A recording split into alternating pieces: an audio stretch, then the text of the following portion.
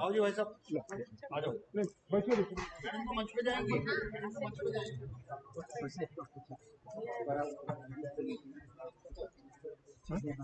बस साउथ में यूट्यूब इतिहास साउथ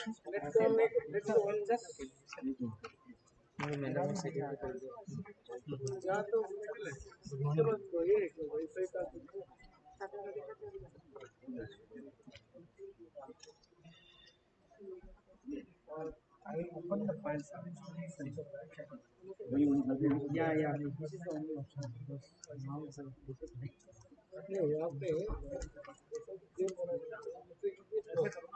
आपके पास है, आप संक्षेप में बोलो ना, आप यही लैग क्यों?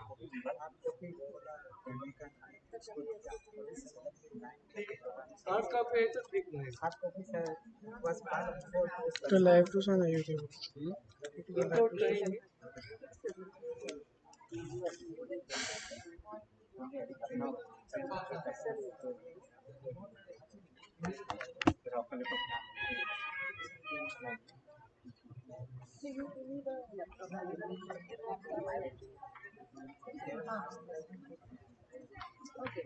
टीम व्यूअर को कर दीजिए, यहाँ से लॉगिन करके मेरे ओपन करेगा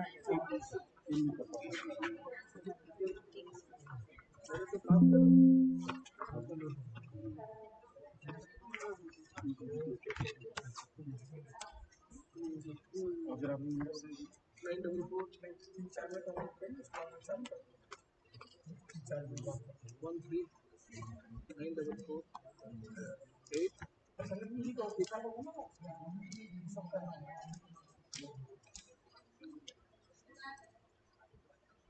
तो बैक से कर लिखना खाली जगह पे code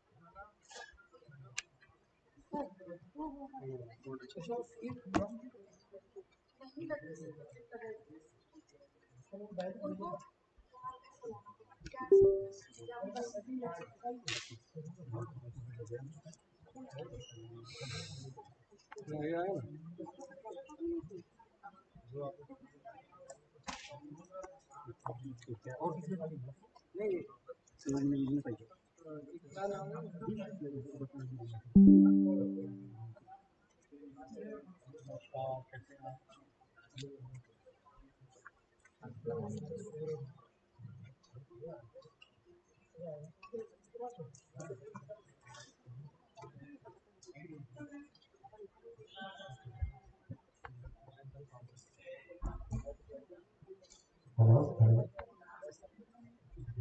Very warm good morning. Students, those who are sitting there, please come forward. Our students, now please come forward. I am requesting all the students, please come forward and sit there. And I am also requesting those participants who are sitting there, please come forward and try to occupy the first, second, third row.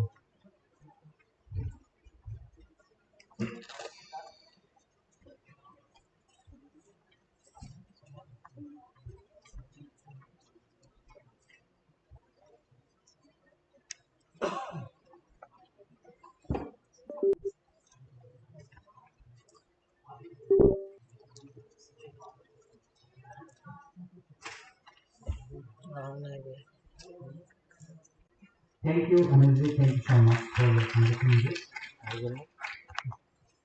Now, I move to the second day technical session. The session we have now direct slot by Dr. Ko Samyu.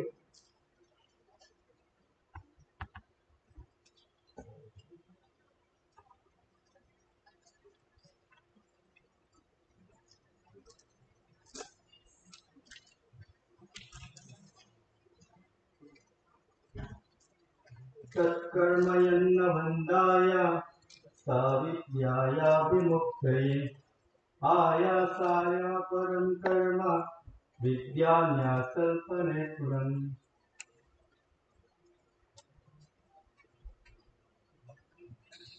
Thank you, Co-Sanjay. Next, we move to the first session on administrative and governance by Professor Meena Chandrawalkar, former VC Karnataka Women's University Gulbarga, and session chair by Professor Prahlad R. Joshi, VC Kumar Bhaskar Verma Sanskrit and Asian Studies University Nandini. So may I request our dignitaries on dance.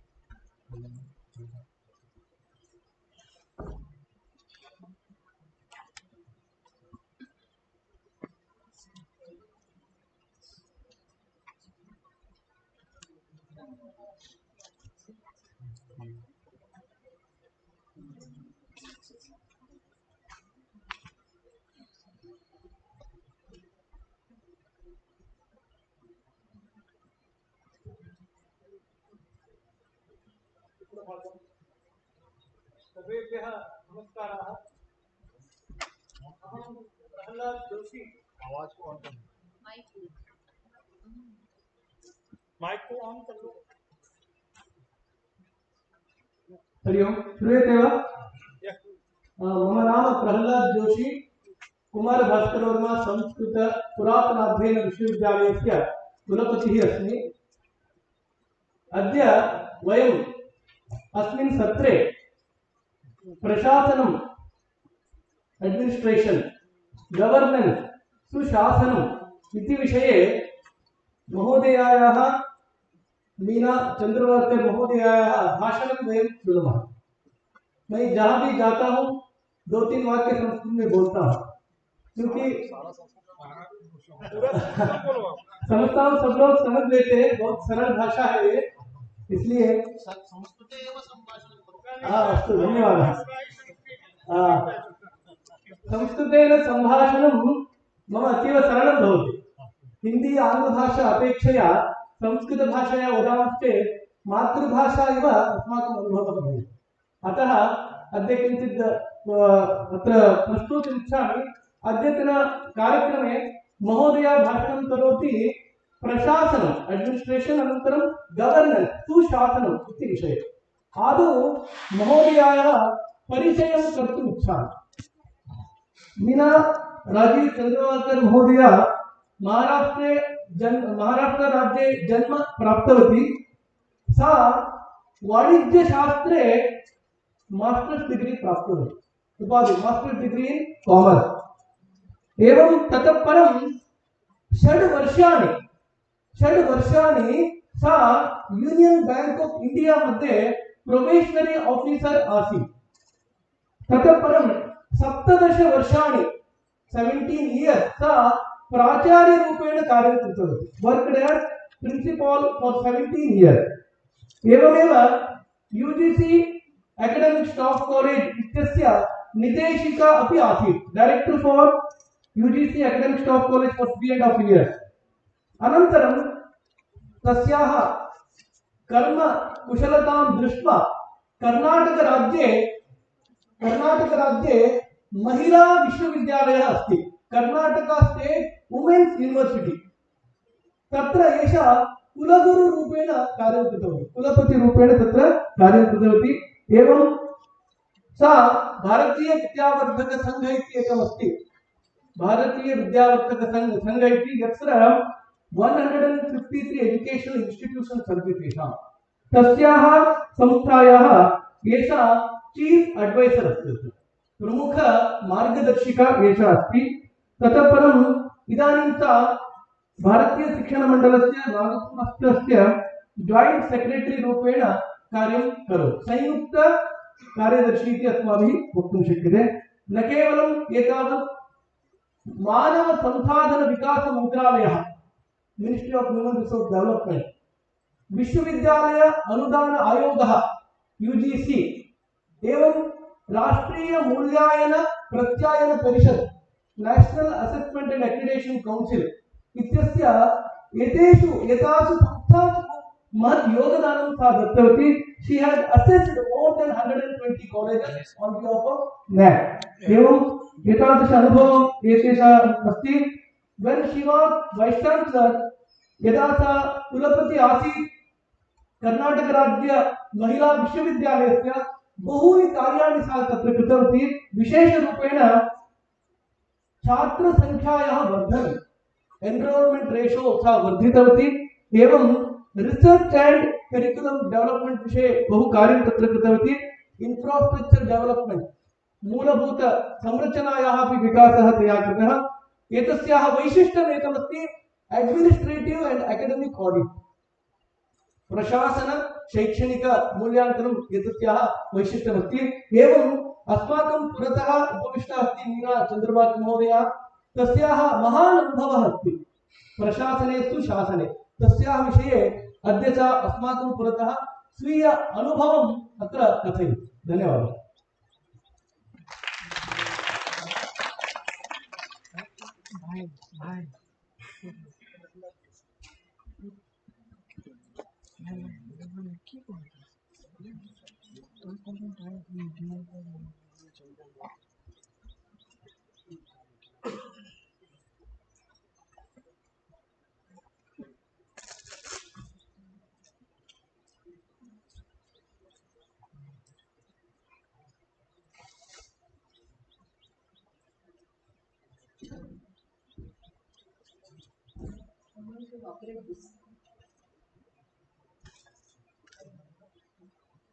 Doctor Singh वो operate कैसे होगा?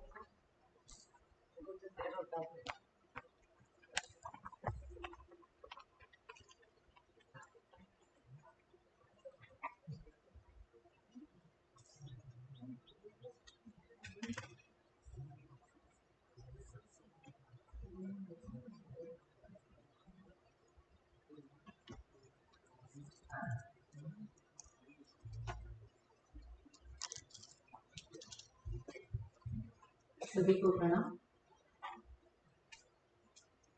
The chairperson of this session, Honorable Vice Chancellor Professor Prahlad Joshi ji, Mananiya Shankaranand ji, all the present and the former Vice Chancellors present here,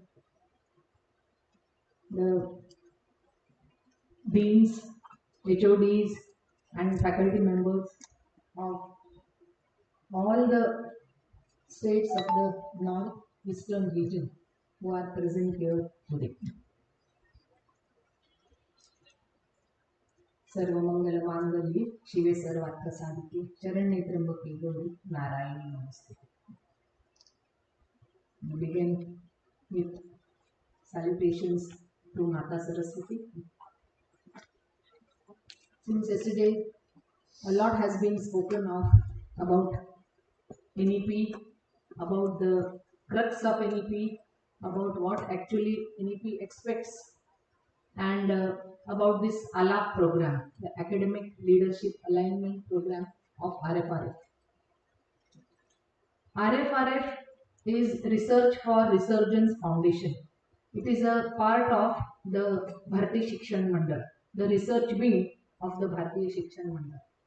And this program is specially chalked out for all the universities of our nation, all universities and colleges, for implementing of the NEP in the proper perspective and with the Bharatiya ethos and the feeling, the Bharatiya concept which we at Bharatiya Shikshan Mandal wish to propagate, and it is exactly what the NEP also asks for.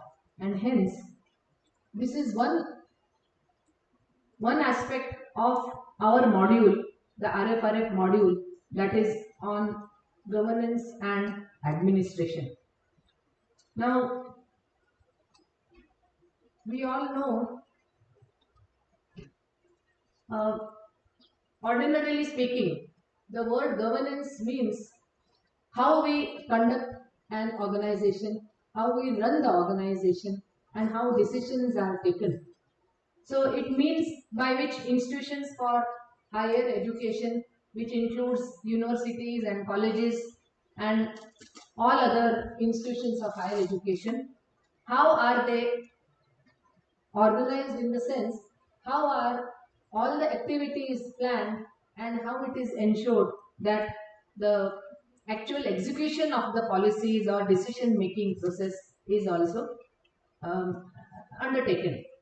It predominantly refers to the internal structure, organization, and most importantly, the macro level policy decision making. There are very many aspects, especially for persons at the helm of the affairs. It may be the education minister, or it may be the vice chancellor, the chancellor, or the principal of the organization. All are involved in decision making, and very important decision making to the macro level.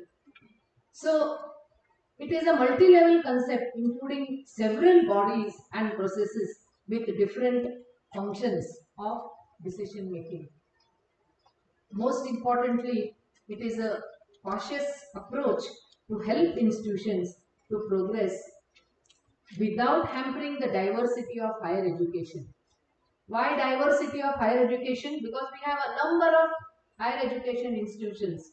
Some are deemed to be, some are private, some are state-owned universities, and so on. And hence, everyone has their own issues, has their own problems, has their own approach of handling or tackling such problems. Last few years, we have seen so many education policies. The last one was the NEP in '86, and after which, after 34 years, this policy, the National Education Policy 2020, has been accepted, and it is more than 2 years that it has been implemented in most of the states in Bharat, except for a few where it will be implemented soon. It's very heartening to know that in this area, in Arunachal Pradesh, the policy is being implemented now, and all the participants from all the states of the northeastern region have enrolled. About 140 members have enrolled for, teachers have enrolled for this conference. That is a really very heartening development. So, though there is a lot of progress in the education field in the last few years, we have tremendously enhanced capacities. The number of colleges have increased, number of institutions have increased, number of students have increased, have galloped. But when we speak of the freedom, when we speak of the quality, when we speak of the autonomy given to the higher education institutions, there are some areas, there are some issues in which we are lagging behind. We say the university is there, but it is bound by so many rules and regulations. So this is an attempt which we are doing to implement good governance and administration in an organization, irrespective of which state it is, what are the government orders regarding it, and what are the measures taken to implement the NEP policy. So we see that there is centralized control, there is a standardized approach which remains at the heart of regulations. For example, a university is set up. Recently, many universities, 7 new universities have been set up in Karnataka. But the condition is that one fixed amount will be given as a grant and no other grants will be given for the universities. So how is the university going to develop? How will the appointments be made? How will the administration be run? How will the BOS or the BOA or the board of governors or the syndicate, by whatever name we call it, how is it going to function? That is a matter of concern. Strategic planning and larger vision which is required, which is required to become globally competitive, that is a serious issue. We have seen countries like China, Korea, Singapore, they have transferred themselves from developing to advanced countries. When Dr. Abdul Kalam ji wrote Vision India 2020, he was imagining India to be a developed nation, Bharat to be a totally developed nation by 2020. Of course, the entire globe was affected very, very badly because of the pandemic. But in spite of that, during the pandemic year 2020, two important regulations were passed. One was Atmanirbhar Bharat in May 2020, and the second one was National Education Policy in July 29, 2020. So in spite of the pandemic, these two important regulations were passed, and that is why this activity of implementation of NEP, it is being carried out with full enthusiasm and interest and seriousness. So the day is not far when we will also be a developed country, and this dream of Dr. Abdul Kalam, which we had seen for 2020, we all together, we have to ensure that our Bharat becomes a totally developed nation. The day is not far, but proper administration and the right governance, that will be the need of the hour. So I was speaking about institutional diversity in our nation. We have so many institutions. The latest data, as per the All India Survey of Higher Education, we have over 42,000 colleges and nearly 12,000 stand-alone institutions in India. 317. Why I am sharing these details is administration and governance will differ according to the type of institution it is. We have 307 universities which are having affiliation system. That is, they are having colleges. But now the NEP says that there will be no affiliation system after a certain number of years. We have 420 universities in rural areas, where even getting internet or transport facility, everything is a serious problem. 17 universities exclusively for women. In addition to one central open university, the IGNOU, we have 14 state open universities, one state private open university, and there are other institutions which offer distance education, education through the distance mode also.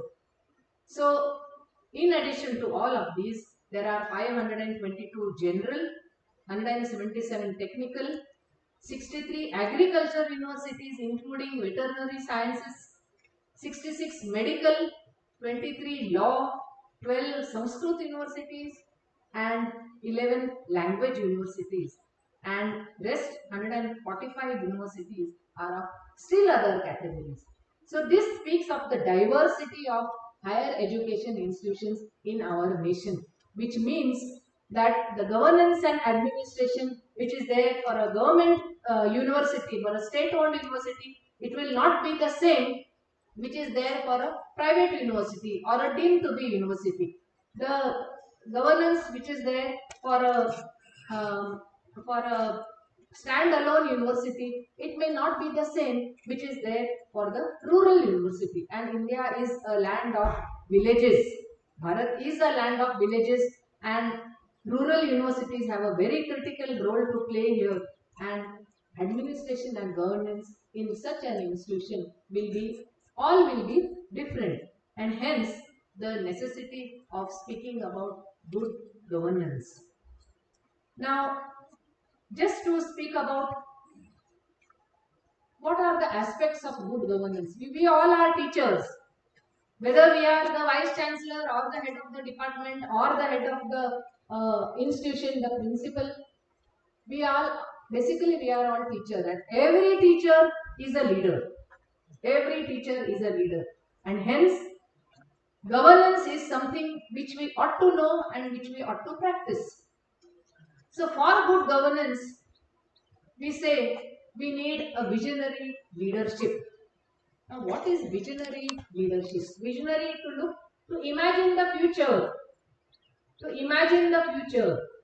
And imagining of the future is important because he who sees the invisible, he who hears the inaudible, and he who believes the incredible can definitely do the impossible. And that is imagining of the future. And doing the impossible is the work of a good ideal governance system. Our Prime Minister, Honorable Prime Minister Narendra Modi ji, in one of his talks, which he was delivering to NRI people in a foreign country, he was talking about one place called Lothal. This Lothal is a dock which is about 80 kilometers from Ahmedabad. It is 5,000 years old. This dock is 5,000 years old and perhaps the oldest dock in the history of the globe. 5,000 years old. And in this dock, the flags of 84 countries in Bharat, 84 countries' flags were flying on this dock at Lothal. And Lothal is a small, the name is not very popular, but 84 countries had their flags there, which meant that 84 countries had visited this dock. And the most interesting part here is just 50 kilometers away from Lothal, this dock was this Vallabhi University. The Vallabhi University, about which mention is made in the NEP document, with Takshashila and Nalanda universities. This Vallabhi University was just 50 kilometers in the 7th century, in 600 to 1200 AD, 7th century. This university was functioning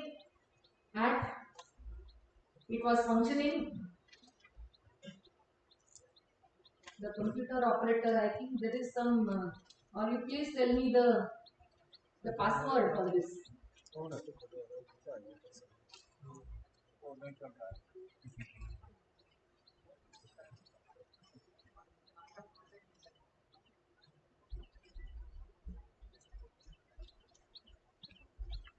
Input the password.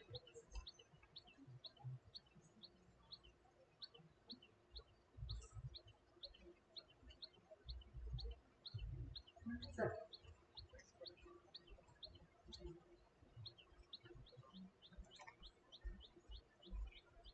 So, in this Vallabhi University, which was just 50 kilometers away from Lothal, see the visionary of those people in the 7th century. They established the dock so that students from all over the world will come to Vallabhi University to study.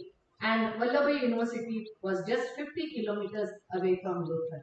So this is a wonderful example of how visionary leadership for the nation, for the institution, for your college, for the university, how it helps to help in good governance. And along with it is a very important aspect is a balanced temperament. When we speak of the individual, it is the individual which matters. It is said, as is the leader, so are the led. And the individual, and we have seen now today, what is the position of our Bharat across the globe? What is the position, what is the futuristic approach of our people at the helm of the affairs of Bharat? And we have seen how visionary leadership with a balanced temperament. When I say balanced temperament, I would refer to the EQ which Mananiya Shankaranandji was mentioning yesterday, the emotional quotient. Emotional quotient, it refers to the bhavanas, all the feelings. It It may be sadness or happiness or anger or jealousy, whatever it is. Because we are humans, we have a right to be angry. But when to be angry, at what time to be angry, on whom to be angry, to what extent to be angry, all this is determined by the emotional quotient. And let me share here that emotional quotient, it is more important than the intelligence quotient also. Intelligence quotient could be developed, but for emotional quotient, it needs a lot of control over our emotions and control over all these qualities. Someone said very funnily, जीवन में कामयाब होने के लिए 3 फैक्ट्रियां लगाई हैं। जीवन में कामयाब होने के लिए 3 फैक्ट्रियां लगाई हैं। दिमाग में आइस फैक्ट्री, जुबान पे शुगर फैक्ट्री और दिल में स्नेह की फैक्ट्री, और फिर लाइफ होती है सेटिस्फैक्ट्री। दिमाग में ice factory, we need a ice factory to control our emotions. They say you must count 10, 10 की गिनती करनी चाहिए बोलते हैं, लेकिन गुस्सा जब आता है 10 तक गिनती कर पाते हैं? बिल्कुल नहीं। But we need an ice factory. And जुबान पे शुगर फैक्ट्री, चाहे डायबिटीज हो या ना हो, लेकिन शुगर फैक्ट्री जुबान पे जरूर होनी चाहिए, because with sweet words, with a soft spoken language, we can always win over the hearts of our people with whom we are working. And दिल में स्नेह की factory,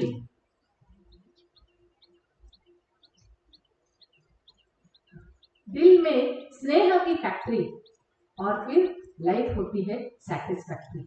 Loving your people, most important part of it. As teachers, as heads of the departments, as the vice chancellor, as the principal of a college, loving your people and treating them in a humane manner, that is very important. Everyone has their own problems. We have to balance family with the career. We have to balance, so many problems at home are there, but we have to leave them aside. We have to come to the workplace.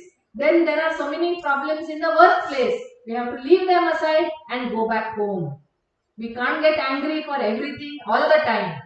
But this temperament, a control over the temperament, a control over your emotional quotient, that is very important.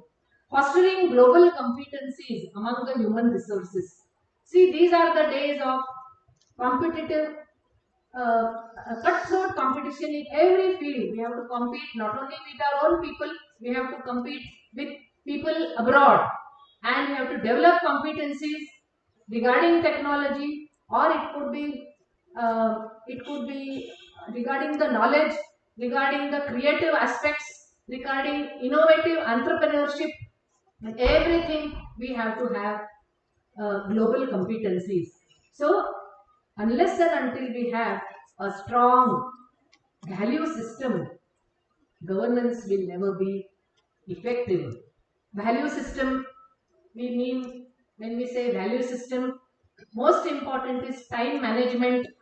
Time is a value. If you have the value, if you have the habit of always sticking to your time, that is the greatest power you can have, and that is the greatest asset, because time once gone, it will never come again. So time management, you have to practice it. If you are regularly irregular, and if you expect your people to be regular, then time can never be managed.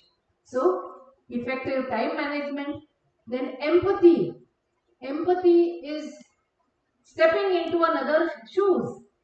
Your colleague comes to you saying that I have some important function today at home, and the NAC is visiting your institution. The principal will say, oh, it's not possible because the NAC is visiting. But the function at your home is also a very important function. It's your son's marriage or your daughter's marriage. Can you leave that and come? That is also not possible. So stepping into their position and imagining what will be the position if I don't give the permission to attend the marriage, that speaks of empathy. I must mention here about one experience, one example which I had read about the Tata group, the chairman from the Jamshedpur plant, the chairman at the Jamshedpur plant, he used to hold weekly meetings, regular meetings with your people. That is an example of good governance. Regular meetings to know what is their problem, what is their happiness, sharing their happiness, sharing and caring, more of giving, less of taking. All these come only through regular meetings. So this chairman of Tata Group in the Jamshedpur plant, he was having his weekly meeting and he asked all the employees who had gathered there, if you have any problem, please share it with me. And one employee very hesitantly said, sir, I have some problem. We said, what is your problem? He said that, sir, we have two types of toilet blocks here in the office. One is for the executive class and one is for the non-executive class. And the toilet block for the executive class is always very clean and very well sanitized, whereas that for the non-executive block is not that clean. So we expect cleanliness and good sanitation facilities in our block also. The chairman was surprised. He called his engineer immediately and he asked him,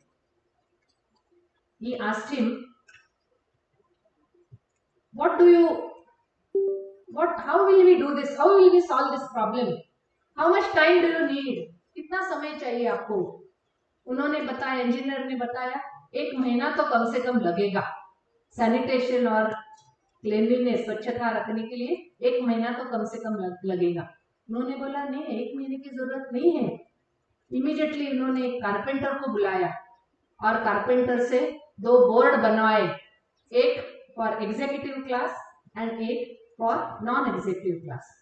and उन्होंने क्या किया, जो executive toilet block था उसके बाहर non executive class का उन्होंने board लगवाया और जो नॉन एग्जीक्यूटिव था उनके बाहर उन्होंने बोर्ड लगवाया एग्जीक्यूटिव का. तो ऑटोमेटिकली वो क्लीनर्स और वर्कर्स जो एग्जीक्यूटिव देखा उन्होंने, इमीडिएटली वहां का एकदम क्लीन हो गया और सैनिटाइज्ड फैसिलिटी वो एम्प्लॉइज को मिल गई. So it may not be as easy, it is difficult, but what is to be understood here is how he cared for the non-executive staff. He had a concern for them. That is true empathy. For that matter, even Dr. Abdul Kalam, he is also known for his true empathy for his leaders. When there was a failure, he took the responsibility in one of the experiments. When there was a failure, he took the responsibility. When they won, he told that his team was successful. His team was responsible. So teamwork is a very important aspect of inculcating a strong value system. What do we mean by teamwork? All working together,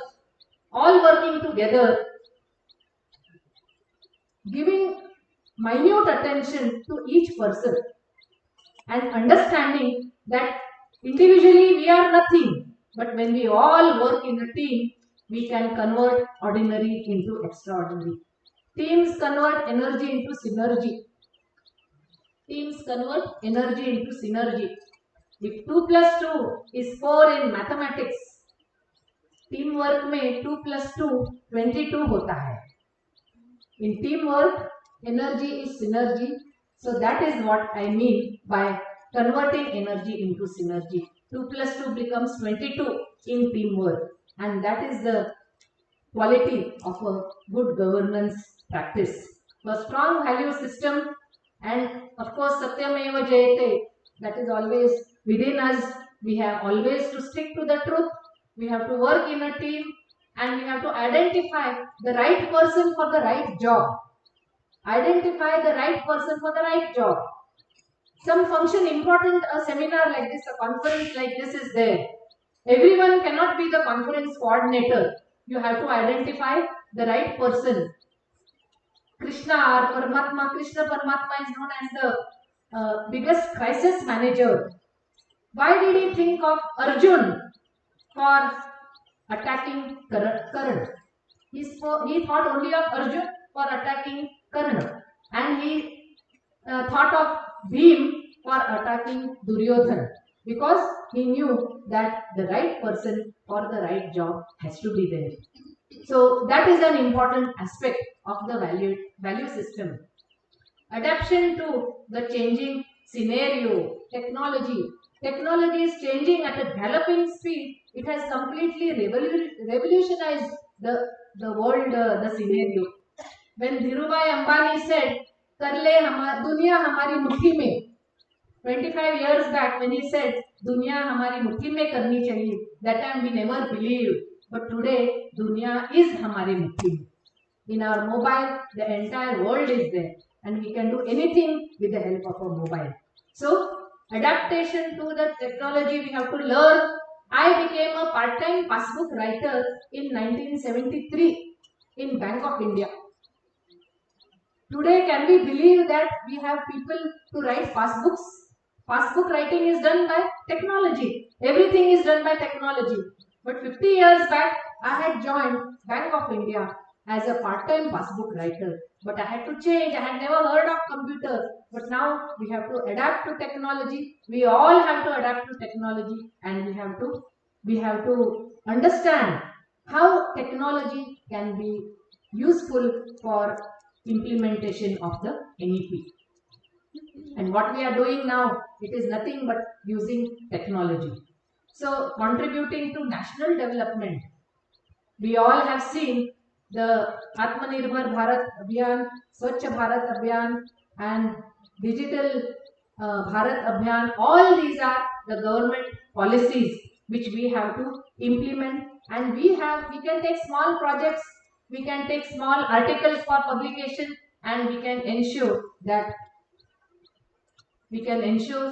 the NEP implementation will be really very, very effective. And most importantly, appreciation. Appreciation, Shabas beta, when we say, the child becomes very happy. कल जो हमने dance देखा शाम को, इतनी छोटी छोटी बच्चियां, कितना सुंदर डांस उन्होंने नृत्य किया, और जब वो आई, नजदीक आई और मैंने शाबाश उनको बोला, उनको बहुत खुशी हुई, एक चॉकलेट दिया, बहुत ही खुशी हुई. Chocolate is not very costly for me, but the chocolate is very valuable for the child. And appreciation, man needs appreciation. हर एक को appreciation चाहिए, चाहे वो conference organizing हो, या चाहे वो preparing for some important event हो, या writing a nice article, publication of a nice article. Everyone needs appreciation.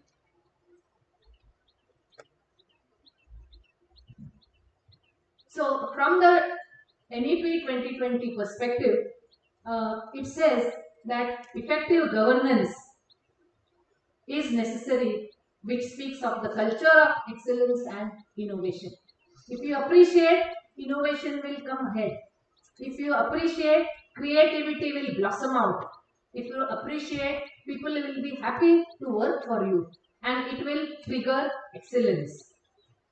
It says that the common feature for world-class institution is self-governance and outstanding merit-based appointments. Self-governance and outstanding merit-based appointments. Let me share with you an eagle, Garuda पक्षी जो होता है. On the neck of the eagle, एक काला कौवा बैठता है और चोंच मारता है. Only the crow has got the guts or the confidence to sit on the back of the eagle. The eagle cannot do anything because the wings are here and the कौवा यहाँ बैठा है, तो वहां तक उसके पंख नहीं जाते. So what does the eagle do? वो कौवा क्या करता है? वो सोचते रहता है. It is painful for the eagle. It is disturbing for the eagle. But the eagle never bothers. Eagle never bothers. It goes higher and higher and higher up the sky. जब ऊपर जाता है तब क्या होता है, वहां ऑक्सीजन लेवल कम हो जाती है और ऑक्सीजन लेवल कम होने की वजह से वो कौवा अपने आप नीचे गिर पड़ता है. Are you getting what I want to say? We have to just go on raising our standard. That is what they say by self-governance. We have to govern ourselves. We don't have to wait for the UGC or don't wait for the state government, don't wait for the AICT or any other organization to give us the directions to implement NEP. Some formal directions will be there. Now you will see every day the UGC is coming out with one and new circulars. कल ही मैंने पढ़ा about the मातृभाषा में. मातृभाषा में students can write their examination.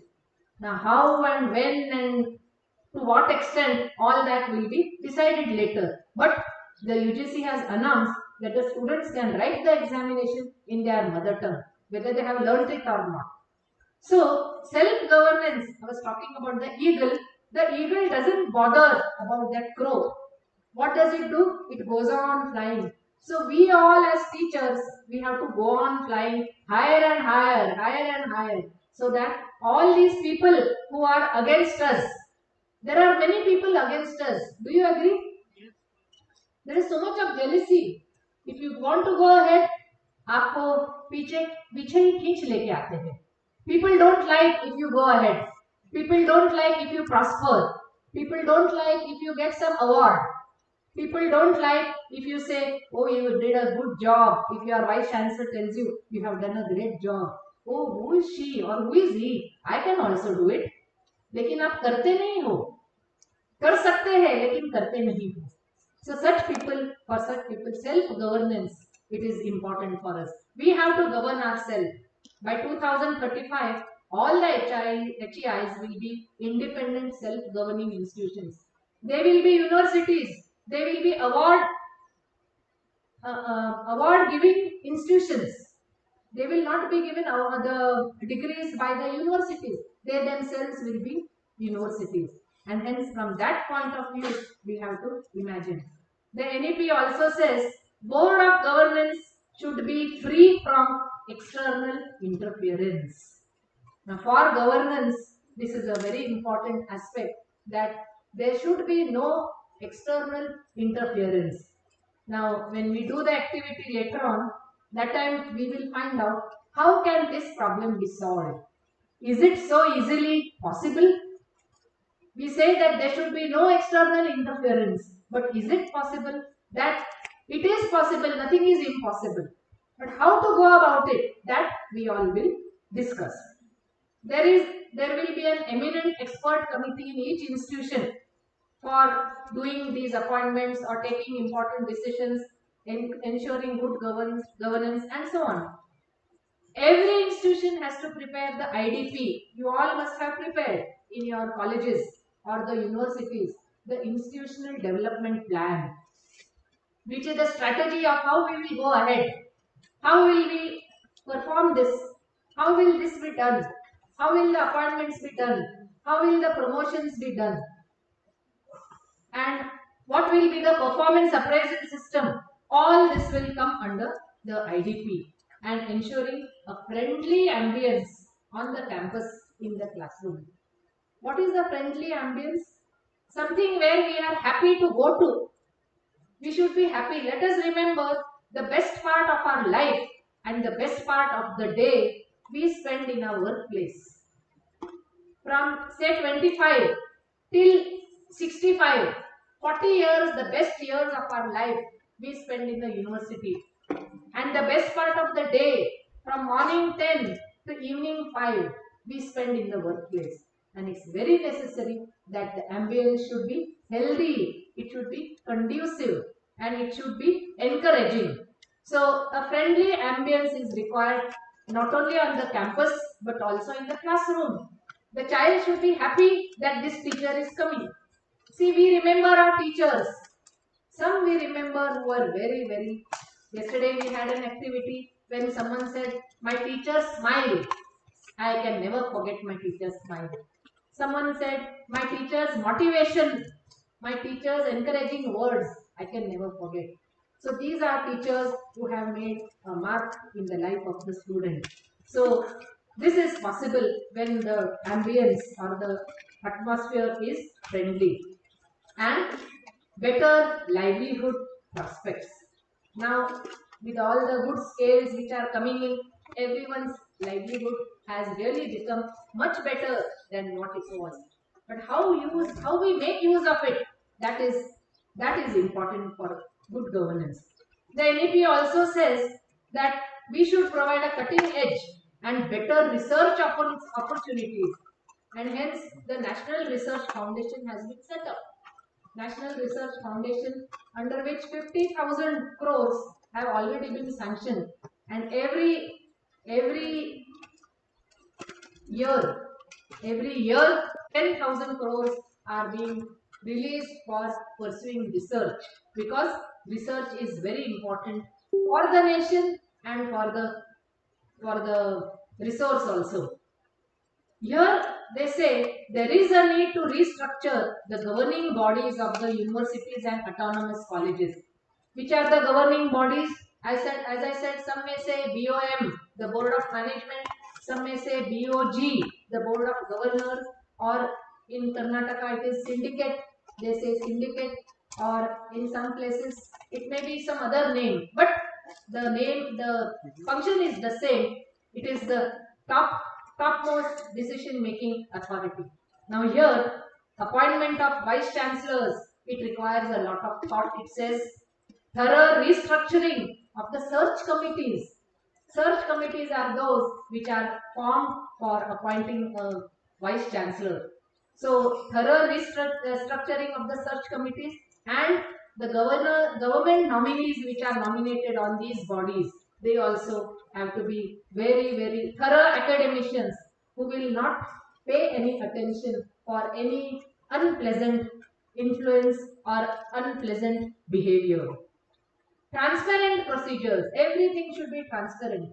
When I was the vice chancellor, in my university I had an opportunity of filling backlog appointments.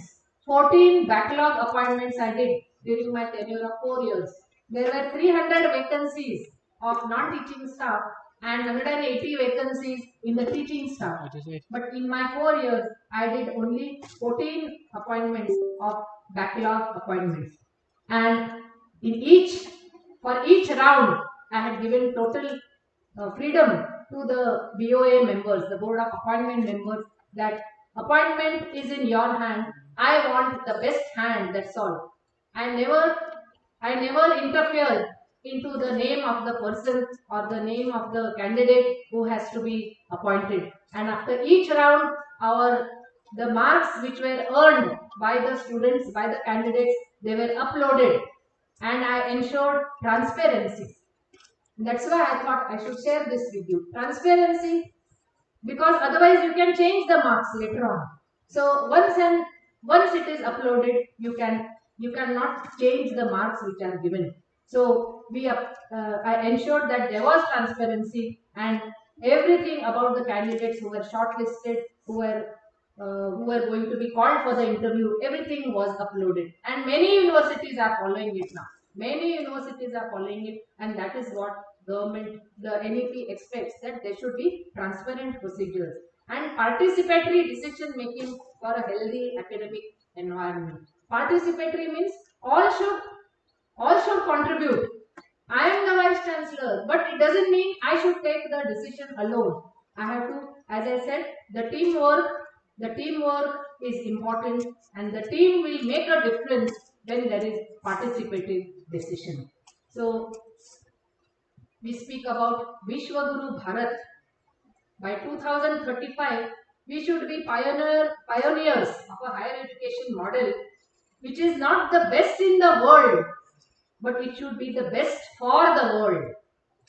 Not best in the world, it should be best for the world. To deliver social, economic and intellectual value par excellence. Bharat has to be the much sought after destination for students as the Vishwaguru. NEP speaks of internationalization.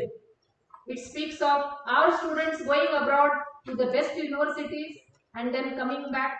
Similarly, foreign students coming to Bharat and learning from our best universities. And if we have to earn that respect, we have to have good governance and good administration with transparency. If that is there, the governance in higher education, it will not be an issue at all. It will never be an issue.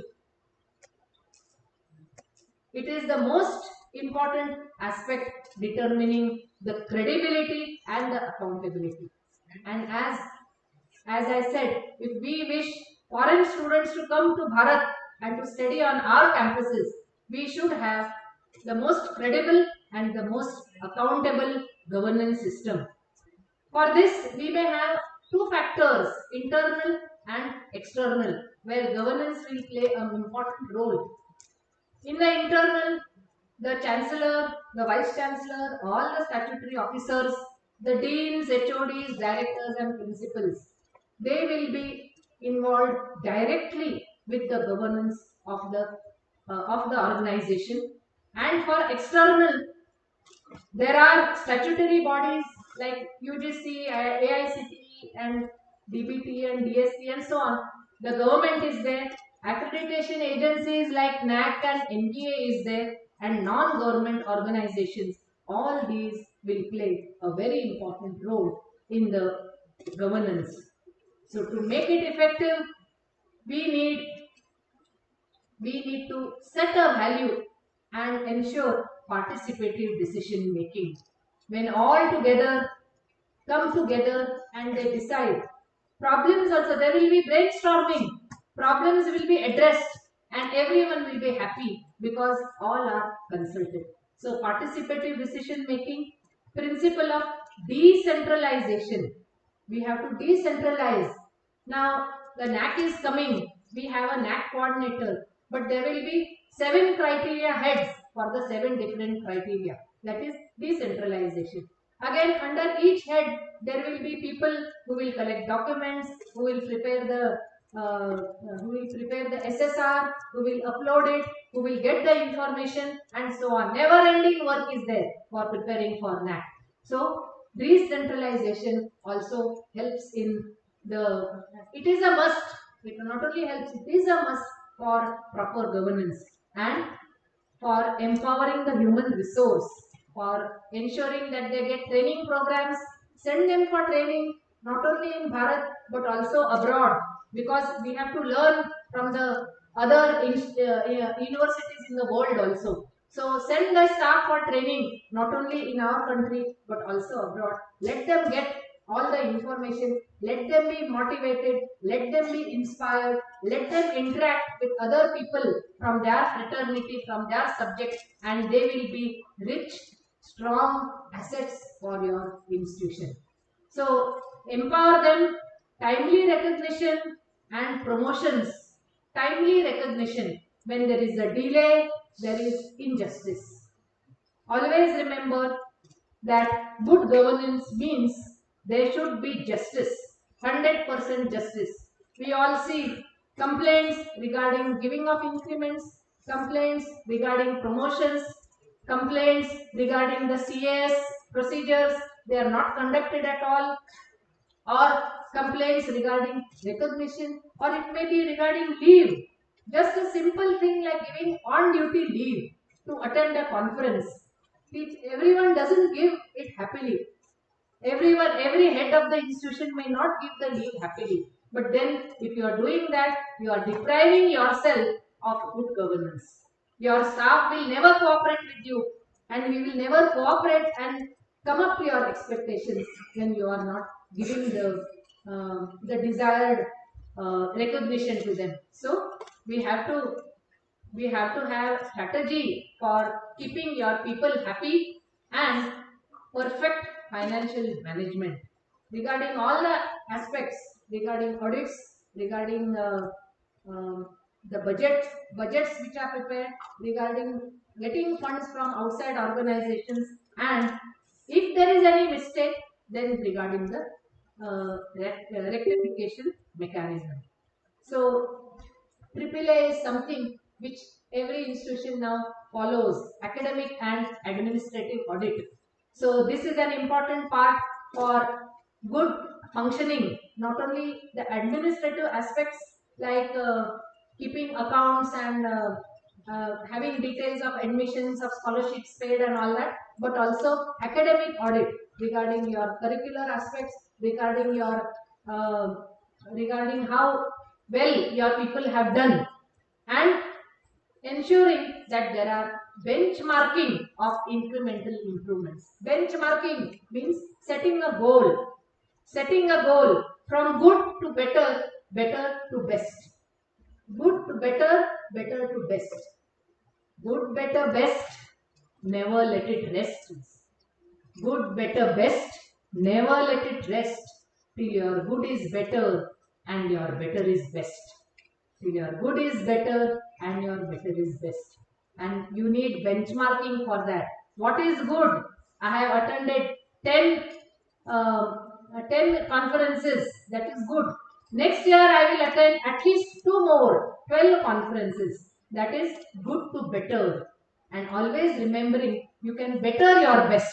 What is better today, you can improve upon that better next year, and that will be the best. So e-governance is related to the technology.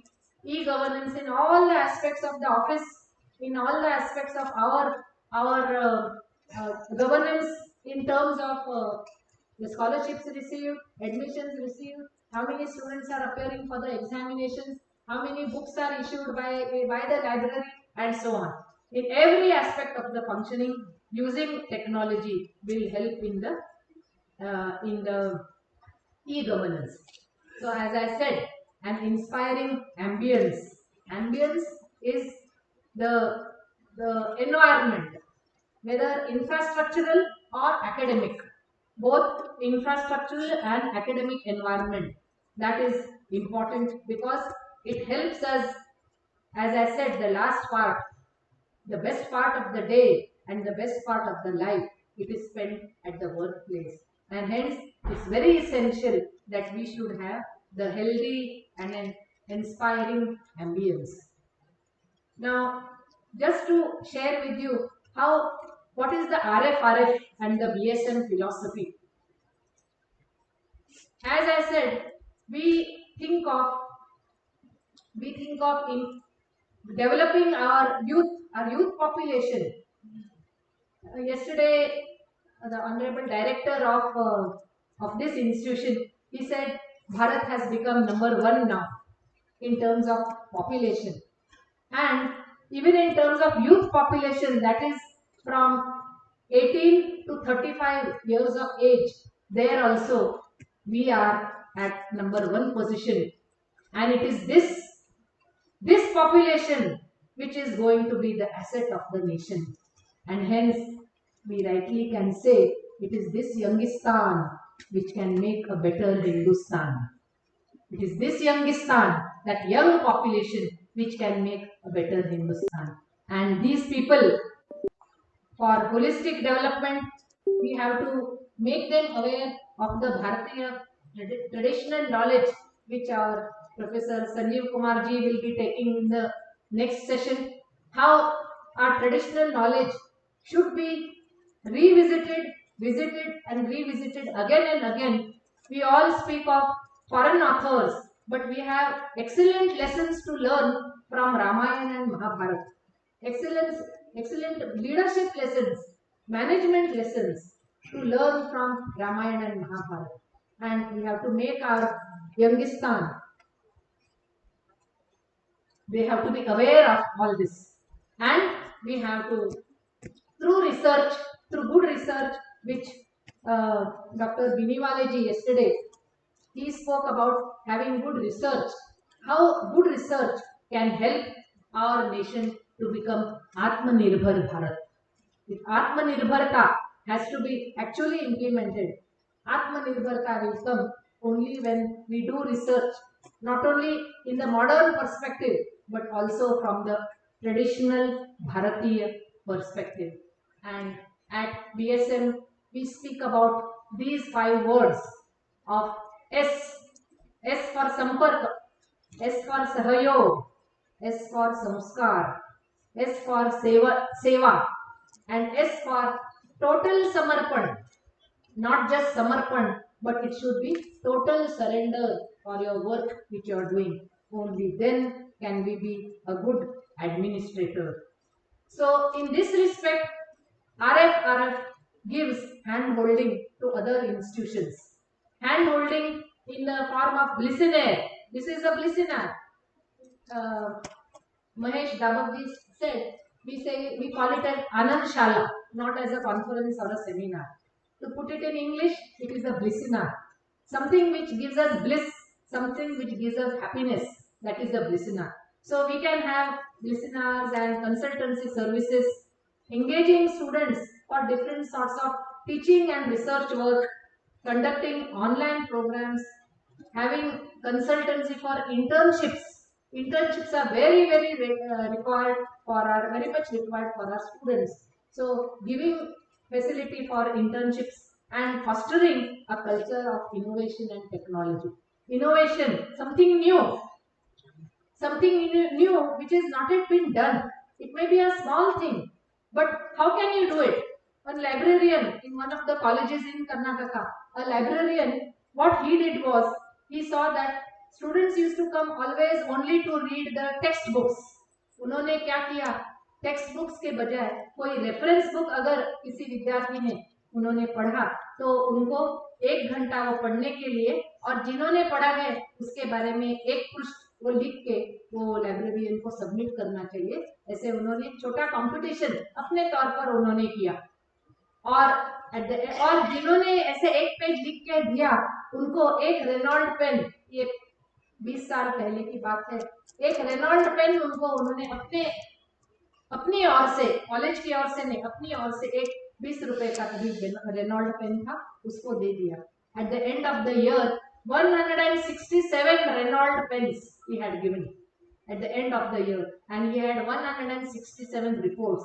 And when the NAC team visited that college, they appreciated this innovative step of that librarian, and it appears in the book on healthy practices, which has been published by NAC. His name is there, Mr. Omkari, from one of the colleges in Hubli in Karnataka. So how to foster a culture of innovation and technology, that help you can get from RF. Similarly, he spoke about tapas yesterday, tapas and anudaksha for life skills, for entrepreneurship, and even to prepare a Bharat-centric curriculum. A curriculum which can be Bharat-centric, framing a multidisciplinary curriculum in which 75% will be theory and 25% will be skill development. Grading of the students and framing the ABC. ABC is the Academic Bank of Credit, which is there in the NEP. How to determine how many credits for that course. This help also RF can give to those who desire. Designing short-term diploma courses of 4 credits, or even designing the permissible online courses. UGC has allowed 40% of the syllabus to be covered through the online mode. So even designing these courses, RF can do it. So finally, it is only self-governance. Just lift your standard. I cannot improve myself unless I think of improving myself. So self-governance is important. The UGC may say anything, the government may say anything, but finally, unless and until I want to improve, I cannot govern well, I cannot administer well, and I cannot ensure that NEP in the right perspective is implemented in my organization. So one example I have written there, IIT Kharagpur, researchers have made Sanskrit accessible with artificial intelligence, combining machine learning techniques and traditional linguistic knowledge from Sanskrit. Can we imagine? IIT Kharagpur teaching Sanskrit through artificial learning. JNU has got a course of biology, Ayurveda plus Sanskrit. Biology plus Ayurveda and Sanskrit. Can we imagine? So these are examples of institutions who have gone up through self-governance. Everyone was issued a circular to implement NEP, but some institutions have gone ahead and they have really lifted up their standard.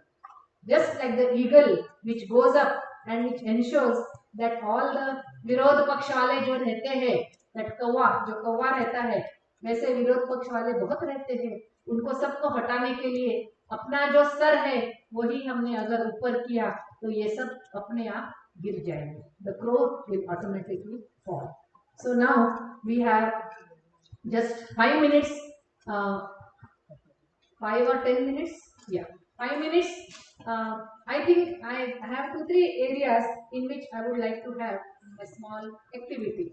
It will be, I will just call out and you can help me to share your ideas about it.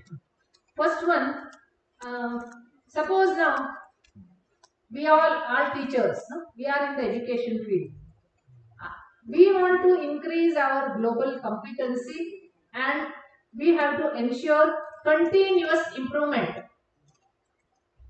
I am a teacher, an associate professor or an assistant professor or a professor.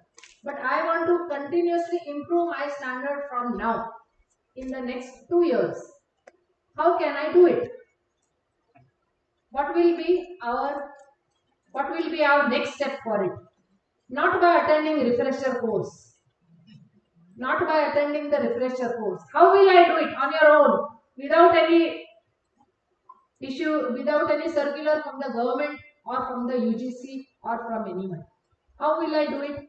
Just take 2 minutes to think, and I would appreciate students or participants. There are many young teachers here. I'm very happy to see young teachers who have got 25 to 30 years of service in future. You all have to think how I can contribute to better myself. So how shall we do? Anyone? Any 5 we will take.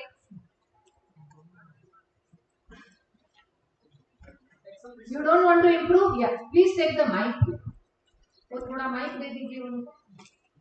Ma'am, how about we write on a piece of paper and we all write it on a piece of paper? That will be very good. You can just write on a piece of paper and you can give it to me if we have no time. But yes, please. Yeah. You can write, madam. Okay. According to me, we can go for Excel research. For Excel research. Self-development. Excel research. action research. Okay. Yes. So specifically, what sort of action research would you like to take? Okay. That may be professional development. You are not doing it now. अभी आप नहीं कर रहे हो? No, I'm doing it. कर रहे हैं. Yes. You want to pursue it further. Pursue it further. Okay. So research is one area where activity will be required. Yes. Adaptability in terms of time, we have to adapt. In terms of time, very important. Yeah. Because in our time, our mentality and nowadays the student mentality totally got changed. Yes. What I have access to. Yes. Yes. So we'll have to adapt. We have to adapt to the time, he says. So because student mentality has completely changed than what we were as Because students. nowadays they used to think they know everything and we know nothing because Yes. they have the smartphone. And now the chat GPT. Yeah. That is also there. So Yes. we'll have to be with that. Adaptability to time, very good. Action research. Madam, by benchmarking, I suppose, like who is teaching better than me or having better research profile than me, Yeah. then I can go towards Very nice. these records. Very nice. Excellent. Who is comparing yourself to someone who is better than you and trying to follow their footsteps. Yes. Very good. Two more. Self-motivation with a conducive environment. Self-motivation in the With conducive environment. which environment? Conducive environment. Conducive environment. Yes. Said to कुछ लोग अच्छे करते हैं वो हमेशा सीखते हैं See, तो इंसान नहीं मारेंगे। अपने आप को हमने ही मोटिवेशनल इंजेक्शन देना है, कोई डॉक्टर नहीं आएंगे, अपने आप को इंजेक्शन हमने ही देना है। So self motivation by conducive environment. Yes, the last one in this question. Through experiential learning. Experiential learning. Yeah. So let me set an example. से Yeah. मैं रूरल डेवलपमेंट के सहकारी अध्यापक हूँ। अपने विद्यार्थियों को मैं जब पंचायत राज पढ़ाता हूँ तो बुकिश नॉलेज अपनी जगह, इसके बजाय मैं अगर अपने विद्यार्थी को एक पंचायत में ले जाऊं और उनको दिखाऊं कैसे गांव सभा होते हैं, कैसे प्रधान काम करते हैं, तो that will have more. Very nice and very important, because NEP focuses on experiential learning only. We have to learn by doing. Then that now this aspect is over. Another aspect, there is some injustice. There is some injustice in your organizations. It may be to you or to your colleague. Now, how will you try to, the position in the environment in the college is very bad because of that injustice. How will you as a responsible teacher help in improving the atmosphere there? For example,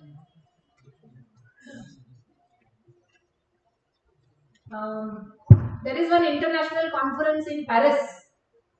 Your friend wants to go to Paris, but the vice chancellor or the principal says that we don't have the funds, and we are not, because we don't have the funds, or they may say we have got some important activity here, we can't allow you to go. Now you are a responsible teacher in the institution. How will you think of improving? Yes, I would encourage everyone to just think out some ideas and to share. Yes. आपका भाषा में reply देना चाहता हूँ कि ice factory को दिमाग में बैठेंगे, थोड़ा समय देना होगा, समय का साथ तो सही हो जाएगा। हाँ, और फिर कहीं ना कहीं चांस तो मिलेगा, पेरिस छोड़ के शायद अमेरिका मिलेगा। अच्छा, बहुत अच्छी बात है, बहुत बढ़िया है। आइस फैक्ट्री रखी है दिमाग में, ऐसे बोल रहे हैं।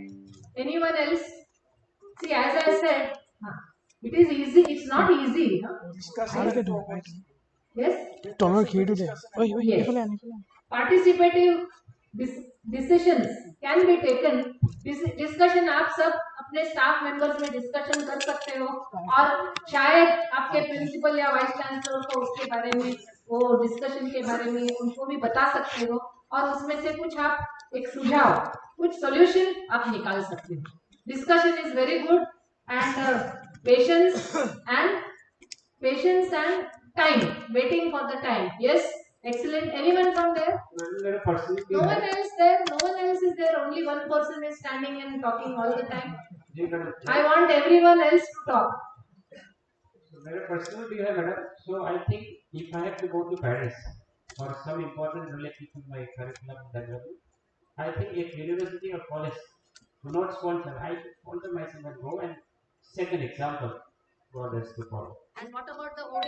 You will take leave and go. Yeah, so because I have to take leave. अपना हाथ Jagannath. Solution is always in our hand. And he says, now he will take leave and he will spend and go. But the time may come when the vice chancellor or the principal will realize, I could have sent it. He may reimburse also later on. So now for the time being, problem is very happily solved. Madam, I will rather advise the teacher to write about the importance of that conference and how it is more important than the reasons that are being cited by the authority. So that letter may actually influence the thought of the director and for the principal. It is a good solution, लेकिन वो भी उसको समय लगेगा. अभी अगले हफ्ते ही Paris conference है. But it's a good. He says that let him write. Let that person write about the conference and what will be the benefit. Yes, it is good, but it may be very impractical sometimes. It may be difficult. Anyone else who has not yet spoken at all? Yes, madam. Some madams, we say we are 50% of the population. Ma'am please stand up. हाँ ma'am, ये हो सकता है कि director sir को जो भी busy हो उनको भी हम साथ में लेंगे अपना कोर्स बहुत ही बढ़िया। और बोलेंगे कि आप हमारे साथ हैं और ये जो आपकी सही हो गया आपको, अब क्या बचिया? ऐसा ही सोल्यूशन चाहिए हमको। We want such solutions। देखिए जब हम विचार करते हैं और सब मिलके विचार करते हैं, ऑटोमेटिकली द सॉल्यूशंस कम आते हैं। एंड मोस्ट इम्पोर्टेंटली जो वहाँ माहौल रहता है ना, वो कंड्यूसिव ही बना रहता है। नहीं तो अन्याय जब होता है तब we cannot expect our people to work. When there is injustice, कभी भी कोई भी काम नहीं करेगा। When you want good work, you want good cooperation, justice रहना चाहिए। वो भी सारा दिन आपके लिए काम करते हैं, आपने भी उनके लिए, उनको आगे आने के लिए आपने भी उनको मदद करनी चाहिए। Okay, then NEP says that it should be free from external interferences. Board of Management, Syndicate, Board of Governors, it should be free from external external interferences. Now, here what can we do? How can we find a solution? Is it possible? Huh? Okay. Appointment की meeting BOA चल रही है। मैं vice chancellor हूँ, vice chancellor के position में बैठी हूँ और सामने एक कैंडिडेट इंटरव्यू दे रहा है या दे रही है। मुझे एक फोन आता है कि आपके जो सामने बैठी है उन्हीं का अपॉइंटमेंट होना चाहिए। Some interference. I don't know who it is. Of course, teachers have no role to play in this. Only the BOG members or the persons at the helm of the affairs, they have a role to play. And many a times, again here, if it is based on merit and if you have a transparent procedure that this person is definitely, he or she is better for the university, then you can give. Madam, yes. If you allow me, can I speak with your permission? I have some, yeah. I didn't get you. Now, with your due permission, can I speak? Because you said I have spoken many times. Yeah. But I still will Now speak. this is the last time. No, but I still have many questions. See, Please come ahead. See, if you look at the appointment process, the person who is holding the chair, like Vice Chancellor, for example, if somehow, so this is not against anyone and not against my university, this is a personal view. So if the appointment has been made with some help, that fellow who is holding the highest chair will be bound to, do something which is not going to be on merit basis. And this is going to be there till as a human being will live. So how we can remove somehow all the processes, the head of the department, the head of the institution, the unit principal should be appointed based on purely on merit basis.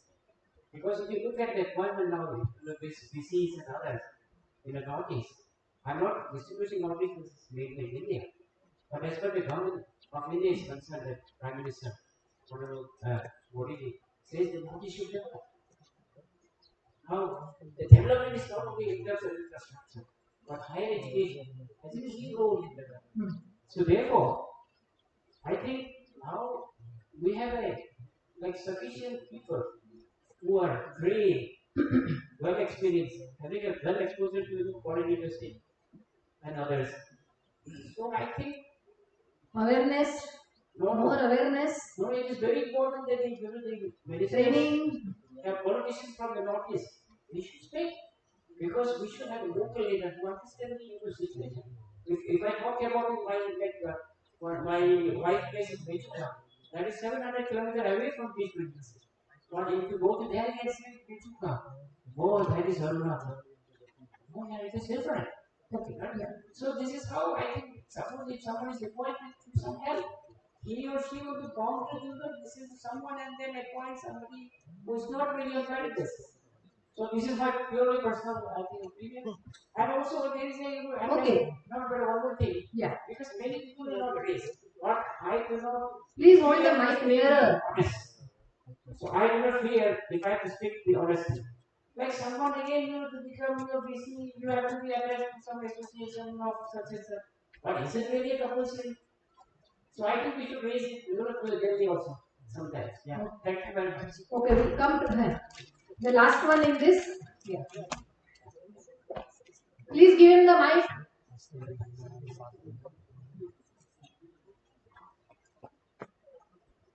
थोड़ा नजदीक पकड़िए. Yes, madam. Regarding this your appointment thing, I can see. Yeah. When the main authority and taking the interview, I got a call from the higher authority minister. I can tell it because I should have. मुझे पहले से थोड़ा तो जानकारी होना चाहिए कि मुझे कौन आ सकता है क्योंकि मेरा ऊपर भी है. तो पहले से मुझे ऐसा करना है कि वो सिचुएशन कैसे ट्रांसफर पहले से थोड़ा बना लगा. तो जब भी फोन आया तो हाँ ठीक है मैं कोशिश कर रहा हूँ मगर थोड़ा कुछ कोई ट्रांसफर ऑलरेडी ट्रांसफर हो गया. फिर भी मैं पूरा ट्राई कर रहा हूँ क्योंकि मुझे मालूम है आपका ये करियर बहुत अच्छा है. बोल देता हूँ इसे. दूसरे मेरा साइड पे जो दूसरा लोग हैं उनको बोलता हूँ कि इसको मत. बहुत बढ़िया. बाद में उसको बोलता मैं बहुत कोशिश की मगर बाकी जो मेंबर है वो मान नहीं रहे. मैंने बहुत कोशिश की मेरा पूरा नंबर उसको दे दिया. तो देखिए डिप्लोमेसी ये डिप्लोमेसी का we should have and being a higher authority we should have that type of diplomacy. I think this is okay. So being diplomatic is very important for the leaders, and as I said, we all are leaders. Being diplomatic is very important. So implementation of NEP is not difficult, but we have to have hope in ourselves. So I conclude by saying मंजिलें उनकी होती है जिनके सपनों में जान रहती है. मंजिलें उनकी होती है जिनके सपनों में जान रहती है. पंख से कुछ नहीं होता मेरे भाइयों और बहनों, हौसलों से उड़ान होती है. हौसलों से उड़ान होती है. Thank you very much for this opportunity, and I'm sure we all will be in regular touch, and we will see that NEP 2020. Excuse me, मैं एक शब्द बोलना चाहूँ. मेरा एक्चुअली ये जो कॉन्फ्रेंस है मैं कहना चाहूँगा मैं यहाँ लोकल हूँ और अरुणाचल प्रदेश के संदर्भ में मैं बोलना चाहूँगा. खासकर आपने पूछा कि ये 2 साल आगे 2 साल आने वाले 2 साल आप क्या करेंगे.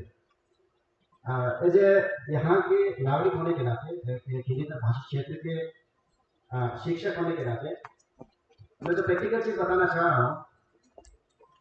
स्पेशली जो हमें क्या करना हम अपडेटिंग होना चाहिए. अरुणाचल प्रदेश एक ऐसा स्टेट है जहाँ 19 गवर्नमेंट कॉलेजेस है जिसमें से आपका 75% रूरल में है. तो हमारे यहाँ एक प्रॉब्लम रहती है कि अपडेट नहीं होता है. मैं एक हम चाहे जितने शिक्षक हो या कोई गुरु जी जो भी हो स्टूडेंट तो एक फैक्ट है वो हम टीचर तो बन गए लेकिन हम उस काबिल नहीं है. मैं सीधा सा बात बता रहा हूँ मैडम से हिंदी का हूँ. तो जो मेरे जैसे भी मैं टीचर बना मैंने हमारा अपना एक क्राइटेरिया यूजीसी क्राइटेरिया के हिसाब से मैंने बना है. करेंगे कि नहीं करेंगे? करेंगे आने वाला खास जो सर कुछ आए कैमरा साइड थोड़ा ज्यादा ये है क्या है सर? शुगर कॉफी कॉफी नहीं यार उसके बाद शक्कर खत्म हो गया.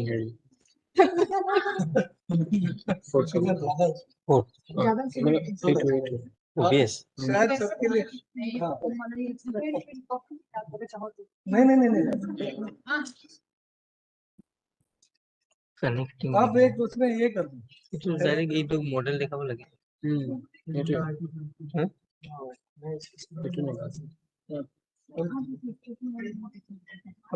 नहीं इसलिए हम लोग सुनाते हैं. बैठिए.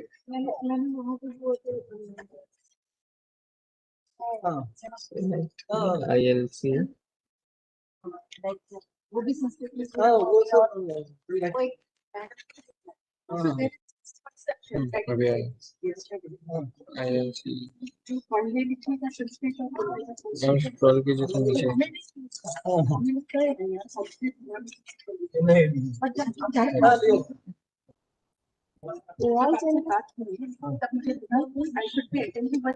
दूसरा कैमरा लाइए उससे हो जाएगा नहीं वो हीट अप हो रहा है हीट हो रहा है कनेक्ट कर रहा है जो टेक्सचुअल है ना ये वाले कैमरे का मेरे को नहीं पता है ये पॉलिसी फ्लोर है So that open हीट हो रहा है just concentrate.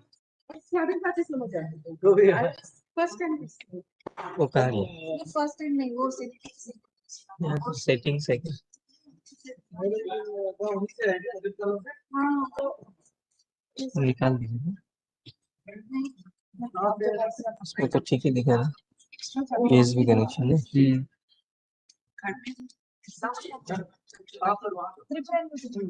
ऑटो करेक्शन हाँ वो ऐसे even today from 8 years to 20 years anybody can also take one ये देखिए 64 मिनट आता है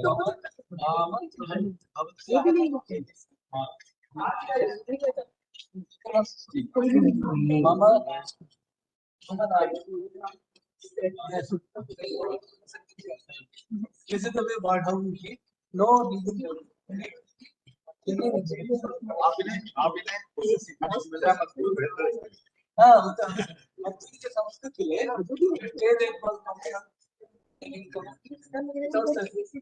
कर्नाटक में गांव है छोटा सा पूरे गांव में रिक्शे वाले से लेकर सब्जी वाले तक सब संस्कृत में लिखते हैं दूर गांव है पोस्ट किया हुआ है जाएगा नहीं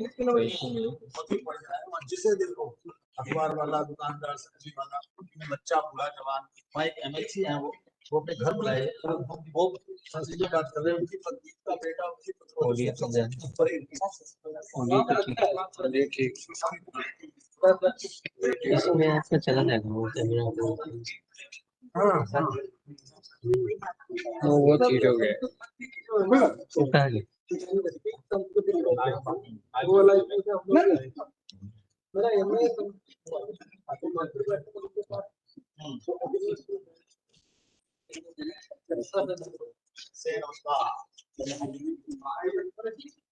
OBS तो इसमें यूज नहीं करेगा ये वाला कनेक्ट ओए ये तो आना कैमरा सेटअप करो मैंने कोई किलो को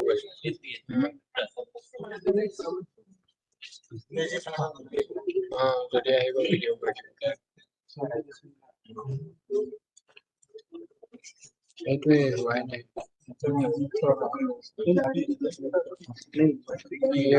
ये गाने को ठीक है नजर इसके रेट रेडी है एक प्रॉब्लम की दिया है ताकत नहीं प्ले YouTube पे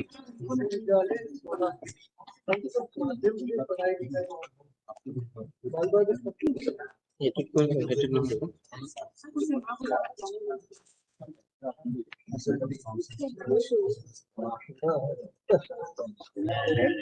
अब बोलेंगे तो आज बात की मेरा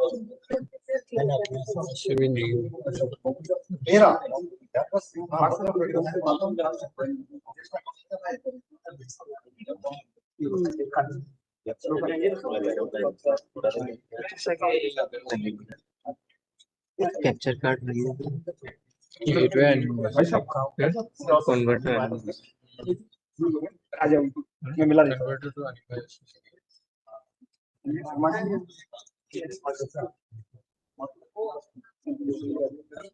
एक कैमरा फोन टू ऐसे नहीं कैप्चर को 100% पाएगा संदेश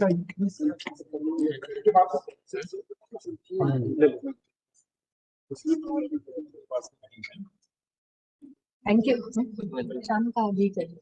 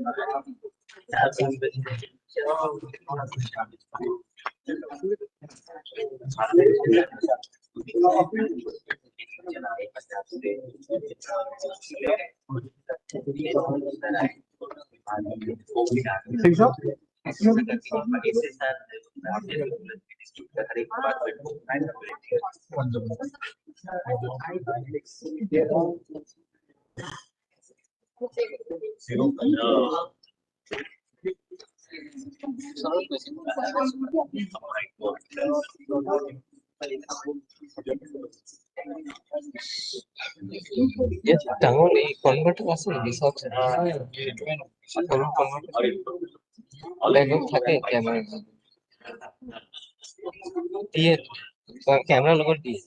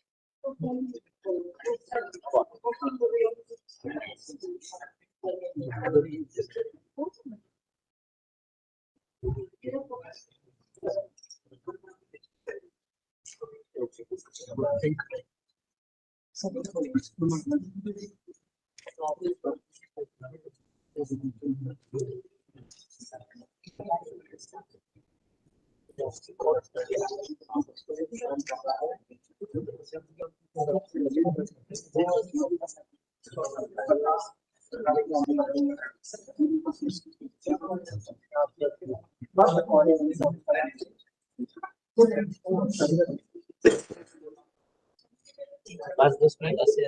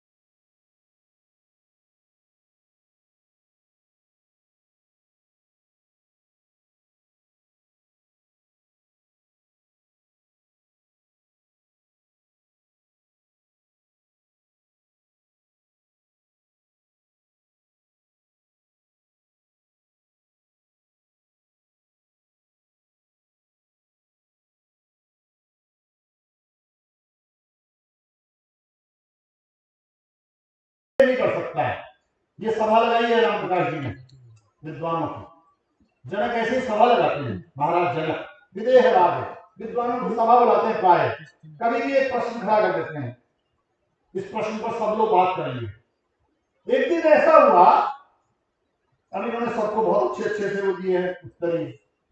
तो जनक को 1000 गायें जिनके सींग पर सोना लगता, तत्ववादिनी हूं, ये 1000 गायें ले जाकर रखोगी भी कहां, तुम्हारे पास तो जगह नहीं है। मेरे पास एक गुरुकुल है बहुत बड़ा, उसमें 40,000 विद्यार्थी पढ़ते हैं, एक यूनिवर्सिटी चल रही है, आज तो सेल्फ फाइनेंसिंग मिल जाती है, 40,000 विद्यार्थी पढ़ता है। 1000 गायें जाएंगी तो घी होगा, दूध होगा, दही होगा, लेपन होगा, गोबर होगा, बछड़े होंगे, सोना है, ये सब गुरुकुल के संचालन में काम आएगा। गाय तो मुझे ले जाने तो शास्त्रार्थ कर लेते हैं। लेकिन इस कथा में एक दूसरी बात और है, गार्गी जब शास्त्रार्थ करती है तो वो सबसे अंत में करती है, उससे पहले जनक की सभा में 10 लोग और हैं जो याज्ञवल्क्य से प्रश्न पूछते हैं, और याज्ञवल्क्य से प्रश्न पूछने में गार्गी जो प्रश्न पूछती है, मैं प्रश्नों पर नहीं जा रहा हूं, मैं केवल आपके सामने रखना चाहता हूं कि हमारे सत्य के अनुसंधान की यात्रा राजसभाओं में भी है, अरण्यों में भी है, यमराज के दरबार में भी है, और गुरुकुलों के द्वार पर भी है। एक छोटा बच्चा रोज देखता है, लोग इस गुरुकुल में प्रवेश करते हैं, वहां कुछ पढ़ते लिखते रहते हैं, उसे पढ़ने का मौका नहीं मिला। माँ उसकी परिचारिणी है, घरों में काम करती है, खाना बनाती है, बर्तन साफ करती है, सफाई करती है, पिता का पता नहीं है। वो गुरुकुल के द्वार पर जाता है, गुरुजी बैठे गेट पर, हमारे मित्र से कहता है मुझे भी पढ़ना है, बेटा नाम बताओ, नाम बताता है, पिता का नाम क्या है, पिता का नाम मुझे मालूम नहीं, पिता का नाम तो मैं नहीं जानता। तो उन्होंने कहा जाओ अपनी माता से पिता का नाम पूछ कर आओ।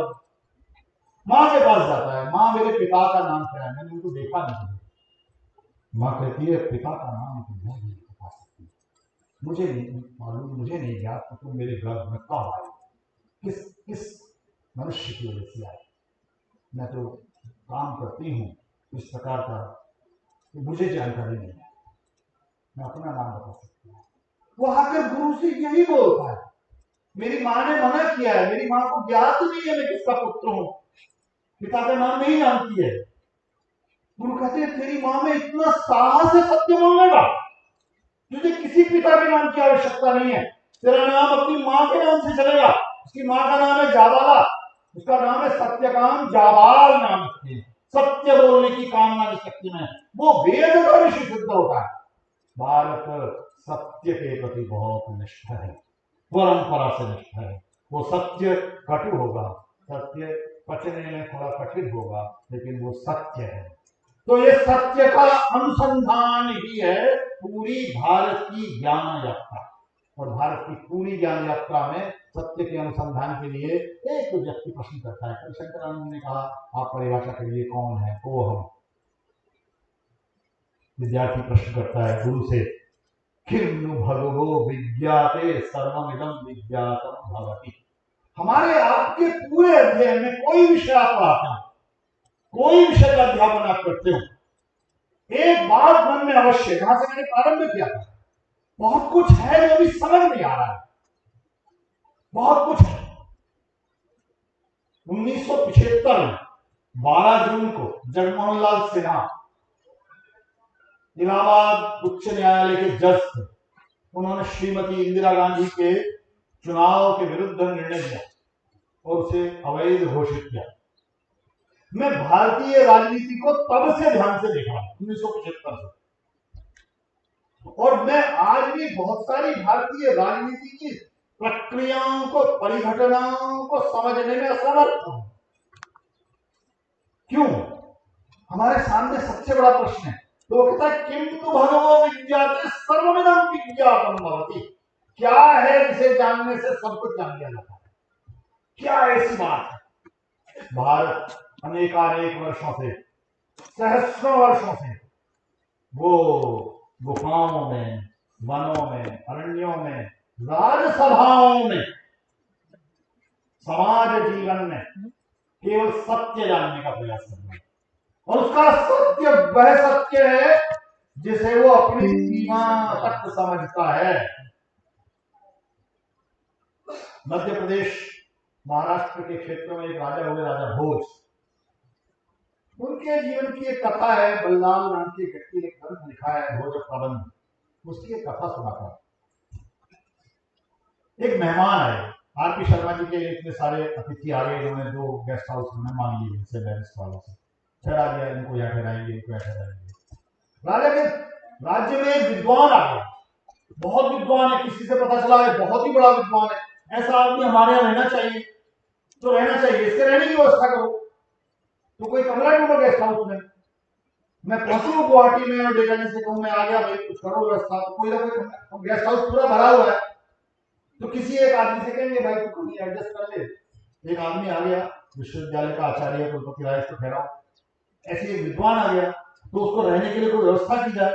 तो कोई ऐसा आदमी मेरे राज्य में हो, इस नगर में हो, जिसको साहित्य से, कला से, संस्कृति से, संगीत से कोई प्रेम ना हो, कविता ना लिखता हो, उसको लिखना ना जाए।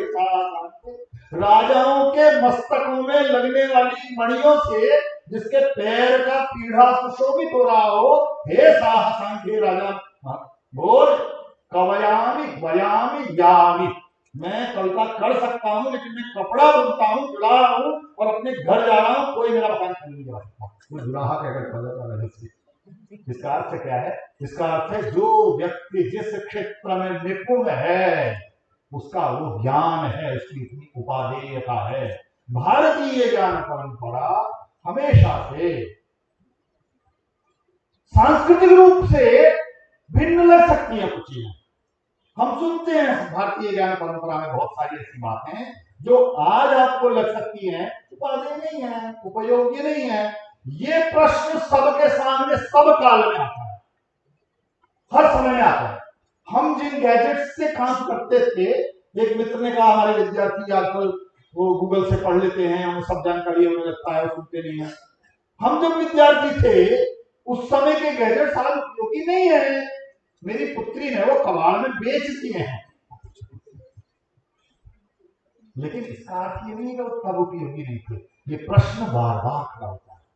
संस्कृत के नाटकों की परंपरा मंच लगा हुआ है, इतना बड़ा मंच होता है, कोई भी मंच होता है, संस्कृत के नाटक अभिनय होता है, प्रस्तुति अभिनय होती है।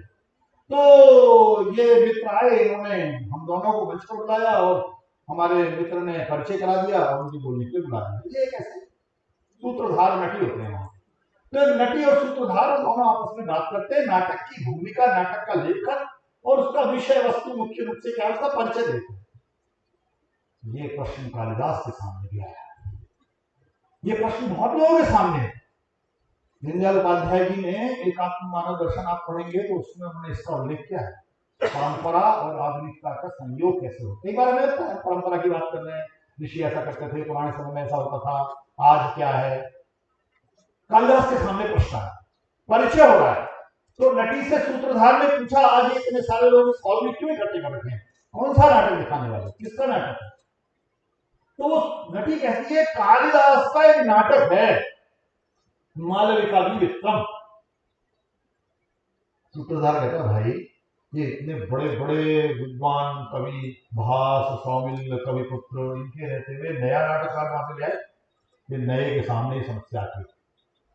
जब आपने मंच पे बुलाया किसी को बोलने के लिए तो वो बहुत सारा सा परिचय देते हैं, ये वहां पे ये थे, वहां पे ये थे। किसी एक नए लड़के को बुलाएंगे तो कहेंगे ये कौन बुला लिया भाई, पुराने लोगों को ऐसा लगता है।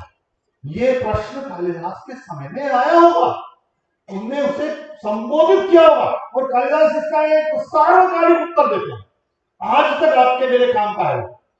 और कालिदास कहते हैं पुराण वित्येव सारु सर्वम, जो पुराना है सारा साधु नहीं है। पुराण वित्येव सारु सर्वम न चापि काव्यम नवमित्य वद्यम, जो नया है वो नलभ्य नहीं है, उपेक्षणीय नहीं है।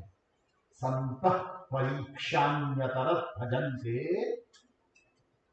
विद्वान लोग, समझदार लोग, ज्ञानवान लोग, विवेकशील लोग, बुद्धिमान लोग कैसे निर्णय लेते हैं?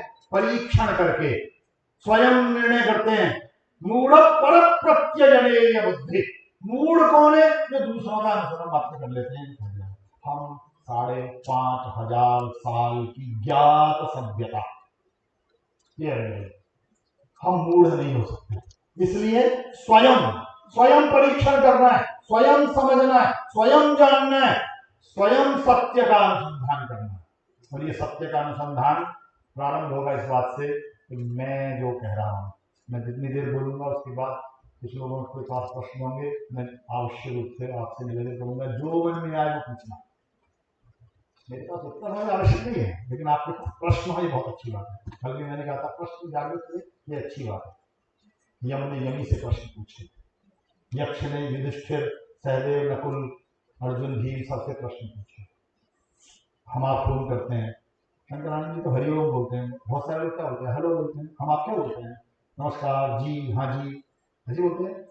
आरपी शर्मा जी मुझे फोन करेंगे तो और भी आरपी जी बताइए, बोलते हैं। यक्ष ने प्रश्न पूछा युधिष्ठिर से, वो 4 भाई तो अहंकार में आ गए, उन्होंने तो पानी पीने का साहस किया, मूर्छित हो गए। युधिष्ठिर ने कहा पूछो प्रश्न। यक्ष ने जो पहला प्रश्न किया वो बड़ा अद्भुत है, वो यही हेलो है आज का। जब आप फोन करते हैं तो कहते हैं मैं प्रहलाद जोशी जी को फोन करूंगा और कैसा चल रहा आपका विश्वविद्यालय और क्या हाल है। यक्ष पूछता है कहा वार्ता है, क्या खबर है, सब ठीक है? कहा वार्ता किमाश्चर्यम कह पंथा कश्चन मोदते, क्या वार्ता, क्या बातचीत है, क्या हालचाल है, ये पूछ रहा है। किमाश्चर्यम, कोई ऐसी बात तो नहीं होगी जो आश्चर्यजनक हो, विस्मयकारी हो। और फिर दूसरा कह पंथा, ये जो कह पंथा है इसका उत्तर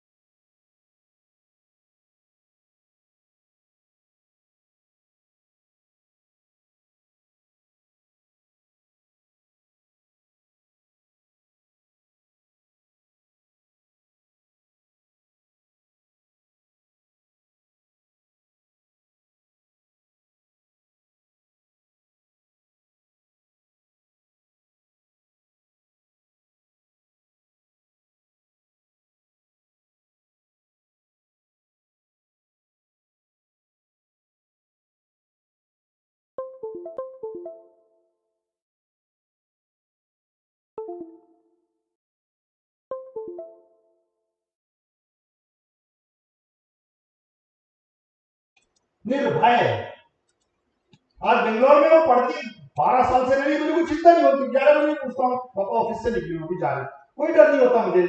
लेकिन मेरी पत्नी मेरा मुझसे मिलने आती है 7:30 बजे शाम को, फोन करता था हमारे पहले की सरकार में, अब तो नहीं है। 7:30 बजे बाजार चली जाए, फोन करता था, मेरी कहां नहीं, डर लगता था कौन कान का छीन ले, कौन गले का छीन ले, कौन क्या कर दे, पर्स छीन के भाग जाए, कौन चाकू मार दे, कौन कड़े उतार दे। ये जो भय है, इससे मुक्ति के लिए हम राज्य के सामने जाते हैं ना।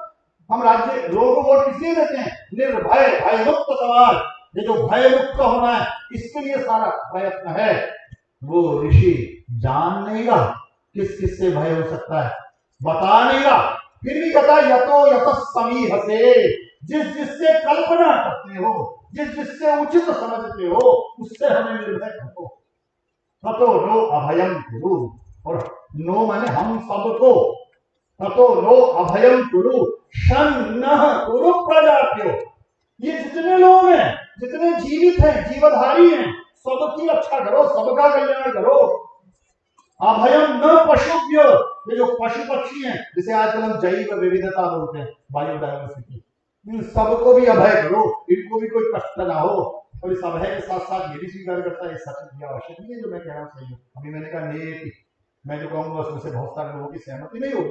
नेति, आपको जो विचार आपके मन में वो मेरे से सहमत नहीं है, तब भी आपके पास एक अद्भुत विचार होगा, हो सकता है। उन विचारों का सबसे पहले स्वीकार। आजकल हमें स्वीकार कम है। कोई हमें फिल्म पसंद नहीं, उसके कंटेंट के बारे में पता भी नहीं ठीक से क्या क्या है उसमें, हम आंदोलन करते हैं, सिनेमा हॉल को जाकर तोड़फोड़ कर देते हैं, नहीं देखनी, नहीं चलनी चाहिए। कोई पुस्तक पसंद नहीं है, एक पुस्तक छपी, वो उसमें क्या लिखा है पूरे भारत में किसी को पता नहीं है। राजीव गांधी जी ने लगा एक समुदाय विशेष नाराज हो जाएगा, इससे बैन कर दो, बैन हो गई। हम पुस्तकें बैन कर देते हैं।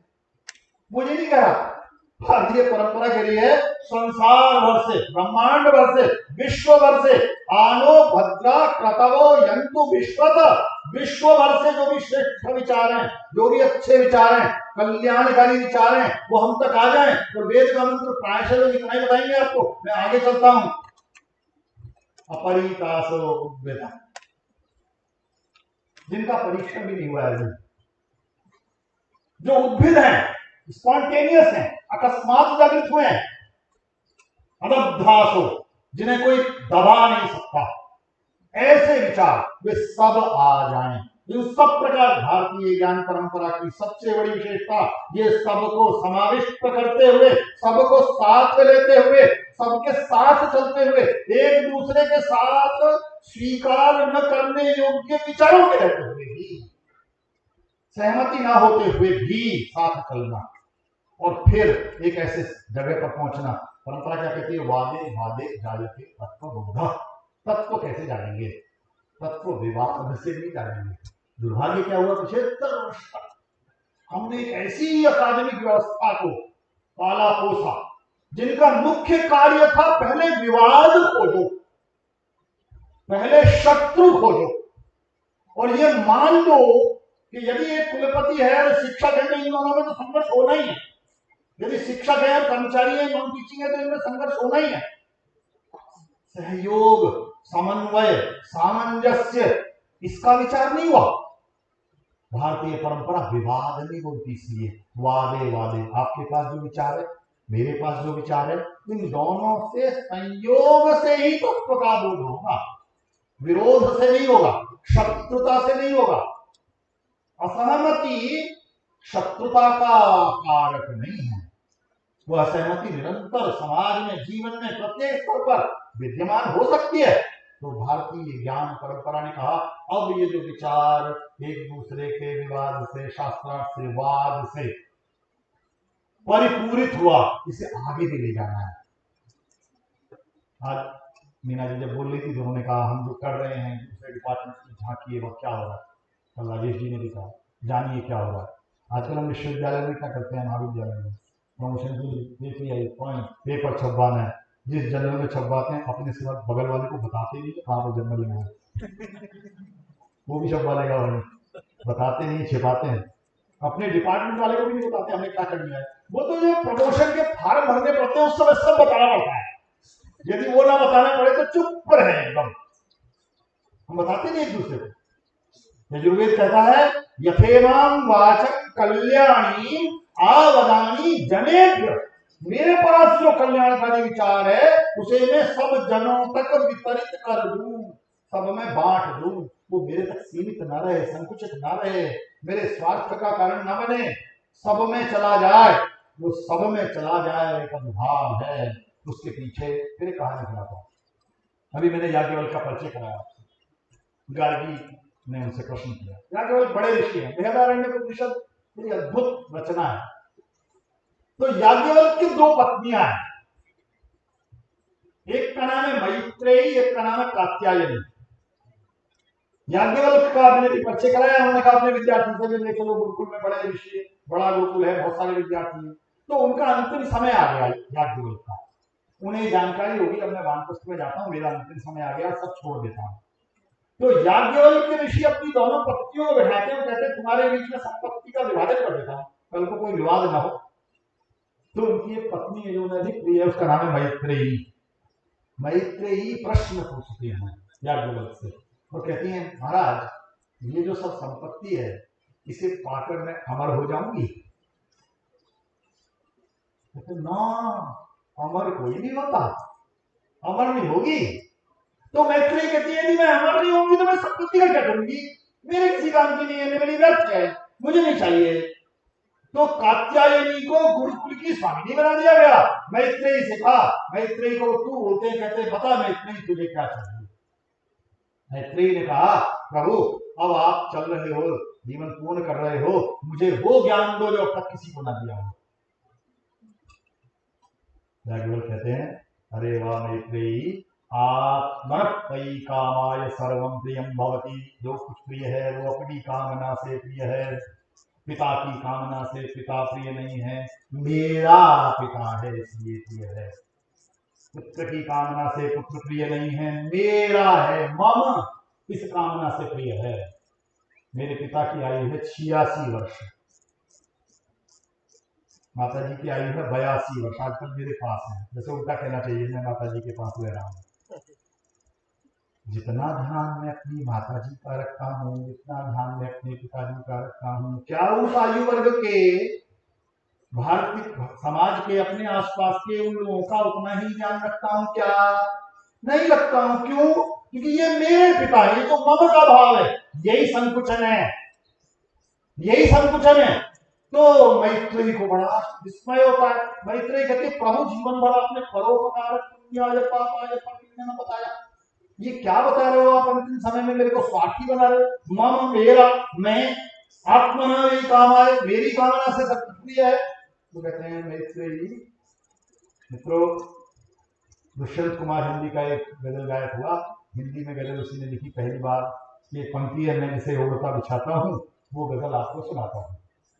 मैं पिछले अनेक वर्ष से संपूर्ण भारत में और भारत के बाहर भी यही गजल सुनाता और ढूंढता हूँ। ये कहानी मेरी प्रिय है, आपको इसलिए सुनाई, इसका एक दूसरा हिस्सा प्रारंभ करता हूँ, तब आपको इस कहानी तक ले जाऊंगा। ये जो मैं प्रारंभ का चश्मा, ये चश्मा मैं नहीं बनाता, मैं नहीं जानता कौन बनाता है। ये जो कपड़ा मैं पहना हुआ हूँ, ये मैं नहीं जानता किसने कपास उगाया था, किसने इसे धागा बनाया था, किसने इसे कपड़ा बनाया, किसने बाजार में बेचा, कैसे ये फैल इंडिया तक पहुंचा, कैसे उस तक पहुंचा, मैं नहीं जानता। मैं नहीं जानता ये लकड़ी किसने बनाई, मैं नहीं जानता ये फर्श किसने बनाया, आप भी नहीं जानते। मेरी आपकी जो संपूर्ण प्रस्तुति है, मेरा आपका जो मेकअप है, जो उपस्थिति है, जो अस्तित्व है, जो पहचान है, जो हम हैं, उसे बनाने में पता नहीं कितने लोगों का योगदान, पता नहीं कौन कौन है। किसी ने अन्न उगाया है, वो मुझ तक आप तक पहुंचा है, तब हम खाए।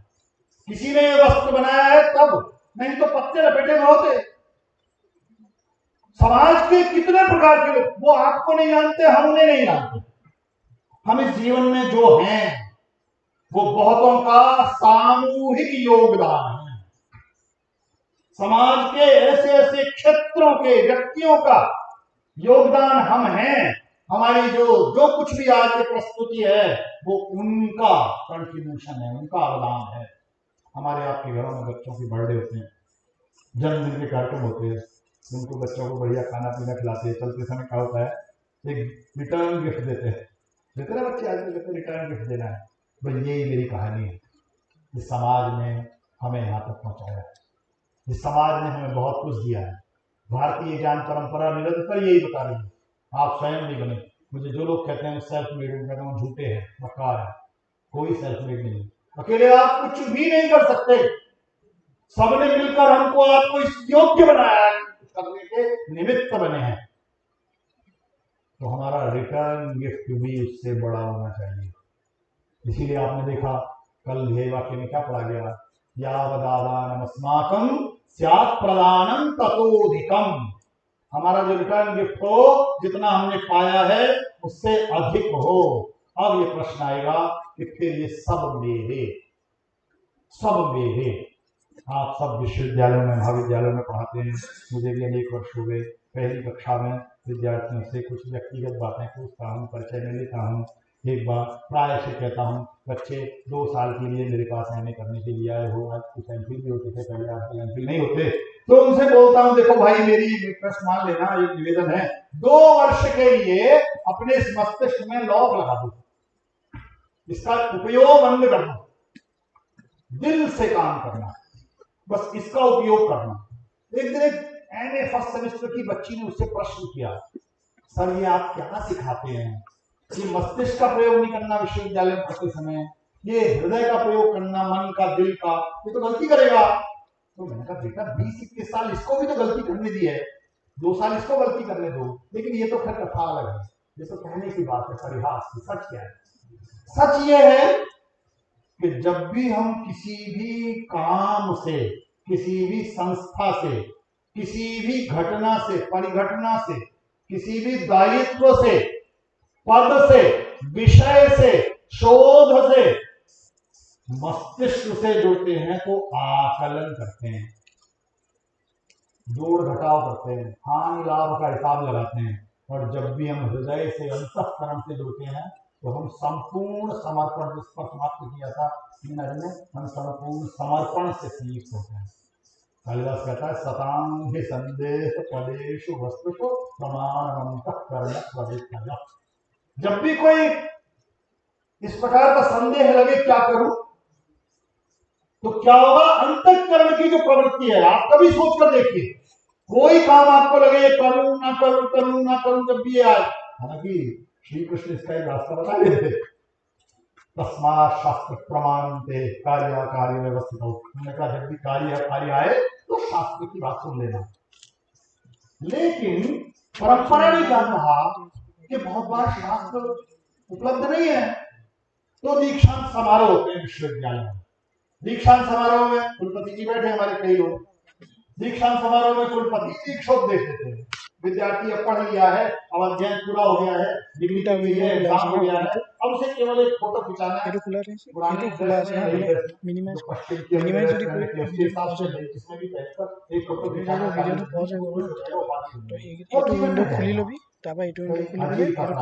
नौकरी करेगा, व्यवसाय करेगा, समाज जो भी करेगा। अब उसके पास काम नहीं है, रोज टीचर नहीं है, टाइम टेबल नहीं है, अब बैल नहीं बजनी है, अब उसे कैसे जीवन जीना है उसके लिए सूत्र बता दिए, इस तरीके संहिता में कुछ सूत्र बता दिए। तो कहा बेटा एक काम करना, जीवन भर सत्यम वद, सत्य बोलना, धर्मम चल, धर्म का आचरण करना, स्वाध्यायाम महाप्रमाद, स्वाध्याय में प्रमाद मत करना, पढ़ लेना। और टीचर भी बताएगा ये कोर्स में है, ये रीडिंग मटेरियल है, अभी बताएगा, आप खुद पढ़ लेना, स्वाध्यायाम महाप्रमाद। तो यहाँ गुरु एक बड़े साहस का काम करता है, इतना बड़ा साहस भारत की परंपरा के सिवा कहीं और आपको देखने को नहीं मिलेगा।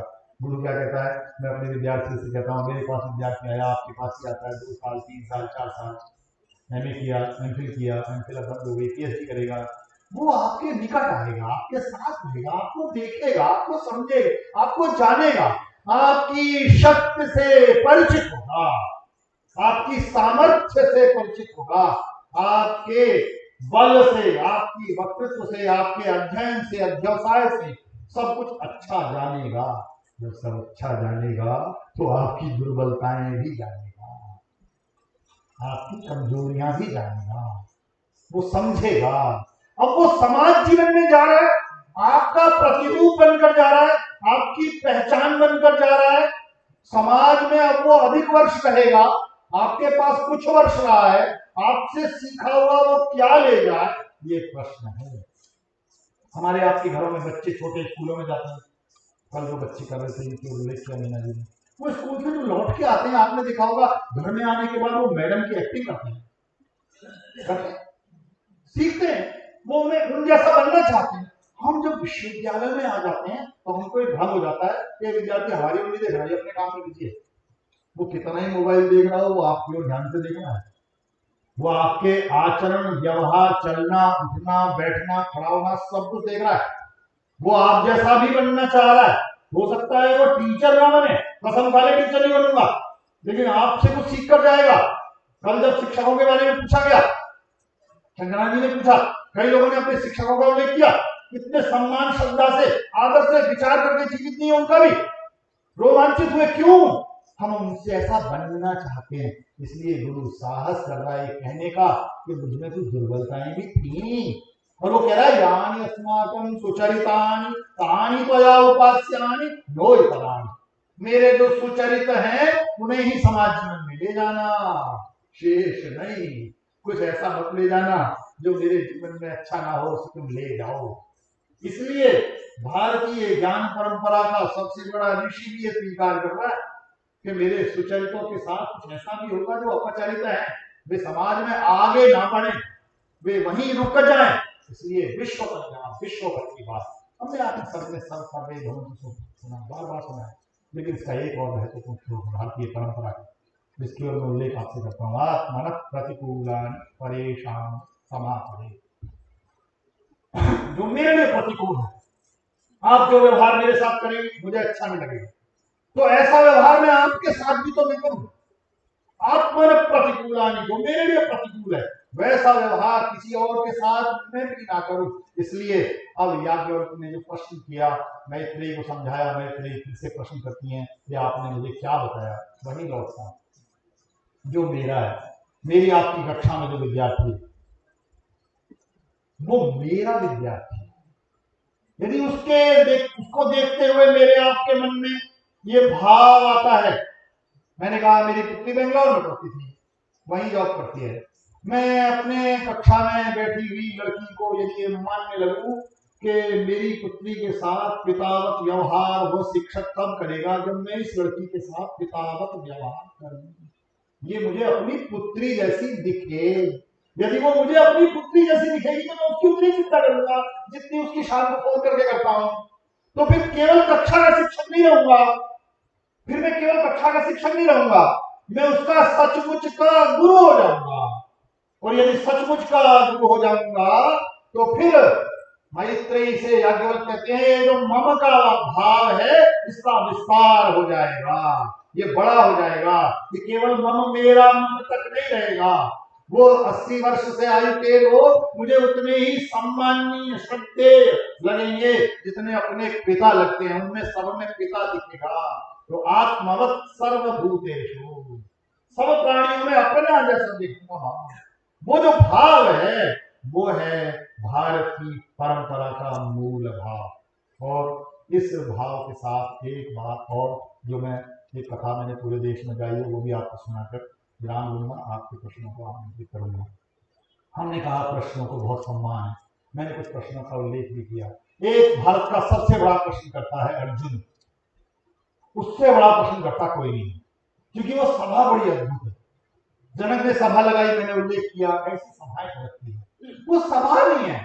18 अक्षौहिणी सेना कृष्ण की दी हुई और कौरवों की अपनी सेनाएं शल्य की और उन सबकी साथ खड़ी हुई है, इधर पांडवों की सेनाएं खड़ी हुई है। दृश्य कितना अद्भुत है, युद्ध लेकर सब तैयार खड़े हैं, शंख ध्वनि हो गई।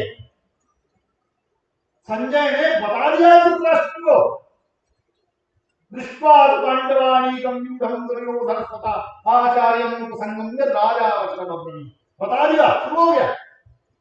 लेकिन वो कहता है महाराज ये मेरे रथ को न इन दोनों सेनाओं के बीच में ले चलो, सेनयो उभयोर मध्य रथम स्थापयते योता। और वहां जाके क्या कहता है, ये इनसे लड़ूंगा, इन पे गांडी चलाऊंगा।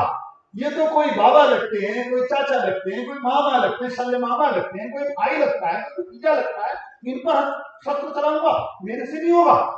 कांपने लगता है, शरीर से पसीना आता है, वे पतुश्च में जायते, गांडी हाथ से सरकने लग रहा है, कंपन है, क्या करूं। शिष्यस्ते हम साधुमां त्वां प्रपन्नम, मैं तुम्हारी शरण में आया हूं महाराज, आप मेरे सारथी नहीं हो, मेरे गुरु हो जाओ, मुझे बताओ क्या करना, मेरी समझ में नहीं आ रहा।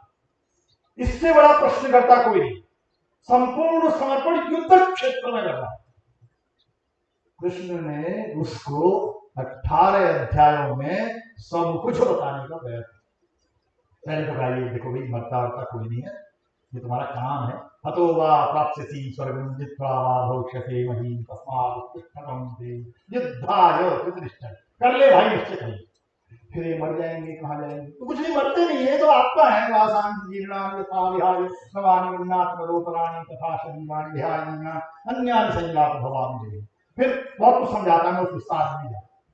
फिर कृष्ण ने उससे कहा, तुमने कहा था आप ये जो मेरे से कह रहे हो कि यदि ये बुद्धि का मार्ग श्रेष्ठ है तो मेरे को इस कर्म के मार्ग में क्यों लगा लो? तो फिर ज्ञान का मार्ग बता लेते, ज्ञान का बता लेते। ज्ञान भी समझ में नहीं आता तो भक्ति मार्ग समझने लगते, विराट स्वरूप दिखा देते उसको। परेशान मत हो, सब उनमें जा रहे हैं, मैं ही हूं। मासानाम मार्गशीर्षो हम दूनाम कुसुमाकर, सब कुछ मैं हूं, चिंता नहीं, श्रेष्ठ हूं मैं, अश्वत्थ सर्ववीक्षाणाम, सब बताते हैं। वो तब भी समझ में नहीं आता, निरंतर प्रश्न पूछता है। कभी स्थित प्रज्ञ का भाषा समाज पूछता है, कुछ ना कुछ पूछता रहता है। कृष्ण बताते हैं, विचलित नहीं होते। आप देखिए, संवाद है, और संवाद ये जो पूछना है पूछ, जो समझना है समझ, जो प्रश्न जो जिज्ञासा उनको बता रहे हैं। लेकिन राजयोग, कर्मयोग, ज्ञान योग, भक्ति योग, वांग सब बता रहे। फिर भी 18वें अध्याय के समाप्त होते होते कृष्ण से ये तक कह देते हैं, सर्वधर्मान परित्यज्य महावेगं समुद्रज। बच्चा बहुत बार एंट्री करने के लिए, पीएचडी करने के लिए आता है, लास्ट में कुछ समझ में नहीं आता। अच्छा, तो एक काम कर, मैं बता रहा हूँ, लिखना। कहते यहाँ चला था, ये लिखना, सर्वधर्मान परित्यज्य, सारे रास्तों को छोड़कर मामेकं शरणं व्रज, केवल मेरी शरण में आ जा। अहं त्वा सर्वपापेभ्यो मोक्षयिष्यामि। चिंता मत कर, बात कर लूंगा एक्सपर्ट से भी, रिपोर्ट भी आ जाएगी, बार भी करा दूंगा। होता है, कृष्ण से सब समझाते हैं। लेकिन फिर क्या कहते हैं, अब चाहिए रास्ता। मैंने बात शुरू की थी, कह पंथा का वार्ता से, मार्ग क्या है। आप में से बहुत सारे मित्र मेरे से प्रश्न पूछेंगे, रास्ता क्या है, मार्ग क्या है। भारत की परंपरा में सबसे अद्भुत बात है, जिसको कहकर अपनी वाणी को विराम दूंगा, वो ये कि मार्ग स्वयं खोजना है। कृष्ण ने अर्जुन से कहा, इति ते ज्ञानम आख्यातम, मैंने जो ज्ञान दे देना था वो दे दिया, बता दिया। 18 अध्यायों में कृष्ण ने 63वें श्लोक में कहते हैं, 18वें अध्याय में, इति ते ज्ञानम आख्यातम, ये ज्ञान मैंने तुझे आख्यातम, नैरेटेड, डिस्क्राइब्ड, वर्णन पूरा कर दिया, अब नहीं बताता भाई। इति ज्ञानम आख्यातम गुह्यात् गुह्यतयं मया, गुह्य से गुह्यतर, जो भी कॉम्प्लिकेटेड से कॉम्प्लिकेटेड, इंट्रिकेट से इंट्रिकेट नॉलेज, ज्ञान है जो मुझे तुझे देना था वो बता दिया। अब है महत्वपूर्ण बात मित्रों, और वो है पाठे, वो है विमृश्य एतद् अशेषेण, इस पर अशेष रूप से विचार करिए। अशेष का अर्थ है कुछ रह ना जाए, जैसे आजकल आप होलिस्टिक बोलते हैं, कल बोलते हैं होलिस्टिक, अशेषेण, इसके सब पक्षों पर विचार कर ले। और फिर करना क्या है, यथेच्छा से तथा करो, जो इच्छा करे वो कर, जो उचित इच्छा करेगा कि नहीं है मैं चाहे ये करूं, मैं चाहे वो करूं, मेरी मर्जी, ये नहीं है। मेरी फिल्म में गाना है आजकल, ये नहीं है। इसका अर्थ है विमृश्येन, ये जो कुछ अब तक कहा है इस पर ठीक से विचार कर ले, फिर अपना मार्ग स्वयं चुन ले। यथेच्छसी तथा करो, जो श्रेष्ठ लगे, जो उचित लगे, जो सही लगे वो कर। भारतीय ज्ञान परंपरा हमेशा से भारत में इस बात की पक्षधर है कि प्रत्येक व्यक्ति का अपना सत्य है, अपना ज्ञान है, अपनी समझ है। इसीलिए शास्त्र परंपरा से कितने ही हैं, अनंत शास्त्रम, मैंने सांप की कथा से बात की, अनंत शास्त्रम विपुलाश्च विद्या, शास्त्र इतने लिखे गए। मैं जिस विश्वविद्यालय में कुलपति के दायित्व में था, वहां गांधी जी ने पहली बार आंदोलन किया। वहां से वो मोहनदास करमचंद गांधी से महात्मा गांधी बने भारत में 1917 के अप्रैल में इंडिगो की खेती से, और उसके बाद 48 से भारत में आंदोलन। उससे पहले वो 21 साल वहां रजिस्ट्री करते थे। महात्मा गांधी ने जीवन में जो कुछ भी बोला वो सब रिकॉर्डेड है। उन्होंने बहुत सारे लोगों को चिट्ठियों के उत्तर दिए, वो भी रिकॉर्डेड है। उन्होंने कुछ अखबारों का संपादन किया, संपादक के रूप में जो लिखा वो रिकॉर्डेड है। उन्होंने कुछ पुस्तकें लिखी, वो रिकॉर्डेड है। वो इतना सारा है कि भारत सरकार ने उसे प्रकाशित किया है, वो 100 खंडों में है। तो अकेले महात्मा गांधी का लिखा हुआ पढ़ने लगो तो बहुत समय लगेगा। और यदि गांधी अध्ययन में लोगों को देखो तो करीब 25 से 30 हजार किताबों के बारे में हमें जानकारी है जो गांधी पर लिखी गई है। देश भर में, विदेशों में गांधी पर अध्ययन केंद्र है। अकेले गांधी पर पढ़ने में कई जन्म लग जाएंगे उनके बारे में लिखे हुए। अनंत शास्त्रम, शास्त्र अनंत है, कोई जानकारी नहीं, कोई गिनती नहीं है। विपुलाश्च विद्या, विद्याएं विपुल है। अल्पश्च कालो, बस संकट क्या है, हमारे आपके पास समय का है। थोड़ी देर में आयोजक देख लेंगे, साबिक 15 में घड़ी रखते था। अल्पश्च कालो, काल समय बहुत कम है। अंग्रेजी के अखबार बहुत साल से आपको हमको ये बताते हैं 1.5 करोड़ वर्ष पूर्व पृथ्वी में क्या हुआ था। कोई बता पाया था कि कोविड में इतने मरने वाले? कोई बता पाता है कि भूकंप से इतने मरने वाले? कोई बता पाता है कि बाढ़ से इतने मरने वाले? एक क्षण बाद क्या होने वाला कोई नहीं। डॉक्टर APJ अब्दुल कलाम भारत के राष्ट्रपति रहे, कार्यक्रम में बोल रहे थे, एक क्षण बाद का किसी को पता नहीं। इसीलिए कहा अल्पश्च कालो, समय बहुत कम है। और बहुविघ्नता, विघ्न बहुत है। बहुत बार मन करता है किताब पढ़ने का, ये इसमें बहुत सारी किताबें रखनी है, वैसे पढ़ने में थोड़ा कठिनाई हो तो पढ़ो। बगल वाला पूछ लेता है भाई साहब कहाँ जा रहे हो, कोटा लेके जाता है भाजपा में, वो नेता हो क्या, अब उसकी सुनो, ये किताब पढ़ लो। अच्छा, आपका घर में मन कर रहा है, थोड़ी देर बाद लेट के सब खाने सब मिलने आएंगे, किसी का फोन आ जाता है, कोई समस्या हो जाती है। बहुविघ्नता है, आपके जीवन में कुछ भी करने के लिए बहुत विघ्न है। बहुविघ्नता सारभूतम तदुपासनीयम, जो सार है, जो काम का है, उसको सार सार को गहल छोटा देना है। यत् सारभूतम तदुपासनीयम अंशो यथा क्षीर निबंधमत्या। तो भारतीय ज्ञान परंपरा बहुत विशाल है, विशद है, समावेशकारी है। वो सत्य के अनुसंधान में रत है, विश्व के कल्याण की दृष्टि रखती है। इस पर वर्षों घंटों तक बोला जा सकता है। आप सब उसमें संलग्न हो। राष्ट्रीय शिक्षा नीति उसकी ओर हमें प्रवृत्त करती है। मेरे इतनी देर के कथन से आपके मन में कुछ न कुछ जिज्ञासाएं, प्रश्न, चिंताएं, अकुलाहट, व्याकुलता जो भी उत्पन्न हुई हो, उनके बारे में बात करने में मुझे बड़ा आनंद आएगा और मुझे लगेगा कि आपने सचमुच में मुझे सुना है ध्यान से। एक बार पुनः आयोजकों का और आप सबका आभार व्यक्त करता हूँ। धन्यवाद।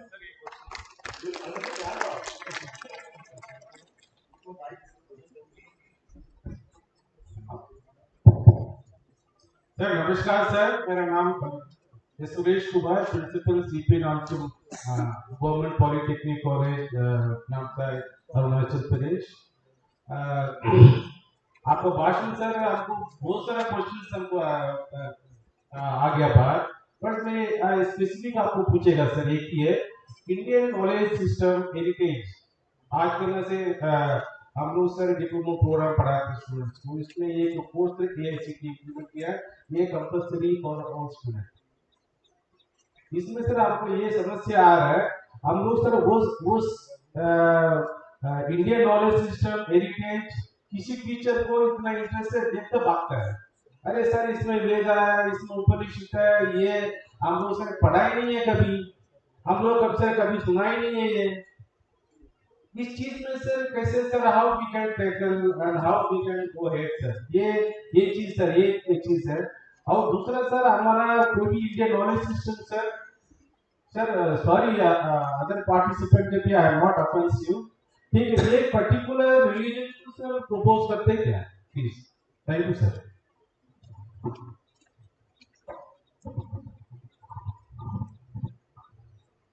मेरा निवेदन है कि एक साथ 4-6 सवाल आ जाएंगे तो मैं एक साथ सबको संबोधित कर सकूंगा, जितने में और दियो एक साथ में 3-4 तो होने से एक इकट्ठा करके वो जवाब दे सकते हैं, वो ज्यादा बेटर है। यही सर मुझे सिर्फ ये बता दीजिए कि वो लड़का जब के पास से उसके पापा के पास रिटर्न गया कि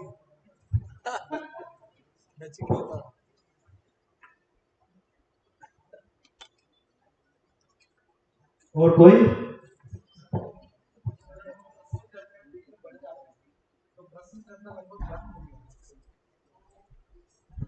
सर जब हम प्रश्न करते हैं हमारा भिन्नता बढ़ जाता है तो लगभग सारे ज्ञान प्रश्न करना बंद करते हैं। आपका नाम भी बताइए। सर अश्विनी कुमार पटना। तो सर अभी क्या हुआ है कि सारे ज्ञानी जो है वो अपना काम पे व्यस्त रहते हैं और प्रश्न करना बंद करते हैं, तो फिर इसको कैसे चेक करते हैं? Thank you. चलिए आप तो रहेंगे। इंडियन नॉलेज सिस्टम जो है, जैसे हमारा नॉर्थ ईस्ट में बहुत सारे स्टेट्स में अपना मदर टंग नहीं है, स्क्रिप्ट नहीं है, तो लेकिन इससे ये नहीं बोल सकते कि हमारे यहाँ की हिस्ट्री नहीं काफ़ी रिच है कल्चरली एज वेल एज। तो इंडियन नॉलेज सिस्टम में हमने प्रोजेक्ट भी देखे, ये जो मिलेट फार्मिंग की तरफ का है, लेकिन में बहुत सारे हमारा जिसके बारे में मुझे नहीं पता कि नहीं बताऊँ, इसलिए जब बहुत सारे जगह होते हैं अच्छी खासी मुझे पता, इसके ऊपर हमने एप्लीकेशन फार्मिंग की है, उन्होंने जो प्लेटफॉर्म भी की है।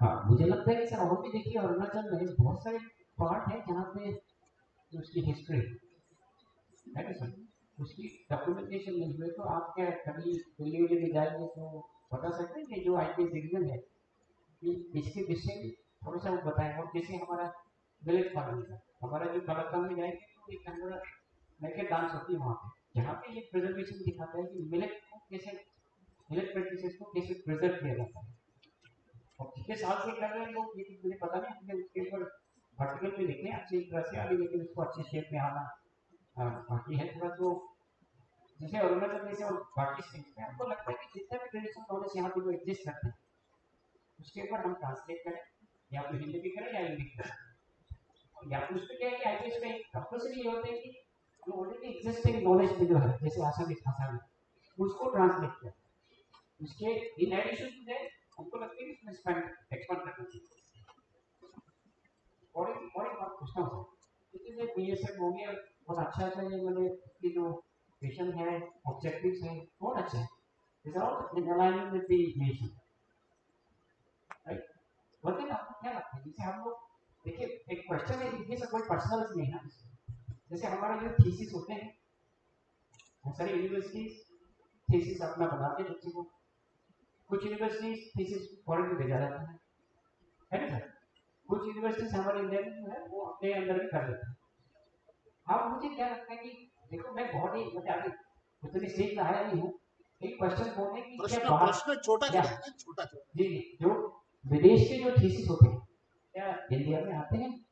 अगर हम बोलते हैं भारतीय अगर भारतीय बोलते हैं तो क्या कुछ यूनिवर्सिटी थीसिस बाहर भेजते हैं, कुछ नहीं भेजते, क्या उसको ऊपर कुछ हम लोग कुछ करना चाहिए क्या?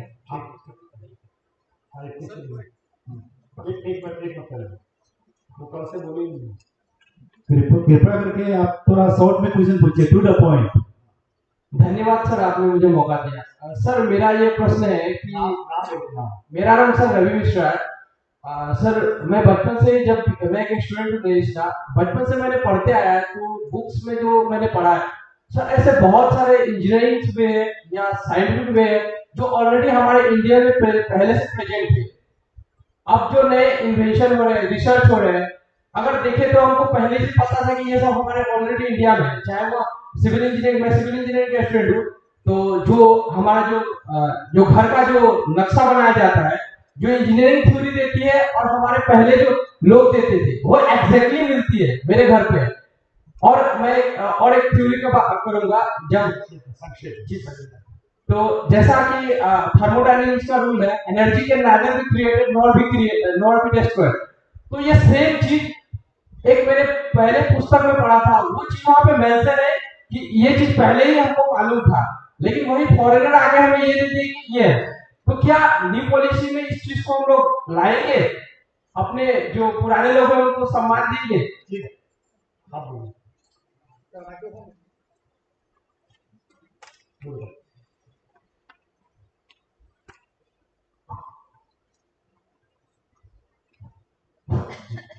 मैं डॉक्टर एम के देव, असम डाउनटाउन यूनिवर्सिटी गुवाहाटी से हूँ। मेरे एकदम सीधे प्रश्न है, हम जब शोध पत्र लिखते हैं या पीएचडी थीसिस लिखते हैं तो हम रेफरेंस कैसे देते हैं?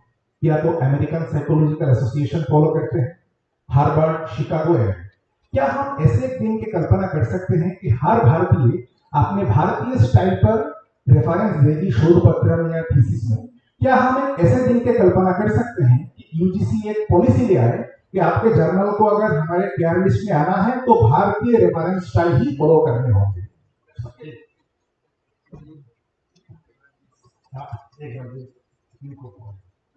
सर, मैं डॉक्टर सी आर सरकार। अच्छा, ये है कि बहुत सारे जो देश है हमारे एनईपी में जो सब भारतीय चिंताधारा को लाना है, मगर हम जैसे या तो हमसे बहुत जैसे पीछा बहुत सारे पुराना सिस्टम से, ओल्ड सिस्टम से जो जिसका डीएनए में ओल्ड सिस्टम चला गया, वही हम लोग शिक्षक हैं। तो क्या मेरा वो डीएनए से हट जाएगा पुराना जो सिस्टम चल रहा है, नया इतना कुछ एक्सेप्ट कर पाएंगे क्या? संभव होगा क्या? जी Ramesh ji.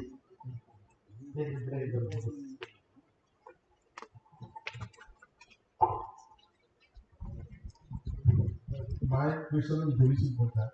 So in NEP 2020, we gave more importance to regional and local languages. But I think we should have made Sanskrit compulsory to everyone. Because without knowing Sanskrit, even for doing science is also very, very difficult in India. Thank you. सबसे पहले तो sir, जैसे कि आपने एक story में, sir मेरा नाम विश्वज्योति शर्मा है। सर, जैसे कि आपने स्टोरी में भी बताया हमको कि जिस चीज में भी हम निपुण हैं, जिस चीज में हम मास्टर हैं, उसी में हम ऋषि कहलाते हैं।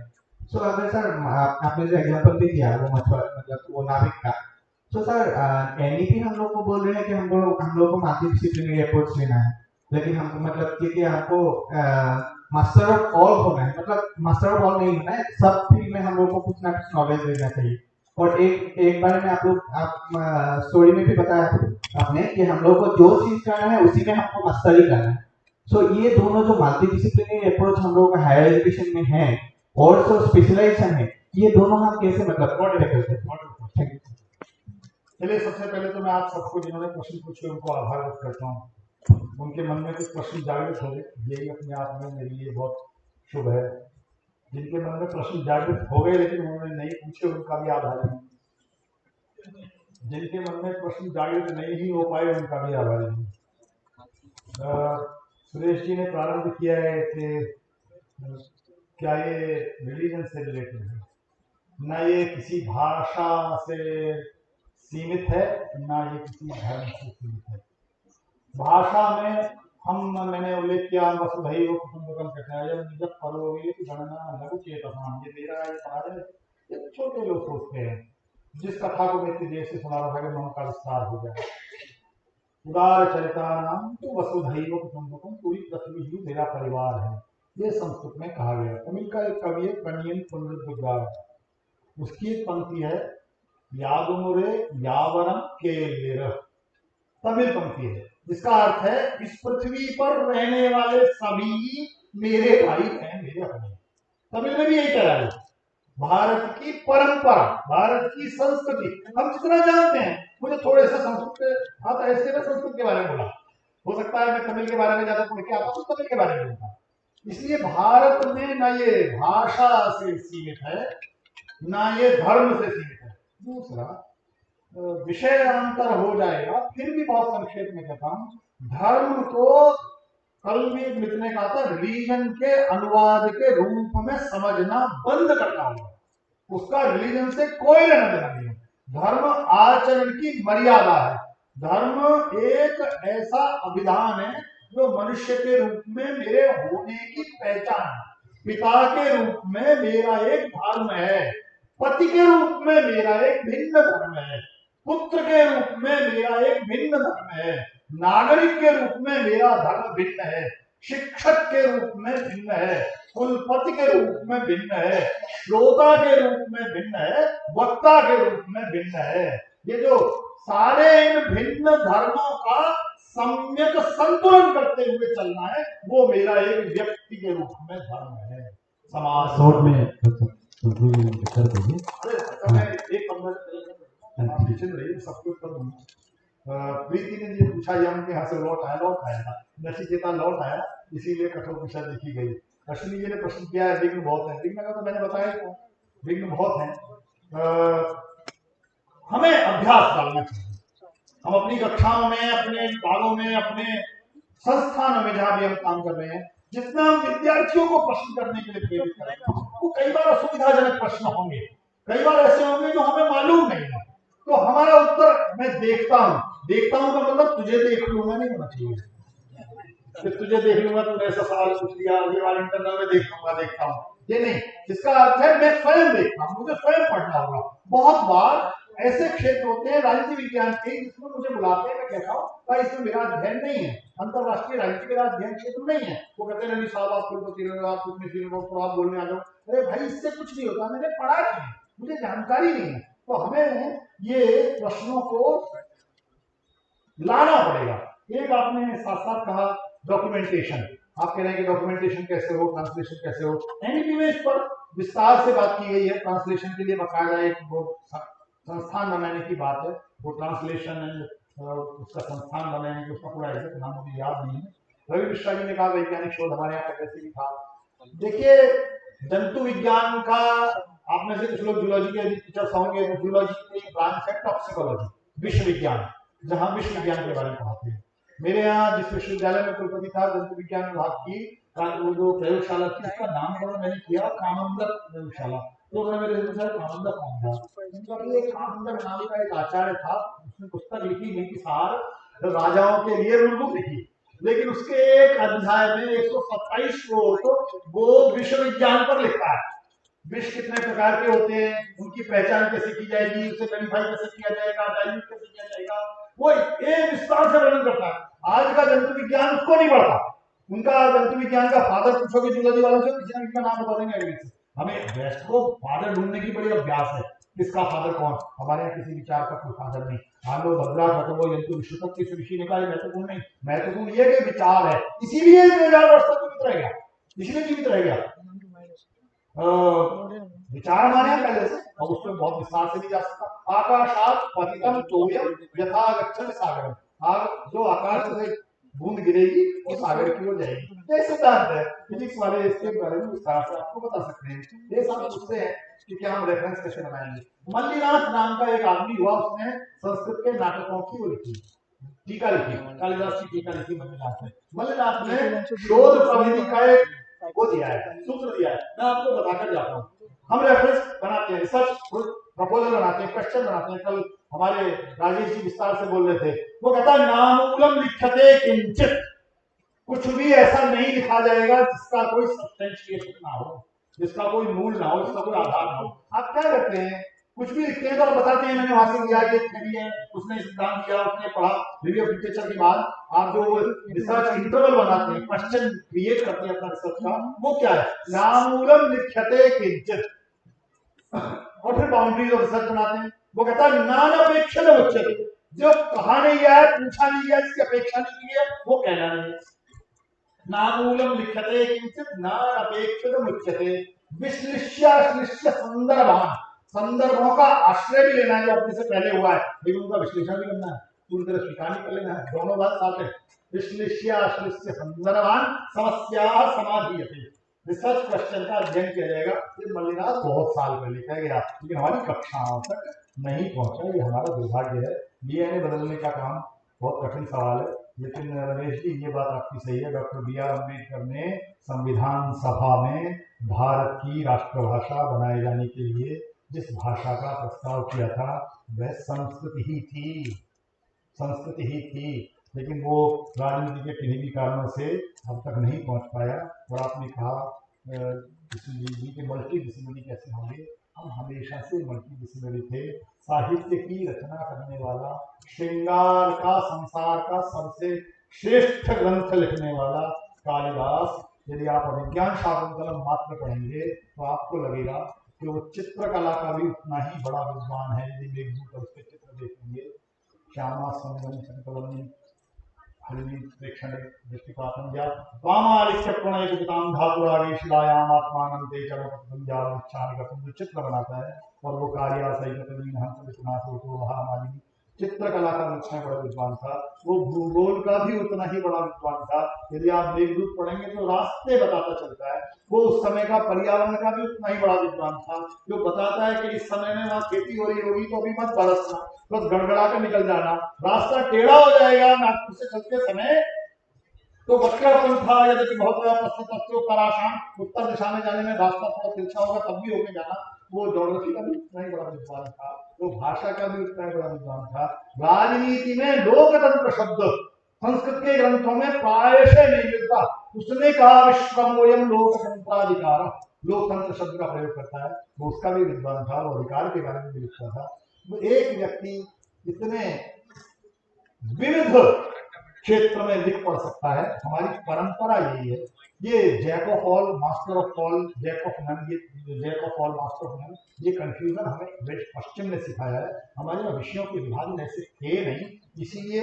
और एक अंतिम बात कहता हूँ, जो रमेश जी ने की बात से जोड़ते हुए, संस्कृत को प्रायशः हमने एक ऐसी भाषा माना हुआ है जो हमारे आपके कम से कम जो इस परंपरा से चलते हैं, यज्ञ कराते हैं, उनके घर में पंडित जी आएंगे किसी भी अवसर पर, वो एक मंत्र पढ़ेंगे, ओम अपवित्र पवित्र और उसके बाद कहेंगे यहाँ कुशा रख दीजिए, आप कुशा रख देंगे, फिर वो कहेंगे यहाँ केला रख दीजिए, आप केला रख देंगे। वो क्या कह रहे हैं आपकी समझ में नहीं आ रहा है, आपने उसे आउटसोर्स कर दिया है, इतने तक की नहीं थी। ये ज्ञान की भाषा है, ये विज्ञान की भाषा।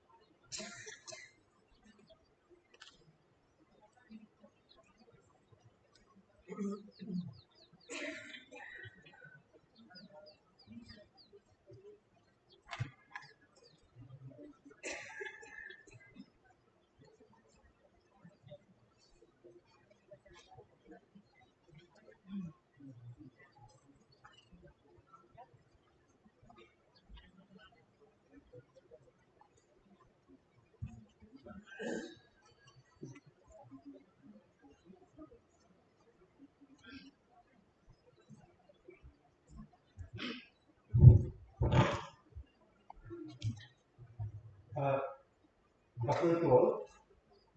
Welcome back to the second session. So, first of all, let me introduce our today's speaker. He is none other than Professor Sunil Tidwania ji, Department of Physics, Indian Institute of Technology, Guwahati. Professor Sunil Tidwania ji received PhD from IIT Delhi in 1999. He is the Department of Electrical Engineering, University of Tokyo, Japan, as a Monbusho postdoctoral fellow during 2000 and 2002. Subsequently, he had started in US during 2024, and in 2024 he joined IIT Guwahati as an assistant professor, where he is currently a professor in the Department of Physics since 2014. He was briefly assistant professor during 2007. And an academic visitors during 2008 Department of Electrical Engineering, the Hong Kong Polytechnic University, Hong Kong. Sir has many research interests like fundamental interdisciplinary interested in physics, optical communication, engineering fibers, and nanotechnology, nanoengineering. The application-oriented multi-dimensional research carries out at fiber optics laboratory and many more to say. And he is also a senior member of OSA, IEEE Photonic Society and Fellow Optical Society of India. He has served in various committees of MOE, formerly MHRD, AICT and BBC. He has also played instrumental role in setting up a flexi project of MHRD and the World Bank as well as the second piece of GIAN. So I would like to welcome Professor Ivanaji to take your own time and enlighten us to this system. Thank you, sir. Thank you professor Sangal ji. सर्वप्रथम आप सभी को मेरा नमस्कार और क्षमा याचना, विलंबित हो गया कुछ तकनीकी कारणों के कारण। मैं सभी विद्वत परिषद जो यहाँ पे सभागार में उपस्थित हूँ, सभी विद्वत परिषद, सभी शिक्षकों, सभी छात्रों का अभिनंदन करता हूँ। सभी गुरुजनों का चरण स्पर्श करके प्रणाम करता हूँ और आभार व्यक्त करता हूँ कि मुझे यहाँ पे आकर के कुछ अपने विचार प्रस्तुत करने का अवसर प्रदान किया गया। जब मैं विवरण पुस्तिका देख रहा था तो मुझे पता लगा कि ये जो आलाप कार्यक्रम है, ये इसकी अंतर रचना की गई है जो विद्वत परिषद है, जो कोई बड़े पद पर है, यानी कि कुलपति है, कहीं पर निदेशक है। तो मैं तो ना कुलपति हूँ ना निदेशक हूँ, और ज्ञान में भी आप सबसे अल्प ज्ञानी हूँ। तो यदि कहीं पर कोई त्रुटि हो तो आप सभी मेरे क्षमा करेंगे। जैसे हम विभिन्न वाटिकाओं में जाते हैं, मैं हिंदी में बोलूँ तो चलेगा, तो मैं इंग्लिश भी मिक्स करूँगा। तो जब हम वाटिका में जाते हैं, कहीं पर हम विहार करने के लिए जाते हैं, तो सुंदर सुंदर दृश्य भी होते हैं, पुष्प भी होते हैं और थोड़ी गंदगी भी होती है। तो जो हमें ग्राह्य लगता है उसे हम ग्रहण करते हैं, और जो ग्राह्य नहीं लगता उसको हम ध्यान भी नहीं देते हैं। इसी प्रकार से मैं भी आपके सामने अपनी अल्प बुद्धि से एक वाटिका विहार में आपको लेके चलूंगा। यदि आपको उसमें लगे कि कुछ बिंदु है जिसे आप ग्रहण कर सकते हैं, तो ये मेरा अहोभाग्य होगा। आप जो चित्र देख रहे हैं, ये मेरे संस्थान का चित्र है। यदि कभी आपको अवसर मिले तो मैं सादर सभी को आमंत्रित करता हूँ। बहुत सुंदर कैंपसेस जितने भी हमारे भारत में भारतीय प्रौद्योगिकी संस्थान है, सबसे सुंदर संस्थान का परिसर IIT गुवाहाटी है। मेरा जो भी मैंने बताया कि कुछ विचार की श्रृंखलाएं हैं, इसको मैंने 4 भाग में विभक्त किया है। मुझे एक विषय वस्तु दी गई थी, जैसे मैंने स्वयं कहा कि न तो मैं उतना विद्वत परिषद न उसमें विद्वता है न उतना अनुभव है, लेकिन कुछ अपने बिंदु को आपके समक्ष 4 भागों में विस्तृत करके आपके समक्ष रखूंगा। तो जो मुझे विषय वस्तु दी गई, मैंने सोचा कि उसके पास रहूं, लेकिन थोड़ा सा उसके बाहर ही। तो मैं क्षमा चाहूंगा यदि मैं उसके बाहर जाता हूँ, और आप सभी क्षमा करेंगे क्योंकि आपको पता है कि विषय वस्तु क्या दी गई। अभी परसों के समाचार पत्र में ये मुझे पढ़ने को मिला कि भारत में $117 अरब के शिक्षा उद्योग में कारोबार लगातार तेजी से बढ़ रहा है और नए कॉलेजों की संख्या भी तेजी से बढ़ रही है। हालांकि इसके बावजूद हजारों युवा भारतीय सीमित या बिना कौशल के स्नातक डिग्री हासिल कर ले रहे हैं। यह स्थिति विकास के लिए महत्वपूर्ण दौर में अर्थव्यवस्था को कमजोर कर। ये परसों का नवभारत टाइम्स का ये उल्लेख है। तो मैंने सोचा कि इन्हीं सालों में किया जाए, क्योंकि इतनी होने के बाद भी अभी हमारे मुसलमान बड़े शिक्षा है देश में। मैं आरंभ करूंगा एक्सपेक्टेशन एंड रियलिटी, क्योंकि मैं शिक्षक हूँ, तो मैं शिक्षक के रूप में ही अपने विचारों को आपके सामने प्रस्तुत करूंगा। तो जैसे हमें कहा गया कि interdisciplinary research and pedagogy and curriculum design for the 4-year undergraduate program. मैं उस पर आऊँगा, चौथे भाग, तीसरे और चौथे भाग में वहाँ पर आऊँगा, पर उसकी भूमिका में क्या हमसे अपेक्षित है और क्या सत्यता है, what is expected and what is the reality in teaching and education system. So what we want, the students who learn throughout the teacher, what we want, the students should learn throughout the year. And what happens? This side is story of expectation, this side is story of the teacher, and this side is story of reality. This is what the student is doing. So they only learn, revise right before exam. I think this is a problem. So the students only learn and revise right before exam, but though the teacher expects them to learn from the students who pay attention, we expect the students to pay attention to the entire curriculum lecture which I am giving. I feel I am teaching and doing extraordinary job. No one can do the job the best I am doing. That is kind of ego for teaching. So we think that we have done a great work, and the students should pay attention to the entire curriculum lecture. They try to find out what will be on the exam and focus only on that. Because students are very smart. But in the IT system, they have the previous year exam question papers also. They know a teacher, how he or she is going to ask questions, so they only focus on that. The students who take feedback, so we expect the students who take feedback on board and use it to learn. We expect is what our feedback I'm giving, they should take it for enhancing their learning process. They don't care what the feedback we are giving. The students who understand, we expect the students to understand and engage with the material which I am providing either through the lecture or beyond the lecture or through assignment or in the lab. They memorize the fact. The students are very smart because emphasis is to get a good grade. So I am the most knowledgeable person. As a teacher, I believe in my class. When I go to the class, I have the students in the boundary. No one can penetrate inside. So I feel that I am the most knowledgeable person in the class, which is actually wrong fact. So how does it matter to me for the students? You are my answer. But how you are inculcating information to me, knowledge to me, and how much I am trying to get related with my own life and my own experiences. That's very important. So the students are least bothered about who you are in the class. I am teaching to the best of my capability. None other can do. As teacher psychology hardly matters to me.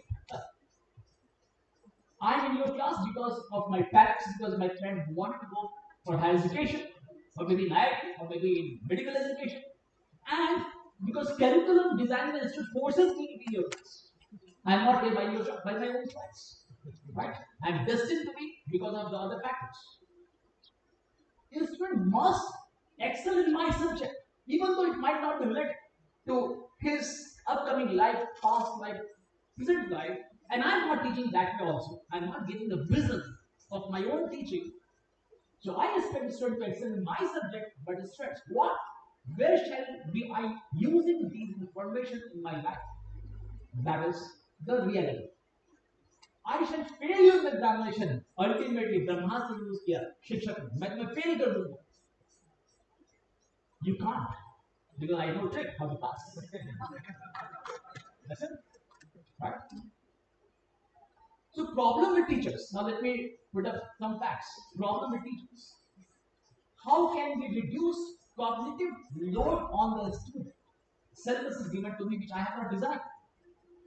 Syllabus would have been designed by someone else years before, or maybe 2 years before.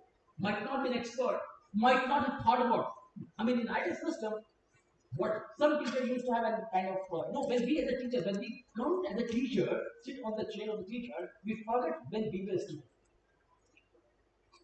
हम जब विद्यार्थी थे तो हमारी क्या अपेक्षा थी अपने शिक्षक से या शिक्षिका से, वो हम भूल जाते हैं. हमारा क्या स्तर था सीखने का, समझने का, वो भी हम भूल जाते हैं. अब तो लगता है कि सारा ज्ञान हमारे अंदर आ गया, एक इंजेक्शन डालो बच्चे के नस्लीन डालो सारा ज्ञान. तो सिलेबस कैसे बनाते हैं जो प्रायोगिक ही नहीं होता है एक सेमेस्टर में उतना ज्ञान बच्चों को देने के लिए. सो लोड मेरे ऊपर बहुत ज्यादा, सिलेबस समाप्त करना एक with in definite time limit. So how can we reduce cognitive load on the student? How can we bring about assimilation, integration, absorption within the time available? I'm honest.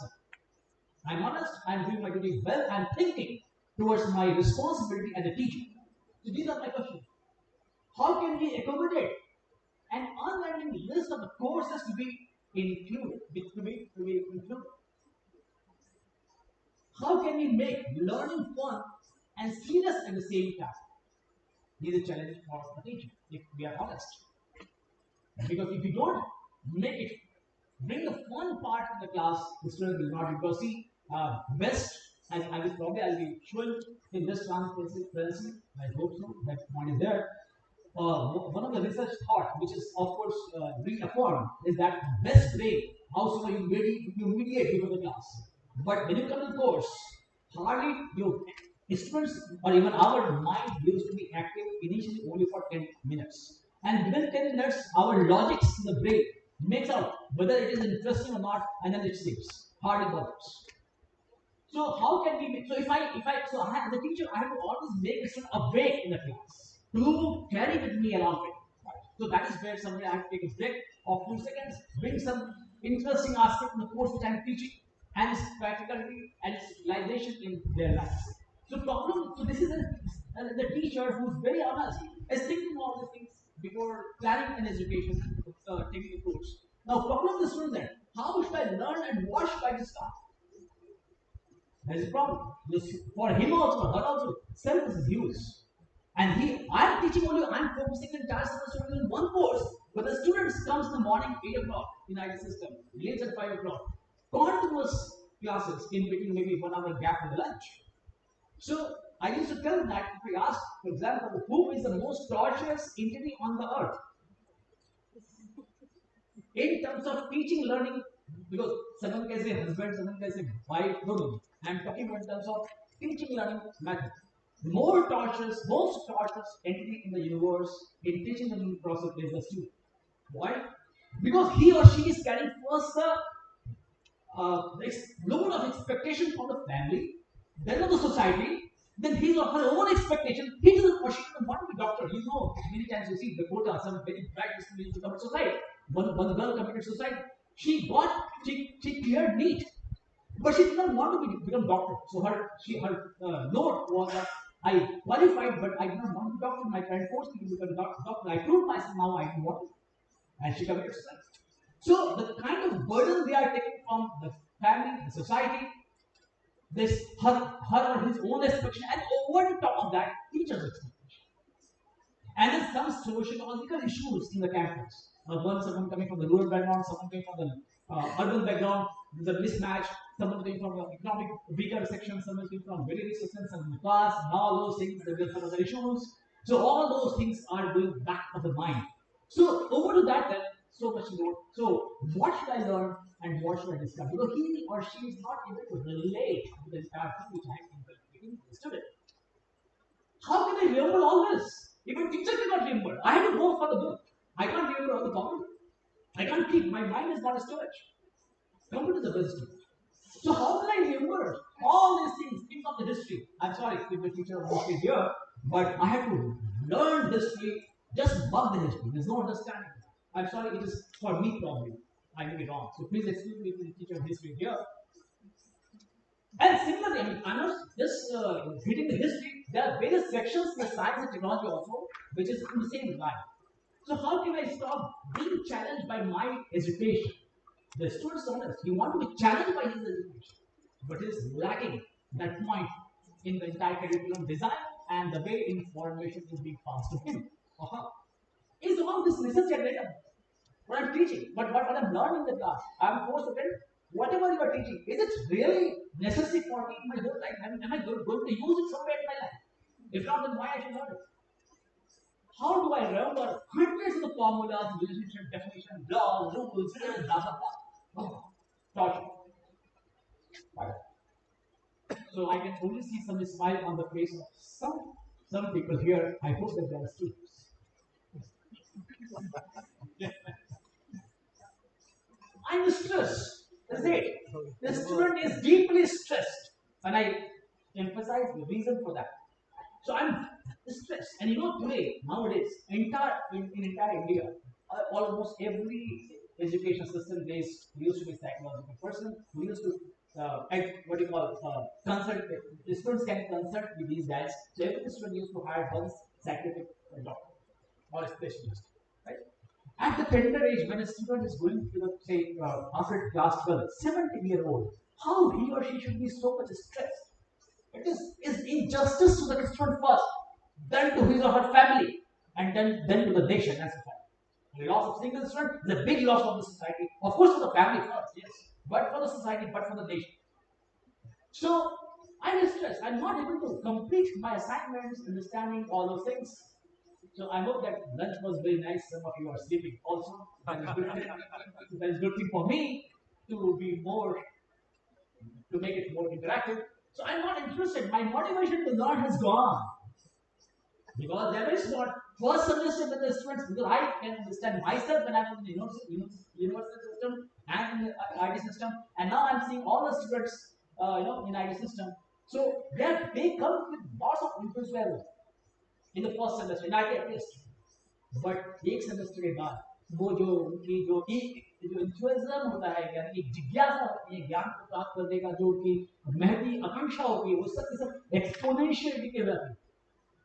भाई exam से पहले 2 दिन रट्टा मार लेना, पुराना पेपर देख लेना, पास हो जाओगे, अच्छे नंबर मिल जाएंगे. खाली 1% विद्यार्थी ऐसे हैं, मैं अगर गलत बोल रहा हूँ statistically, I may be wrong, may be 5%, may be 10%, बाकी सारे बच्चे जो are they very very smart, or they just bother about to get a degree.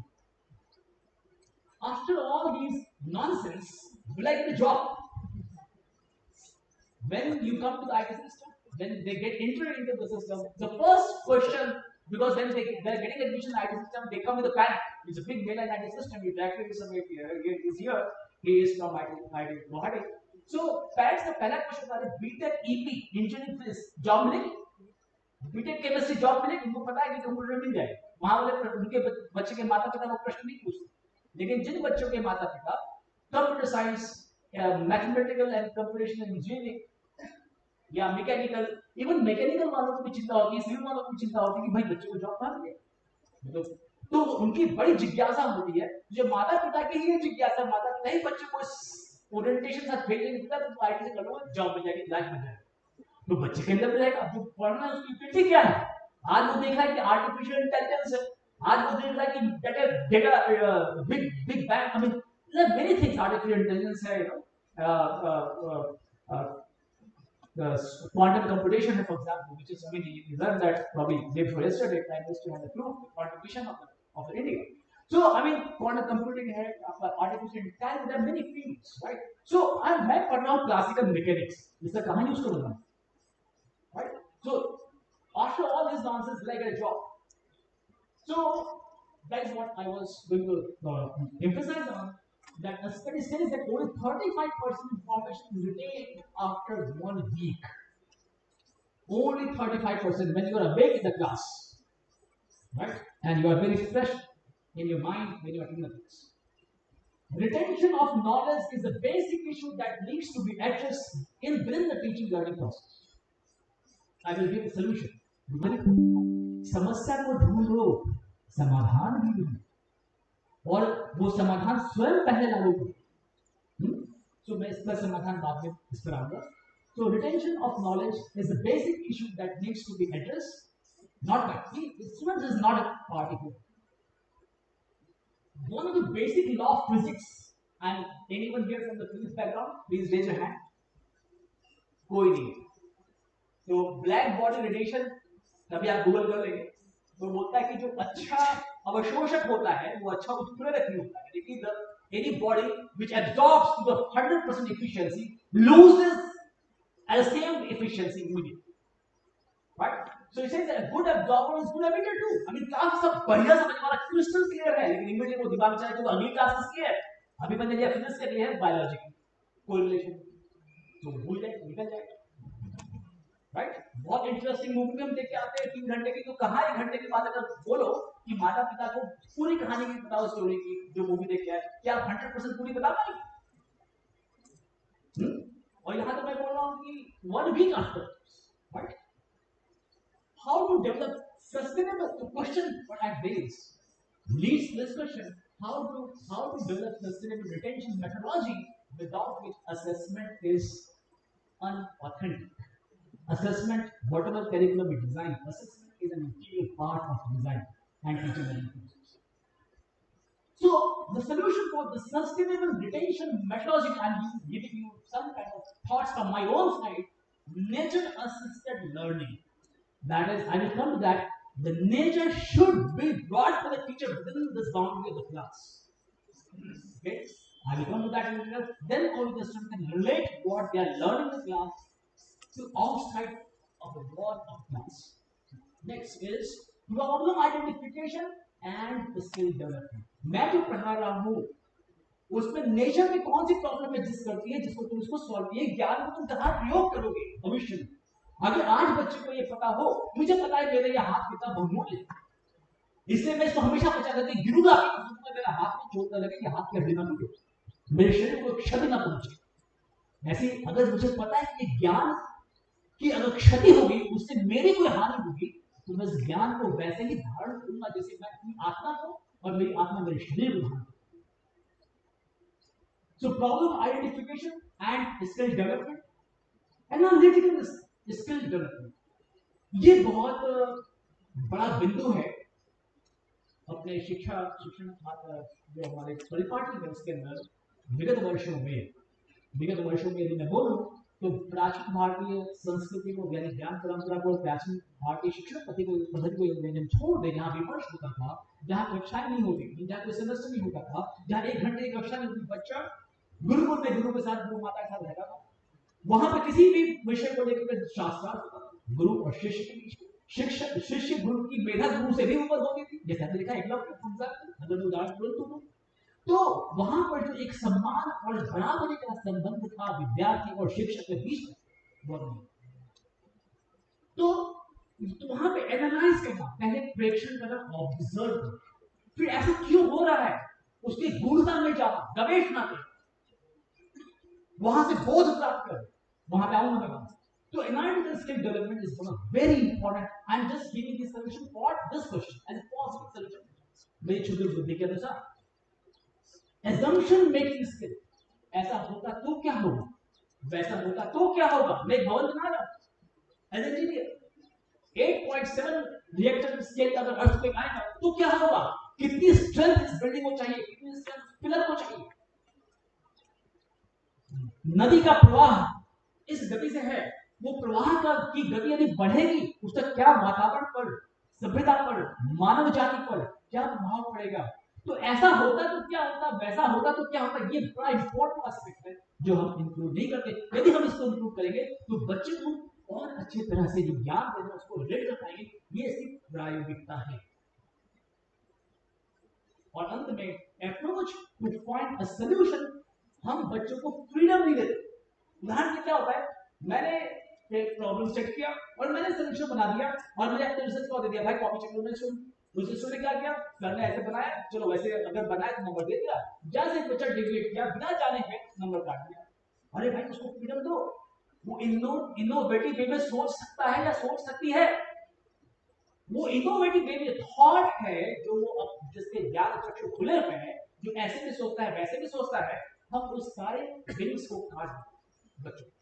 तो यदि हम उन बच्चों को ये सारे पंख दें 1 2 3 4 5, तो मेरे क्षुद्र विचार से थोड़ा सा इस बच्चे को के जीवन को हम मधुर बना सकते हैं, टीचिंग लर्निंग प्रोसेस को एंजॉयबल बना सकते हैं। We only guarantee students that they will pass the examination. The students study hard to pass the examination, not to learn or to seek the knowledge. They are not knowledge seekers when they come to higher education.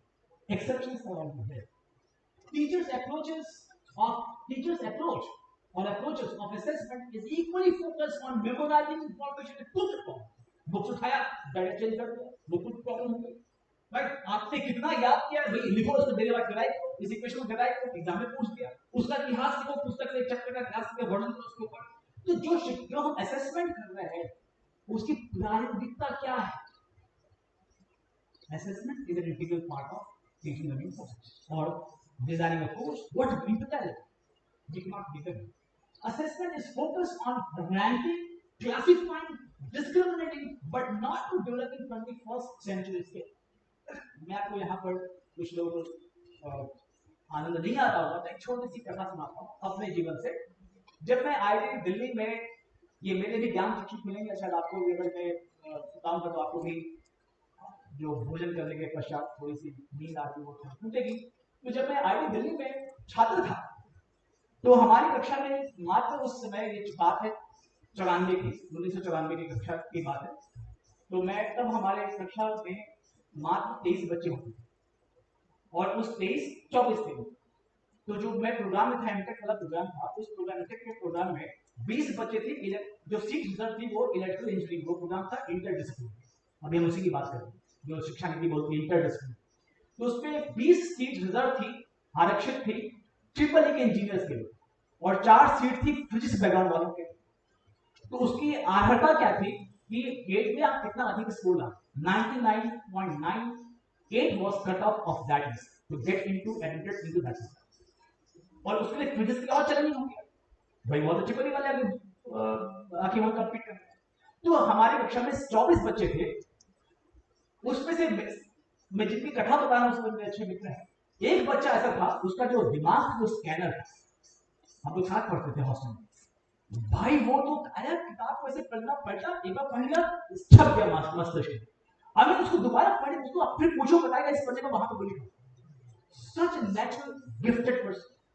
एक लड़की थी, उसने BSc किया था, MSc किया था Delhi college से, दिल्ली विश्वविद्यालय कॉलेज से। वो तो माय गॉड माइंड ब्लोइंग, वो सब रट्टा मार लेती थी।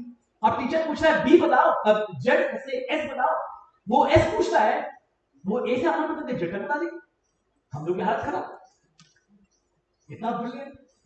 उसी में 2 बच्चे थे केरल के, अच्छे विद्यालय से हो गया, जिस बैकग्राउंड के थे, तो उनका score 99.8 cut off, 98 was cut off for the BTech of triple E background, और हमारे लिए था 99.99 बैकग्राउंड। तो और जो शिक्षक थे जो हम लोग क्लास लेते थे, अगर कभी आपको अवसर मिले तो फिजिक्स डिपार्टमेंट की बहुत अद्भुत टीचर मेरे जीवन के रहे हैं। देखेंगे भी तो आपको आइंस्टाइन ही लगेंगे, वो लंबे चौड़े तमिल के तमिलनाडु के हैं वो, परंतु dam intelligent person.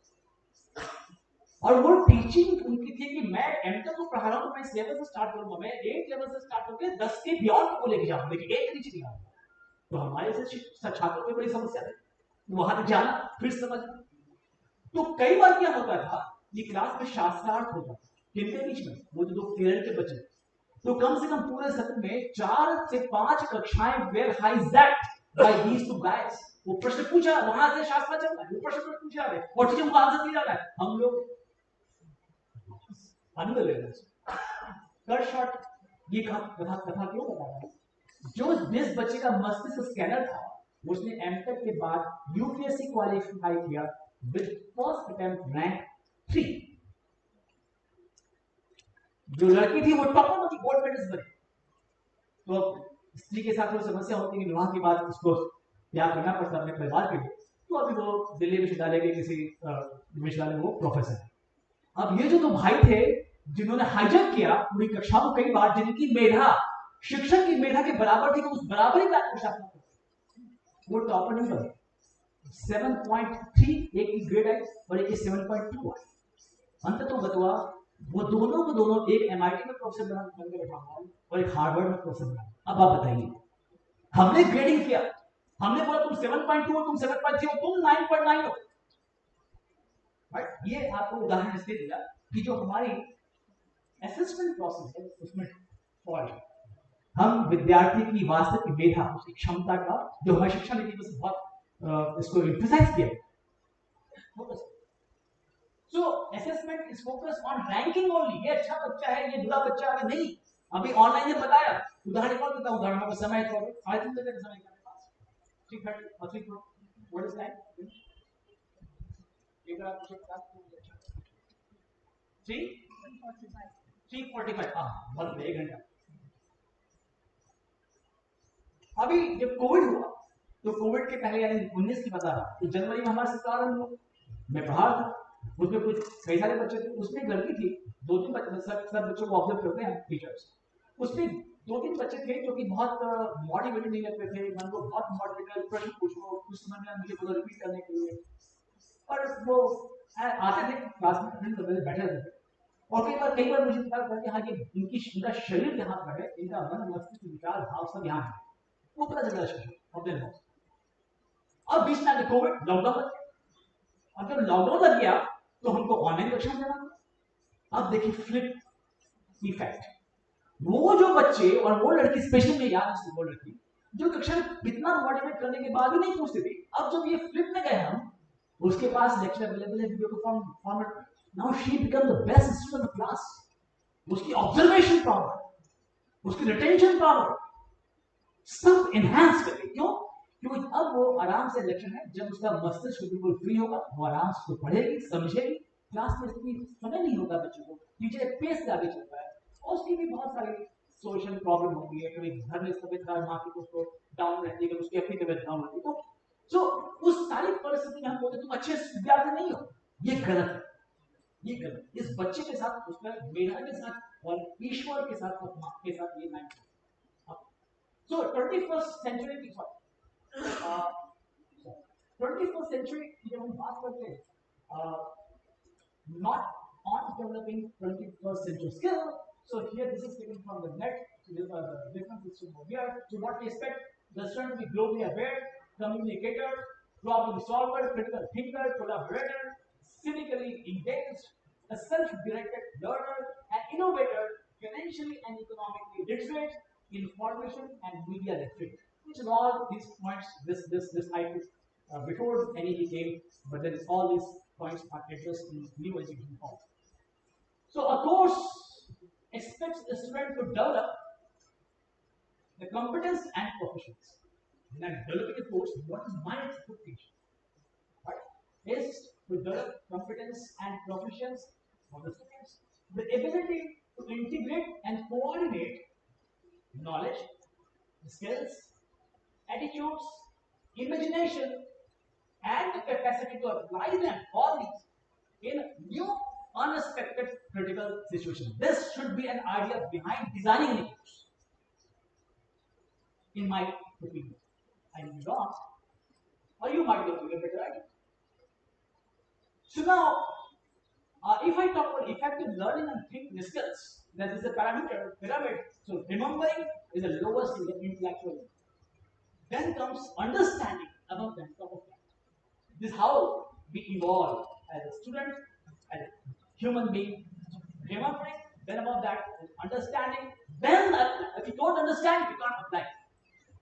Then comes analyzing. Once you understand, then only you can analyze something which you have seen. You can analyze. You have the capability to analyze what you have observed. And then comes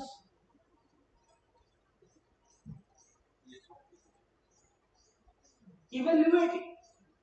You can now, once you analyze, you will now will be willing to evaluate. ऐसा क्या हुआ, क्यों हुआ? You will come up with entire things, and then you will be at that level. Once you are having capability to evaluate, then you will be having novel way of thinking. That means you will be reaching the pinnacle of learning and understanding process. You will be creative, and that is what should be the objective of any course, that you should transform a student into a creative creature. So our focus is in general, our focus lies up here. याद कर लो भाई, आधे class में इतना पढ़ लो, उसको याद कर लो, उसी से प्रश्न पूछूंगा, आदत आके वही लिख देना, मतलब बच्चे लिख जाए। तो हमारा attitude as a teacher most यहाँ पे होता है, बच्चे ने कितना याद किया। अब जैसे आईटी सिस्टम में क्या होता है, हम ओपन बुक एग्जाम, सारे यहाँ पे भी करते नहीं करते, ओपन बुक एग्जाम को चैलेंज दो बच्चों, सारी इंफॉर्मेशन दो बच्चों। अब आपके लिए चैलेंज है कि आप ऐसी प्रॉब्लम बनाओ जब बच्चे के पास सारे आर्सेनल्स हैं, उसके पास कंप्यूटर भी, इंटरनेट भी है, सब कुछ उसके पास, वो गूगल में सर्च करेगा, पुस्तक भी है, तो अलाउ करो, हाथ तुम लाइब्रेरी में जाके एग्जाम दो। अब वो चिट्ठी में कैसे करे, वो फंस गया बेचारा, फिर बाप रे, ये टीचर तो मेरे हाथ खराब कर, क्या प्रश्न बनाएगा, वो और डर जाएगा। लेकिन उस स्थिति तक पहुंचने के लिए आपको कहां तक जाना पड़ेगा, आप ये सोचिए, ये चिंतन का विषय होना चाहिए शिक्षक की। So real problem test, real problem which is set by student, by teacher, to test the strength at the top level. And if you are reaching, if you are testing the students at that level, then you have to go to very high level, that what you expect from the student. Don't just think आपने आपकी आयु ज्यादा है, आपने ज्यादा पढ़ लिया, इससे आप ज्ञानी नहीं हुए। ज्ञानी होने का अर्थ ये नहीं है कि आपको थोड़ा सा पढ़ लिया, आपके मस्तिष्क में सूचना है था, ऐसा होता है, वैसा होता है, वैसा होता है, वो ज्ञानी व्यक्ति नहीं है। क्योंकि समय की कमी है, अभाव है, खत्म मैं वहां नहीं कर रहा हूँ। तो स्ट्रेंथ ऑफ द मॉडल, अब मैं शनाय अग्रसित हो रहा हूँ जहां मुझे गंतव्य में जाना है, गंतव्य जहां मेरा स्ट्रेंथ ऑफ द मॉडल। जब मैं डिजाइन करूंगा, और मैं डिजाइन खाली कोर्स नहीं कर रहा, करिकुलम नहीं कर रहा, उसमें अंतर्निहित है पेडागॉजी, उसमें अंतर्निहित वो सारे 5 बिंदु जो मैंने यहाँ बताया, उसमें अंतर्निहित है असेसमेंट की। तो मैं सेशन पहले, अब वहां बाद में आऊंगा। सो strength of the model is freedom of making assumption। बच्चों को अलाउ करिए, एज्यूम करो, ऐसा होगा तो क्या होगा, वैसा होगा तो क्या होगा, ये लिखा मैंने, ऐसा होगा तो क्या होगा, वैसा होगा तो क्या होगा। अब उस कंडीशन अप्लाई करो, ज्ञान देने में दिया है। यदि ऐसा भी होगा तो ऐसा होगा तो क्या होगा, वैसा होगा तो क्या होगा, और यदि ऐसा होगा तो क्या होगा। तो आपकी जो आपने ज्ञान अर्जित किया वो कैसे अप्लाई करोगे, कर पाओगे भी नहीं कर पाओगे, टीचर वगैरह के दिमाग का। This is most important skill. This is the most, making assumptions is most important skill. Developing the processes with an access of, so that's it. Let the student access all the information. That's the beauty of it. That is connected. कभी आपने, मैं तो उतना ध्यान नहीं हूँ, उतना पढ़ा भी नहीं है मैंने, जो कि मैं जिज्ञासा रहती है कि मैं भारतीय प्राचीन परंपरा को विशेषकर शिक्षण के परिधि में समझूं, तो थोड़ा पढ़ता रहता हूँ। लेकिन मुझे कभी ऐसा नहीं मिला कि शिक्षक ने, उसमें गुरु ने या गुरु माता ने बच्चों को, आ जाओ बच्चे, आज स्लेट लेके आ जाओ, कॉपी लेके आ जाओ, अपने पत्र लेके आ जाओ, एक लेखनी लेके आ जाओ, मैं पूछूंगा पत्र दूंगा तो उसको लिखो, उससे बताऊंगा तुम कितने प्रवीण हो। हमने पढ़ा महाभारत में अर्जुन को कैसे परीक्षा लिया, पांडवों की, कौरवों की कैसे परीक्षा ली, कहीं कोई लिखित परीक्षा ऐसी नहीं थी कि याद कर लो और आके। तो उस समय अब जब अर्जुन कोई परीक्षा लेने के लिए, जो वहां वृक्ष पर एक चिड़िया की मूर्ति रखी गई, वो क्या था, प्राकृतिक प्रांगण में एक नई प्रकार की परिकल्पना के साथ, जहां ध्यान भी केंद्रित करना, अपने ज्ञान को भी केंद्रित करना है। क्या हम परीक्षा सत्र में बच्चों को ध्यान, ज्ञान सब केंद्रित करने के लिए इक्विप करते हैं? नहीं। फ्रीडम ऑफ मेकिंग एरर्स, गलती करने को डांटिए, गलती करने को भी डिस्करेज करते हैं। बच्चों को अपने घर में, अपने बच्चों को, अपने बेटे बेटी को बचपन से बोलते हैं गलती मत करो, खूब गलती करो, गलती करके तो सीखोगे। और चूंकि हम बच्चों को गलत करने का महत्व नहीं बताते हैं, इससे बड़ा होता बच्चा कुछ गलत वो आ जाए सुसाइड करता है। उस गलती करने से अगर हम उसको प्रोत्साहित करेंगे तो बच्चे को अपने ऊपर विश्वास है कि मैं गलती कर भी खड़ा हूं, मैं गलती कर गिरूंगा नहीं, हमेशा आज गिर क्या कल नहीं गिरूंगा। तो बच्चों को making assumptions, let them allow to, आप बच्चे कॉपी चेक करिए, कहीं मिस्टेक किया है, उस बिंदु पर नंबर काटिए। और अगर वो बहुत क्रिटिकल बिंदु नहीं है, कहीं डेटा में उसमें 2.2 मिले, 2.1 की तो नंबर दीजिए। तो बच्चों को, क्योंकि उसे ज्ञान कम नहीं है उसमें। तो बच्चों को developing the process, okay, freedom of making errors, that's very important. Next is thinking to have way out from the errors. तो अगर आपने गलती किया, वहां से सीखो, क्यों गलती हुई, उस गलती से आपको क्या सीखा, आपको क्या मिला। तो गलती जो आप करेंगे वो हमेशा आपको नए पथ की ओर अग्रसित करेगी, आपको एक नए ज्ञान की ओर लेके जाएगी, नया मार्ग प्रशस्त करेगी, चाहे वो शिक्षा हो, चाहे वो शोध, चाहे जीवन का कोई भी भाव हो, कोई भी अंग हो। Understanding, underlining the experience learned from the errors. Let us say that is what we should emphasize. कि तुमने अपनी गलतियों से क्या अनुभव, ability to apply what is learned in one context to other context. इस context में जो गलती किया है, ऐसी गलती उस context में करोगे, तुम्हें क्या होगा, क्या ज्ञान मिलेगा, ये बिंदु है जो कि हमें कल्पना करना चाहिए। उदाहरण देता हूँ, जैसे मैंने बोला यार, ability to apply what is learned in one context to the context, इसका मतलब क्या है, चित्र के आधार पर समझाता हूँ। अब ये है, आप सबको पता है भारत बहुत लोकप्रिय अभी आईपीएल में, अब यहाँ पे एक तो बॉल आई और मेरे पास बैट है, मैं बैट से को हिट कर रहा हूँ, बैट की चौड़ाई कितनी होती है, ठीक है, मोटा होता है bat.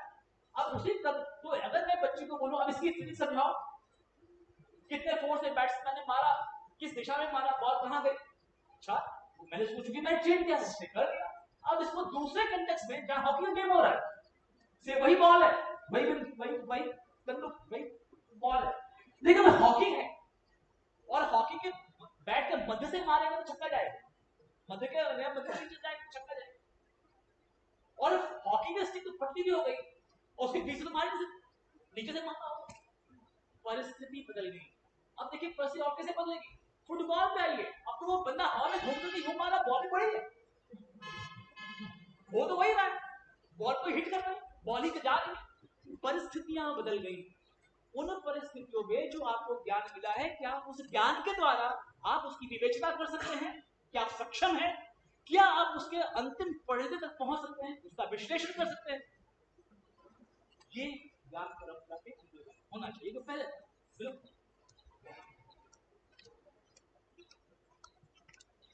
ability to apply for real world challenges and so जो मैंने क्लास में सीखा वो रियल वर्ल्ड में क्या चैलेंज, क्योंकि मैं जब इस शिक्षण सत्र से बाहर निकलूंगा विद्यालय से या महाविद्यालय से या संस्थान से, तो मुझे जीवन में जो प्रॉब्लम मिलेगी टैकल करने के लिए वो कहीं किताबें पढ़ाई नहीं गया, वो real life real world problem होगी, उसको मैं कैसे टैकल करूंगा।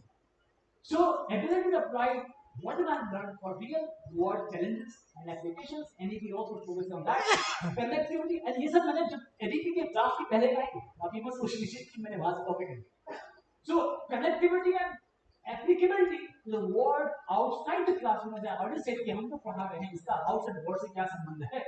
मैंने कोई थ्योरी कोई सिद्धांत प्रतिपादित किया, समझाया बच्चों को, तो क्यों किया, क्या संबंध है, प्रकृति की कौन सी घटना मैं इसके द्वारा समझ सकता हूँ। फोस्टर मेटाकॉग्निटिव स्वज्ञानात्मक स्किल, स्वज्ञानात्मक अपने ज्ञान से, अपने आप जो अपने ज्ञान से अपना ज्ञान है। गुरु एक संस्कृत का श्लोक है, मैं उसको हिंदी में बताता हूँ कि मनुष्य, आप उसको माने या ना माने वापर है, मनुष्य अपने जीवन काल में जितना भी ज्ञान प्राप्त करता है उसका 1/4 अपने गुरु से प्राप्त करता है। अब 1/4 अपनी स्वमेधा, 1/4 ब्रह्मचार्य, यानी कि अपने जो शिक्षक हैं, गुरु है, अपने जो मित्र है, गुरुकुल में जो गुरु भाई हैं, उनसे शास्त्रार्थ करके विमर्श करके कितना ज्ञान मिला। शिक्षक का रोज हम भूमिका कहा चले, बच्चे की 25 वर्ष, तो हम जो हमारे वर्णाश्रम की व्यवस्था की गई ब्रह्मचर्य 25 वर्ष तक होता है, तो गुरु जो है वो 25 वर्ष तक ही बच्चे के साथ है। तो पूरे जीवन काल में जितना ज्ञान प्राप्त है उसमें भूमिका हमारी कितनी है, 25%।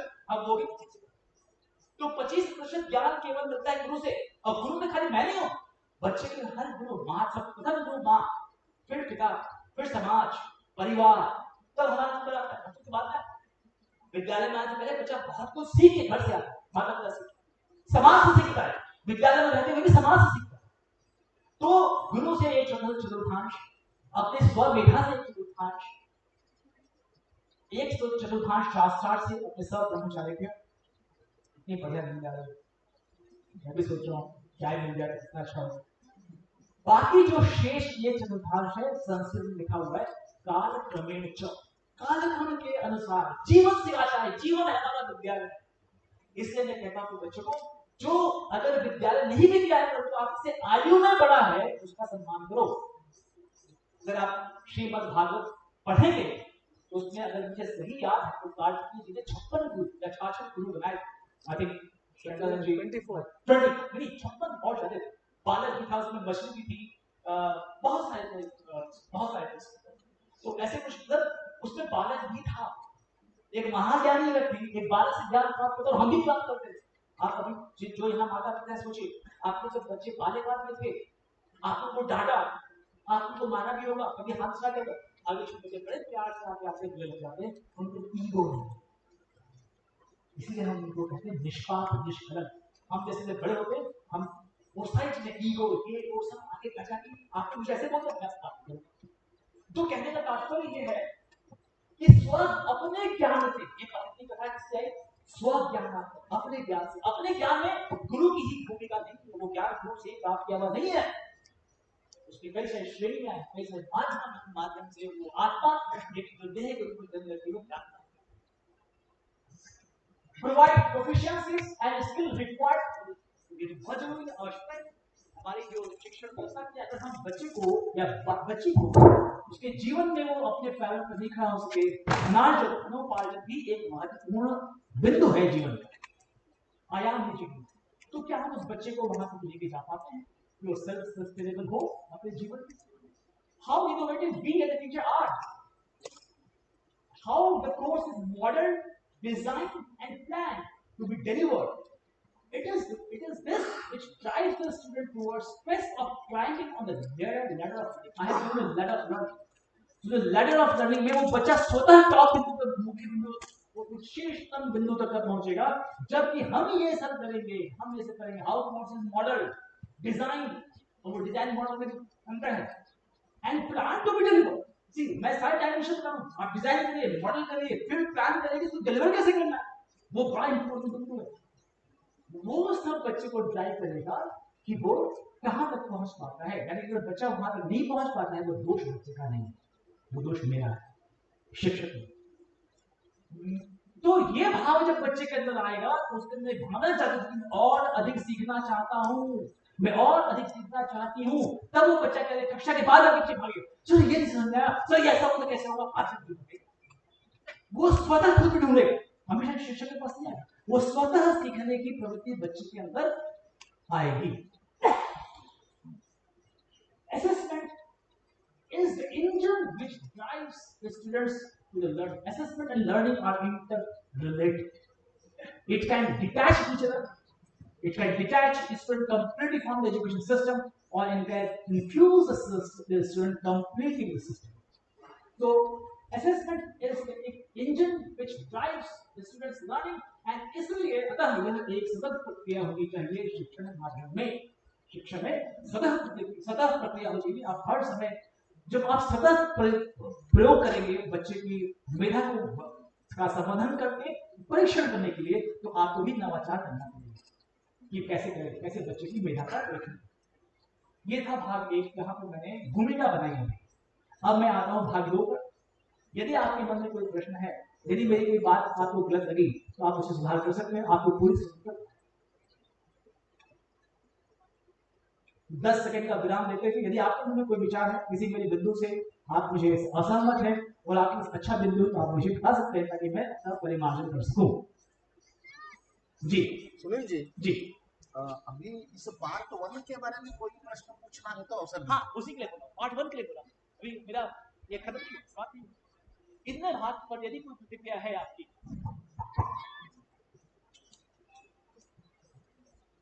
मैं लूंगा, लेकिन उस पर जो सो रहे हैं वो सोने दीजिए, जो जगे हुए हैं कम से कम वो एक एक बिंदु पर ध्यान देते हुए ध्यान से ध्यान की अवस्था में भाग लेना चाहिए, ऐसे कहा था.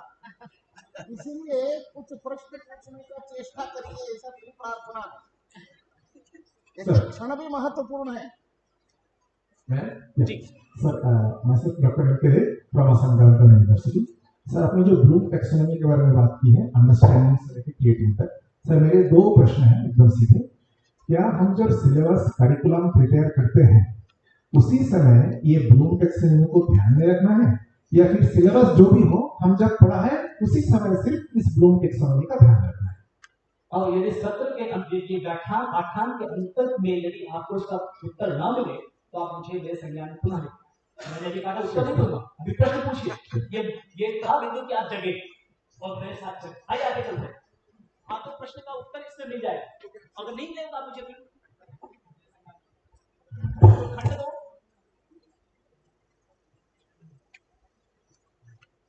मैं कौन, मैं क्या हूं, शिक्षक के रूप में. मैं ऐसे आत्मज्ञान की बात नहीं कर रहा. मैं क्या हूं और मैं कौन हूं, ये मैं आत्मवेता के रूप में नहीं बोल रहा हूं. I am not a student of a particular subject matter. मैं एक विशेष विषय का ही छात्र नहीं हूं या छात्रा नहीं हूं, but student driven by the problem. I am not a student of particular discipline, but I am a student driven by the problem. क्योंकि पूरी प्रकृति, पूरा ब्रह्मांड मेरे संपर्क में है, क्योंकि मैं संवेदनशील हूं. लेकिन क्या हुआ, इसलिए मैं हर व्यक्ति प्रेक्षण करता है. प्रेक्षण का ऑब्जर्वेशन, जो घटना घटित हो रही है सबके समक्ष हो रही है, प्रकृति किसी से को छुपा नहीं. क्योंकि मैं संवेदनशील हूं, इसलिए उस घटना का मुझे क्या हुआ, महत्व पता लगा. तो सबसे पहले उस घटना के महत्व को का बोध होना आवश्यक, महत्व पता होना चाहिए. आप संवेदनशील है तभी आपको उसकी जो घटना घटित है उसका महत्व क्या है उसका बोध हो। और महत्व से फिर आता है गवेषणा, ऐसा हुआ तो क्यों हुआ, उसके मूल बिंदु तक पहुंचने की जिज्ञासा, लालसा आपकी प्रकृति में आए, तब होगा बोध। और उस बोध से आपको ज्ञान प्राप्त होगा कि ऐसा हुआ, ज्ञान हो नहीं कि बुद्ध भगवान ने प्राप्त हो, प्रकृति में जो घटना घट रही, जो हो रहा ब्रह्मांड सृष्टि जो कर रही है उसको समझ सके, यही विज्ञान है। विज्ञान किसी भी रूप में आपको प्रकृति के अनसुलझे रहस्यों की ओर प्रेरित करता है, जिज्ञासा करता है और आपको उद्वेलित करता है, समझे, अपने ज्ञान चक्षु को खोलें। और ब्रह्मांड जब आता है उसमें समष्टि आ जाती है, अंतरिक्ष आ जाता है, प्रकृति आ जाती है, मानव जाति आ जाती है, सब कुछ आ जाता है, तो वहां से ज्ञान, और जब ज्ञान आ गया तो समाधान की भैया अच्छा ऐसे इसलिए आई सुनामी, अब उसको रोकने के लिए क्या करना होगा, समाधान।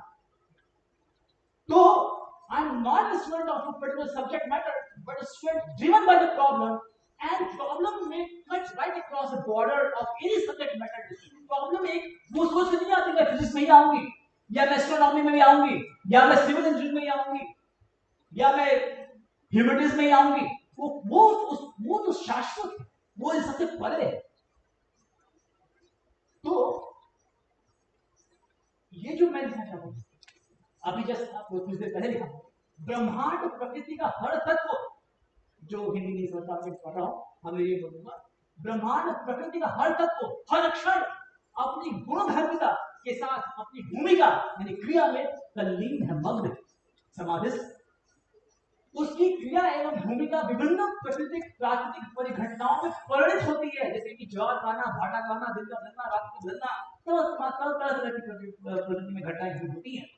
सूर्य से प्रकाश का आना, उस सूर्य में प्रकाश का उत्सर्जन होना, उस उत्सर्जन का ब्रह्मांड में चलना, और फिर वायुमंडल में आकर के अपने विभिन्न वर्णों में टूट जाना, और हमको इंद्रधनुष दिखना, ये प्रकृति का स्वतः, क्योंकि प्रकृति का हर तत्व हर कण अपनी भूमिका में विरत है, लगातार लगा हुआ है, वो कभी आराम नहीं करे, वो कभी सोचो आज का रेस्ट करे, ये समस्या आ गई यहाँ पर। सो उसकी क्रिया एवं भूमिका विभिन्न प्राकृतिक परिघटना मींस फिनोमेनन में परिणित होती है, अथवा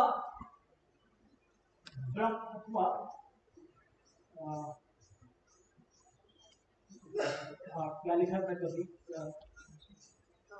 अथवा जन्म लेती है। तो वही जो मैं फिर से पढ़ता हूँ, उसकी क्रिया एवं भूमिका विभिन्न प्राकृतिक परिघटनाओं में परिणित होती है या जन्म लेती है। प्रकृति में कोई घटना जन्म ले, ऐसा नहीं कि आज जो घटना हुई पहले भी हुई होगी, तो वो भी हो रही है, नियत रूप से हो रही है, परंतु कोई नई घटना भी जन्म ले सकती है, ले रही है। अतः ब्रह्मांड प्रकृति सभी प्रयोगशालाओं की जननी है, सभी प्रयोगशालाओं की बृहत समष्टि है। इसलिए प्रयोगशाला जो हमने छोटी सी प्रयोगशाला में संस्थान में बना रखी है, उस प्रयोगशाला से हमारा कनेक्शन कहाँ का होना चाहिए, ब्रह्मांड का होना चाहिए। अगर हमको अनसुलझे रहस्यों को सुलझाना है तो उसका कनेक्शन हम बनाए पूरे ब्रह्मांड से, पूरी प्रकृति से, पूरे समस्त से। Nothing in the universe is nothing in the universe is pure phenomenon. I say phenomenon is क्या करना चाहिए, peaceful open phenomenon. So nothing in the universe is a pure phenomenon. All involve multi-dimensional. जैसे सूर्य, हम समझ पाएंगे, सूर्य से प्रकाश का उत्सर्जन एक नाभिकीय घटना, फिर वहां से उसका चलना वो दूसरी घटना है। कहां चल रही, ब्रह्मांड में, वहां पे वायुमंडल नहीं है, वायुमंडल में उसकी चलने की प्रकृति बनती है, वो दूसरी घटना हो रही है, वहां दूसरा वहां पे ज्ञान है, ज्ञान, और वहां से हमारे तक पहुंचना दूसरा ज्ञान। तो वो किसी एक उसकी सीमा नहीं है, किसी परिधि में सीमित है, उसकी सीमा उनसे परे। ये मैं यहाँ से आपसे कहना चाहता हूँ। उदाहरण के लिए अभी मैं बताया, यहाँ पे आप ये आप तो बबल बनाइए, आपको विभिन्न रंग दिखेंगे, प्रकाश की किरण वो अपने वर्ण में बदल जाएंगे, टूट जाएंगे। ये हम कितना सुंदर देखें, प्रकृति ने कितना सुंदर संयोजन किया, जिसे हम इंद्रधनुष के रूप में कहते हैं। और मैं आपको बताऊं यहाँ पर कि आप सभी ने शायद कक्षा 11 में पढ़ा होगा, 8 में पढ़ा होगा कि हम लोग एक प्रिज्म लेते हैं और उसमें पढ़ाया जाता है कि हम श्वेत वर्ण रंग की किरण को लेंगे तो अपने वर्णों में वो टूट जाती है। और आपको संज्ञान के लिए यूनेस्को ने लिस्ट बनाई है 10 सर्वकालिक श्रेष्ठ प्रयोगों की, उसमें उन्होंने इस प्रयोग को भी रखा है कि प्रिज्म से रंग का टूटा, क्योंकि उससे बड़ी बात है प्रकाश श्वेत था। अब आप बोलो कि मैं यहाँ लाल भी है, हरा भी है, नीला भी है, पीला भी है, आप मूठ बना रहे या पागल। तो यूनेस्को ने उस घटना को 10 सर्वकालिक श्रेष्ठ प्रयोग में रखा है। लेकिन आपके ज्ञान के लिए ये मैं आपको यहाँ उद्धृत करता हूँ, कुछ मिसमैच हो रहा है यहाँ पर। ये ब्रह्म सूत्र की अध्याय 35 में ये वर्णित है, सूर्य से विविध वर्णः पवनेन विघटिताः तरसः भे विविध धनु संस्थानः ये दृश्यन्ते तद इंद्रधनु। सूर्य से आने वाली किरणें, प्रकाश, जो प्रकाश आ रहा है विविध वर्ण, उसके अंदर जो विविध वर्ण है वो जल के बिंदु यानी बादल, जल के बिंदुओं से निकलते हुए टूट जाते हैं अपने वर्णों में और एक धनुष का आकार लेते हैं, जिसको हम इंद्रधनुष कहते हैं। ये ब्रह्म सूत्र में लिखा हुआ है। अब यदि हम जाकर पूछे भैया यूनेस्को तुमने कैसे बोल दिया कि वो हमारे भारत की ज्ञान परंपरा में था, हमारे ऋषि मुनि उन्होंने वैज्ञानिक थे, उन्होंने इसको समझा और समझ के लिखा कि ऐसा क्यों होगा। So, इस छुट्टी यूनिवर्स में नथिंग इज प्योर फिनोमेनन। कोई भी जो घटना विघटित होती है वो एक किसी सीमित परिधि में नहीं है विषय के, अतः all these phenomena cannot be assessed without combining the approaches of 2 or more disciplines। अब आपको समझ में आ रहा होगा, मेरे शीर्षक था मल्टीडिसिप्लिनरी कोर्स डिजाइन, राइट। तो यहां से मैं यहां तक आया कि कोई भी घटना जो प्रकृति में हो रही है, यदि हम आपको बहुत संक्षेप में समझाएं, तो यदि हम गति की बात करें तो जिन्होंने थोड़ा सा भी पढ़ा होगा फिजिक्स अपनी कक्षा 9-10-11-12 में, हम पढ़ते हैं ट्रांसलेशनल मोशन, अंग्रेजी बोलते हैं आपको बोलेंगे translational motion, pure translational motion, pure rotational motion and then pure rotational motion. Cricket को देखिए, अब क्रिकेट की बॉल को देखिए, जब क्रिकेट को बॉलिंग करता है तो क्या वो एक लाइन में बिंदु में चल नहीं, वो रोटेशनल स्पिन है, चाहे वो फास्ट हो तो भी वो स्विंग कराता क्या करता है, वो यूं फेंकता है। तो कोई भी प्रकृति में कोई भी जो गति होती है वो खाली प्योर शाश्वत रूप से ट्रांसलेशनल मोशन नहीं है, रोटेशनल मोशन नहीं है एंड वाइब्रेशन मोशन, वो एक या दूसरे के शरीर को सन्निहित किए हुए है। तो आप एक ही बिंदु में रहेंगे, एक ही परिधि के अंदर होंगे, तो आप उस पूरी प्रक्रिया को समझ नहीं पाएंगे। तो आप उसका अन्वेषण गवेषणा कैसे करते हैं, ये मैं आपको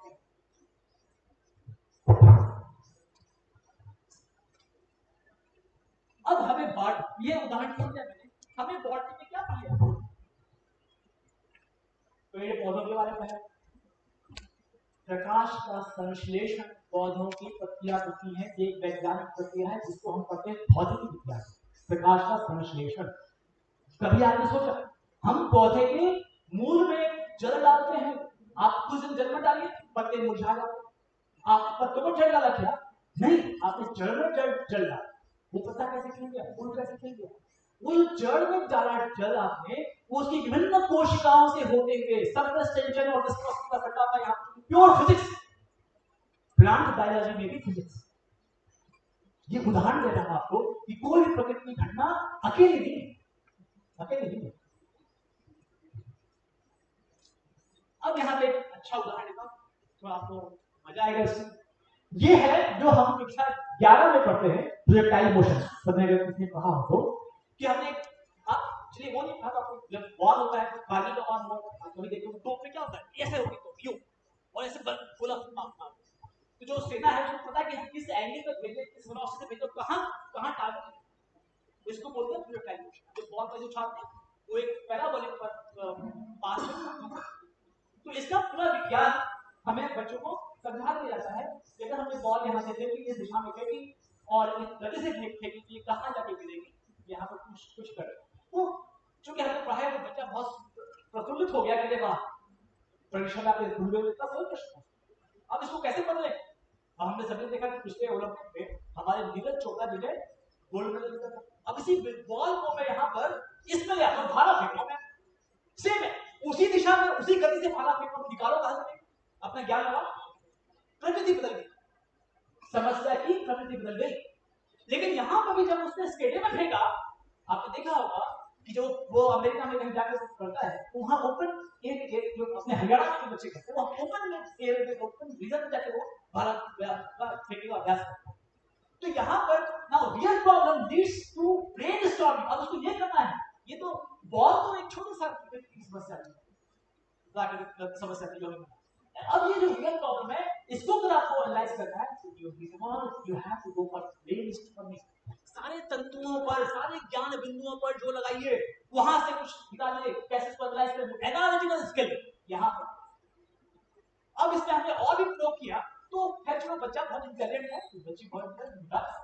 अब भाई स्टेडियम में फेंक रहा है, क्या हम वायु को देखते हैं या पवन को, अपने पवन देव को बोला रुक जाओ, ओलंपिक चल रहा है, पवन तो चढ़ रही। अब उसमें आ गया पवन का वेग। अब हमने क्या किया, लो भाई include the effect of wind speed. अब बताओ कहां गिरा, आप इंजीनियर और साइंटिस्ट निकालो, प्रश्न छोड़ो हाथ, और वो क्या छोड़ पाएगा, मुझे बोलो, मुझे भी 2 दिन लगेगा इसको सॉल्व करना। तो ये है कि हम बच्चे का स्किल टेस्ट करेंगे, उसने हमें कहां तक जाना, हमें प्रॉब्लम कैसे डिजाइन करनी पड़ेगी, ये बिल्कुल आपके संज्ञान में आने का ये इस माध्यम से प्रयास। So challenge and lead. See, I'm challenging now the student. So challenges leads innovation through multidisciplinary knowledge as well as gain skill. अब यहाँ क्या करना पड़ेगा, वायु आ गया, यहाँ पे फ्लूइड डायनामिक्स, अब खाली फिजिक्स की घटना नहीं रहती, अब आपको यहाँ पे फ्लूइड डायनामिक्स करना पड़ेगा, जो केमिकल इंजीनियरिंग पढ़ी है, प्रवाह जल का या विद्युत जल का या वायु, किसी भी द्रव पदार्थ का प्रवाह या वायु का, तो ये इंटरडिसिप्लिनरी हो गया। So coming back, nothing towards is pure phenomenon and multidisciplinary. So first is why we should go for why we require to gain multidisciplinary approach. उसका यहाँ पर आपके सामने उसकी भूमिका रखा है। पहला, प्रकृति में कोई घटना ऐसी नहीं है जो कि एक सीमित परिधि के अंदर हो रही, एक सीमित परिधि में एक विषय विशेष की परिधि में हो रही। दूसरा, चूंकि ज्ञान बढ़ रहा, नई नई टेक्नोलॉजी आ रही, तो multidisciplinary approach arises from new research development. आपको 2 उदाहरण दूंगा, यहाँ 2 उदाहरण का, ये तो मेरा ही है, optical communication technology and nano technology. अब यदि हमको ऑप्टिकल कम्युनिकेशन टेक्नोलॉजी, अभी सबका हाथ में मोबाइल है, आपको पता होना चाहिए मोबाइल आपके हाथ में नहीं होता यदि fibre optics, internet, Facebook, WhatsApp, Instagram, email, computer, अभी आपको जी पे पैसा पे करते हैं, ये कोई भी तकनीक नहीं होती यदि फाइबर। अगर मुझे कोई पूछे कि पिछले 1 शताब्दी का सबसे बड़ा साइंटिफिक रिसर्च क्या है, तो मैं 2 ही नाम मुझे ध्यान रखा, fibre optics and nano technology. इस अगर नैनो टेक्नोलॉजी नहीं होती, याद करें पहले टीवी कैसा होता था, सीआरटी ट्यूब वाला, आप मोबाइल कितना पतला हो गया, टीवी कितना पतला हो गया। तो अब जब समझते हैं कि क्यों यहाँ वो एक तो प्रकृति में होता है, और ये टेक्नोलॉजी जो है नैनो टेक्नोलॉजी है, हमने प्रकृति में हो रही है, पर ऑप्टिकल कम्युनिकेशन प्रकृति नहीं होता, वो मैन मेड है टेक्नोलॉजी। तो कुछ प्रकृति में हो रही है, कुछ मैन मेड है। तो ये जो मैन मेड जो टेक्नोलॉजिकल एडवांसमेंट होता है, उसको भी हम एक परिधि में रखकर समझ सकते हैं। उदाहरण के लिए, तो cannot be addressed without combining approaches of 2 or more disciplines, and here is the problem. See, I just put it here. So this is used, but Hanuman ji पर्वत का क्या भैया, क्या पर्वत है, शक्तिशाली पर्वत, यहाँ पे इसका नाम है ऑप्टिकल कम्युनिकेशन फाइबर ऑप्टिक्स। हमको उसको समझ रहा है। तो unidisciplinary approach is incapable in revealing various phenomena, their interrelation, their interconnection and developing the understanding of these relations and this connections. उदाहरण के लिए, अगर आपको फाइबर ऑप्टिक्स समझना है, ऑप्टिकल टेक्निक आपको समझना है, तो क्या क्या ज्ञान होना चाहिए आपको, कौन से पिलर्स, कौन से स्तंभ हैं जहां पे आपको दक्षता प्राप्त करनी होगी। वो स्तंभ है फिजिक्स पहले, उसके पश्चात स्तंभ है कम्युनिकेशन इंजीनियरिंग, फिर स्तंभ है आपका मटेरियल साइंस, लेकिन वो भी आ गया, फिर स्तंभ है क्वांटम मैकेनिक्स, वो भी यहाँ पे आ गया, और अंत में है इलेक्ट्रोडायनामिक्स। अगर ये सब नहीं आता है तो आप कभी समझ नहीं पाएंगे कि फाइबर ऑप्टिक्स क्या होती है, कैसे काम करती है। ये आपके हाथ में मोबाइल कैसे आ गया, आज से 50 वर्ष पहले तो नहीं था। दूसरा उदाहरण नैनो टेक्नोलॉजी लेते हैं, इसको समझने के लिए, अच्छा यहाँ क्या था, यहाँ जो हमारे ये स्तंभ थे वो इलेक्ट्रोडायनामिक्स समझ से पूरा हो गया, उसके उपखंड नहीं थे वहां, भाग्यशाली थे हम। लेकिन नैनो टेक्नोलॉजी में उसके भी उपखंड, स्तंभ के भी उपस्तंभ आएंगे। देखिए यहाँ पे क्वांटम इंफॉर्मेशन प्रोसेसिंग पहला स्तंभ, उसके उपस्तंभ है क्वांटम फिजिक्स और कंप्यूटर साइंस। तो खाली आप क्वांटम इंफॉर्मेशन को जानने के लिए आपको क्वांटम फिजिक्स भी जाननी होगी और कंप्यूटर साइंस भी जानना होगा। आप समझ नहीं पाए इसको? ये तो अभी एक स्तंभ था। दूसरा स्तंभ है बायोइन्फॉर्मेटिक्स। उसको जानने के लिए आपको मॉलिक्यूलर बायोलॉजी भी जानना होगा, कंप्यूटर साइंस जानना होगा। तीसरा स्तंभ है इमेजिंग साइंस, जिसके लिए आपको फिजिक्स चाहिए, आपको इंजीनियरिंग चाहिए और आपको मैथमेटिक्स चाहिए। और अंतिम स्तंभ है मटेरियल साइंस, जहां फिजिक्स, केमिस्ट्री और इंजीनियरिंग चाहिए। यहां मैंने ऑप्टिक्स नहीं लिखी क्योंकि नैनो टेक्नोलॉजी का एक आयाम है उसका नैनोफोटॉनिक्स। सो यानी कि ये जो टेक्नोलॉजी है, ये नैनो टेक्नोलॉजी प्रकृति में हो रही है, लेकिन हमने उसको लेकर बनाया और फाइबर ऑप्टिक्स मैन मेड है। तो इसको यानी प्रकृति में जो होनी वो भी, और जो हम बता रहे हैं वो भी टेक्नोलॉजी, सबको समझने के लिए हमको इसी में परिधि में रहकर के भी समझना। ये महत्ता है इंटरडिसिप्लिनरी अप्रोच के लिए क्यों आवश्यक है, जिस पर कि एनईपी का अध्याय। तो ये है हमारा। अब ये विभिन्न विषयों के की परिधि है। अब ये मैं हूं या आप हैं बहन, आप बहुत संवेदनशील हैं, आपने विश्लेषण किया, आपके पास कोई समस्या है, आपको समाधान ढूंढ रही है, अपनी परिधि में रहकर के ढूंढ रही है। अपनी परिधि को तोड़िए, दूसरी परिधि में जाइए।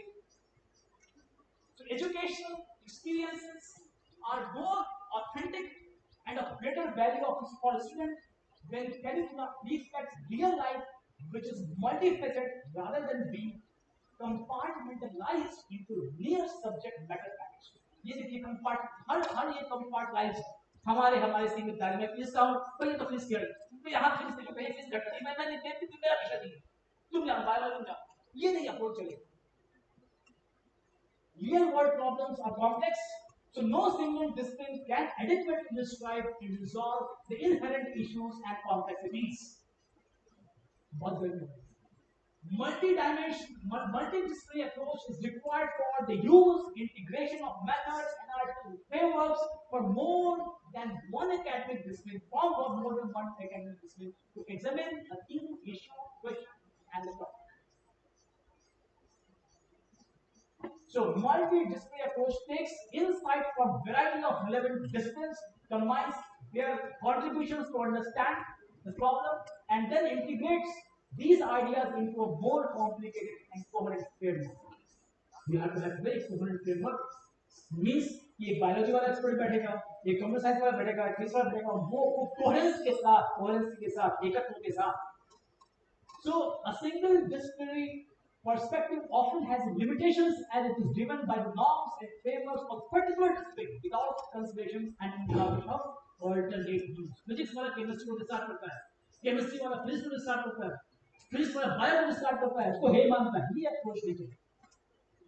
So the single disciplinary view may prevent critical assessment when I come to assessment, whereas multidisciplinary approach helps acquiring a deep and thorough understanding of the complexities and the challenges which I'm bound to observe in my life, in the nature, in the lab. So multidisciplinary approach helps to uncover preconceptions by introducing students to subject matter from variety of perspectives. That means वो अब उसके पास खाली physics का चश्मा नहीं है, bio का भी आ गया, नैनो साइंस का भी आ गया, क्वांटम का भी आ गया, माइक्रोबायोलॉजी का भी आ गया, उसको ह्यूमैनिटीज का भी आ गया, उसको आर्ट्स का भी आ गया, उसको म्यूजिक का भी आ गया. Music is also scientific. Requesting all the dignitaries on guys to begin with that. Now may I call Shri Shankarananji, the Joint Organizing Secretary, Bharatiya Shikshan Mandal, Delhi. And next to call upon Professor Pinakeshwar Mamta, Director, NIT, Arunachal Pradesh. Next, Professor M. Muralidhar Sir, Director, NERIS. Next, we have Professor Ganga Prasad Prasad, VC, Tripura Central University. Next, we have Professor B.C. Sarma, the head and Dean, Department of Mathematics and School of Social Science, Central University of Rajasthan. Next, we have Dr. Ravi Sanno, Organizing Secretary, Bharatiya Shikshan Mandal, Arunachal Pradesh. And last, we have Dr. Ram Prakash Sarma, Organizing Chairman, ALAP, Academic Alignment Leadership Program for NIPS. So all the dignitaries are requested to be on the dais.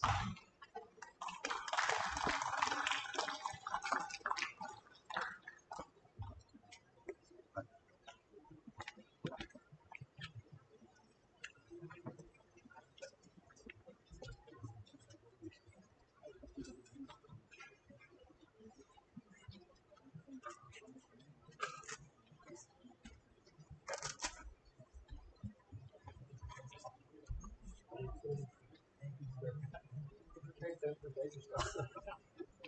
shows the homework.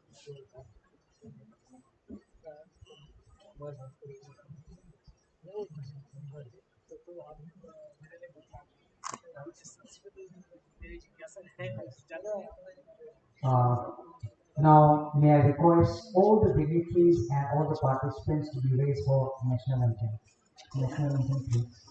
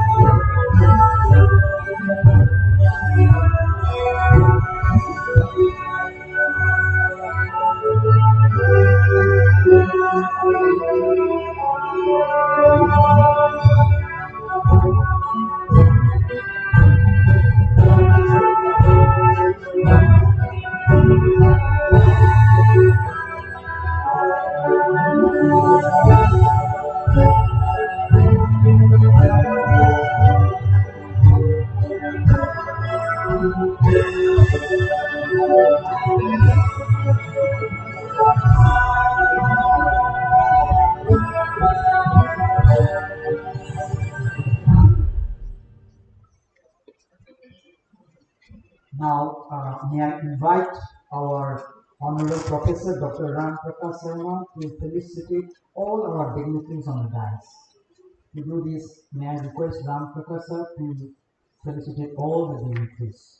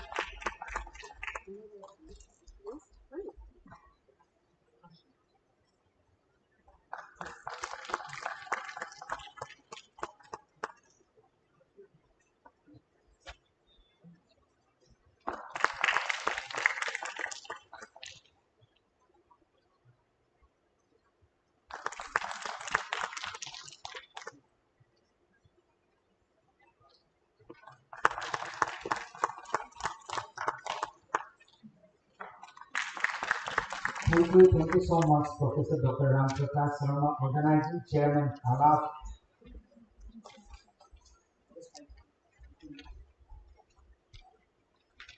I request from NIC team, Dr. Dhananya Tripathi and Dr. Vishwas. Please come on the stage. Hurry up. From Assam, Tapan Kumar Gohan sir, please come to the stage. Bhaven Chandra Niyuk, Principal. I request Director sir, next Director.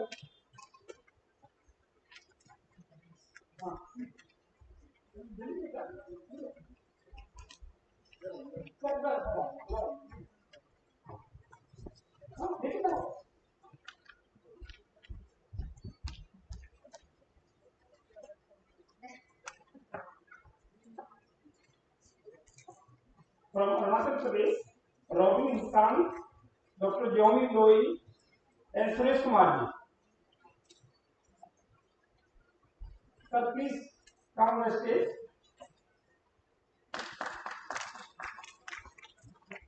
From Nagaland, Dr. Jackson Singh or Dr. Vikram Muri from Nagaland. Please come on the stage. I request our director and I will along with this.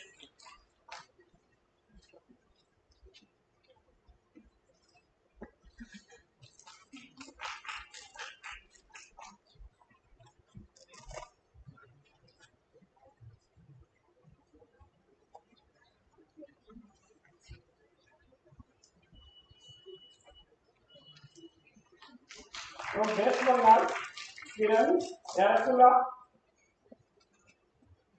From West Bengal, please come on the stage.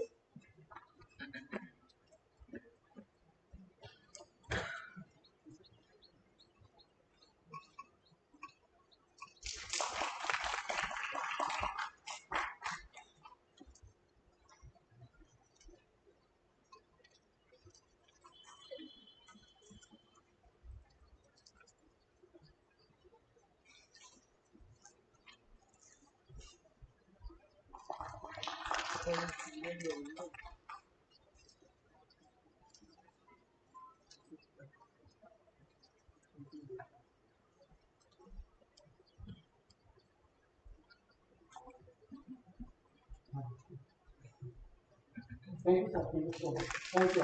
Thank you. Thank you, sir. I take this opportunity to felicitate our chairman, Ram Prakash Sharmaji, for his recent publicity.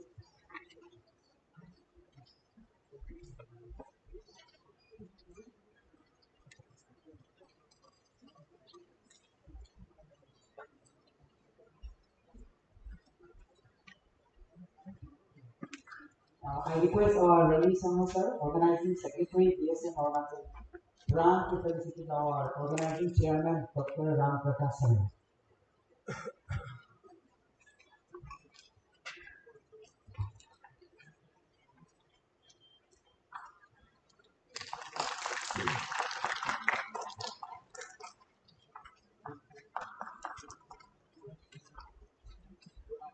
Now may I request Professor N. Muralidhar sir, Director Iniaves, to give a welcome speech.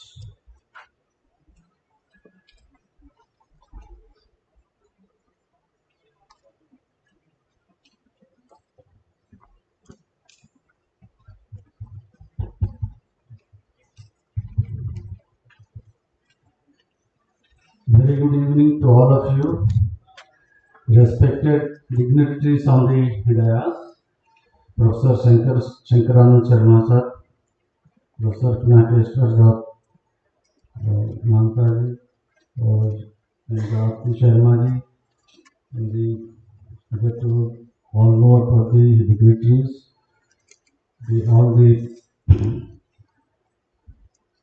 participants from different parts of India, BSN organizing committee members, executives from the administrators from the various institutes, participants of the NEP 2020 conference, all of you, I welcome you on behalf of myself and the NERIST, and on behalf of the NEP organizing committee, to welcome to this valedictory function. The last 2 days we have lot of technical sessions after the inaugural function, and all of you are enriched with lot of knowledge, and it will be very useful in implementing in your respective institutes. I also welcome all the dignitaries and the ladies and who have come and making this function a great success, to share their knowledge along with our participants in this conference. So this is only a 2 minutes time. I have to welcome you, all of you. I think Arunachal is a beautiful place and a picturesque valley, and have a natural beauty also there. As and when you get an opportunity, I welcome you all, not only this function, in the future. You are welcome to this NERIST as well as the Arunachal Pradesh. And we are happy to host you for any function of the NERIST or any of the system there. I welcome you, all of you, for this valedictory function. So thank you. Thank you so much, sir. Now may I call Professor Pinakashna Mahanta, Director MIT Naonal Educaon to address the meeting.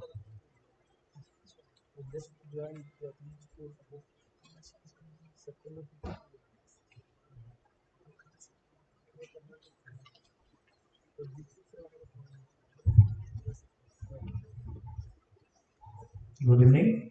Forum attendee Sri Sankaranand ji, Professor Meena Chandrawalkar ji, Guest of Honor Professor Ganga Prasad Prasad ji, Vice Chancellor of Central University, Tripura, Professor Sanjeev Kumar Sharma ji, Professor Sunil Khijwania ji, Professor D.C. Sharma ji, from organizing committee of BSN, Dr. Ravi Sharma ji, and Ramprasad Sharma ji particularly. उपस्थित सभी आप सभी vice chancellors and directors and other participants and शिक्षकों, students, प्रतिभागी सभी को मेरा सादरपूर्वक नमस्कार और अभिनंदन। प्रथम तकनीकी सत्र में श्री महेश धावत जी ने भारतीय शिक्षा नीति के मुख्य बिंदुओं पर प्रकाश डाला। मुझे पूर्ण विश्वास है कि भारतीय शिक्षा नीति से आपका परिचय हो गया होगा। द्वितीय सत्र में श्री राजेश बिनीवाले जी ने शोध विषय पर भारतीय शिक्षा नीति के मुख्य बिंदुओं को अवगत कराया। प्रोजेक्ट प्रपोजल कैसे बनाया जाता है, उन्होंने उसका ऊपर भी वक्तव्य रखा। इस विषय पर भी अपने विचार व्यक्त किया। मुझे लगता है रिसर्च के बारे में आप लोग को एक कॉन्सेप्ट मिल गया होगा। तीसरे रूप में श्री शंकरानंद जी ने शिक्षक कैसे होते हैं, कैसे होना चाहिए, इसके ऊपर और शिक्षक का कर्तव्य समाज के ऊपर कैसे पड़ते हैं, इसका ऊपर प्रकाश किया। आज पहले दफा प्रोफेसर मीना चंद्रवाकर जी ने एडमिनिस्ट्रेशन और गवर्नेंस के बारे में अपना वक्तव्य रखा।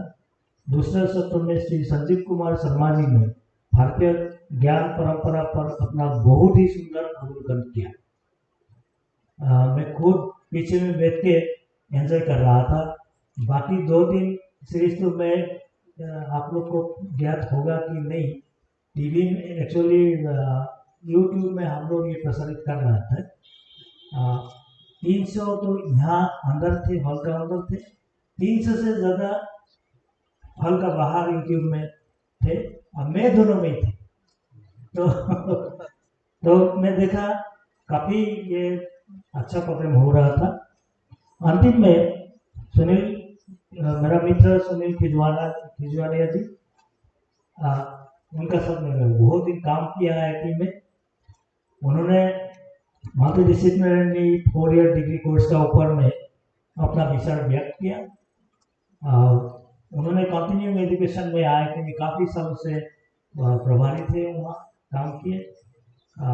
तो सटीक दिशा में क्योंकि उन्होंने यहाँ IIT में काम करते हैं नॉर्थ ईस्ट के लिए, ये काफ़ी अच्छा होगा, उनका संदेश हम लोग ले सकते हैं।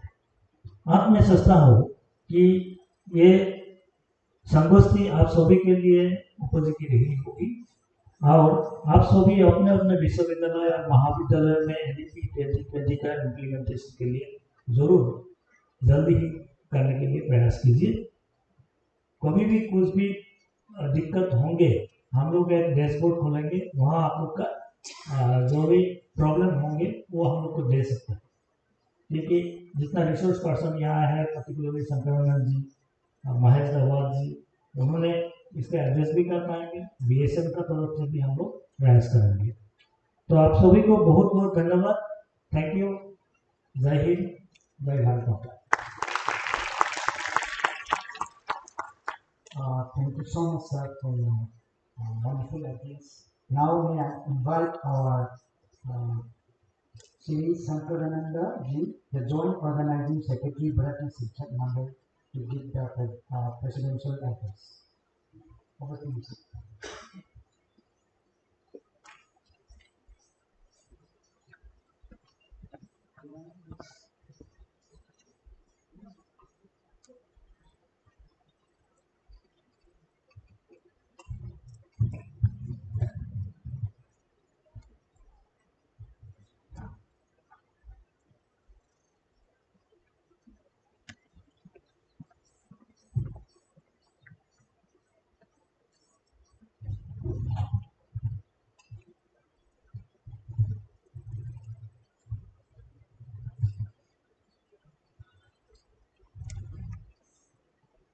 मंच पर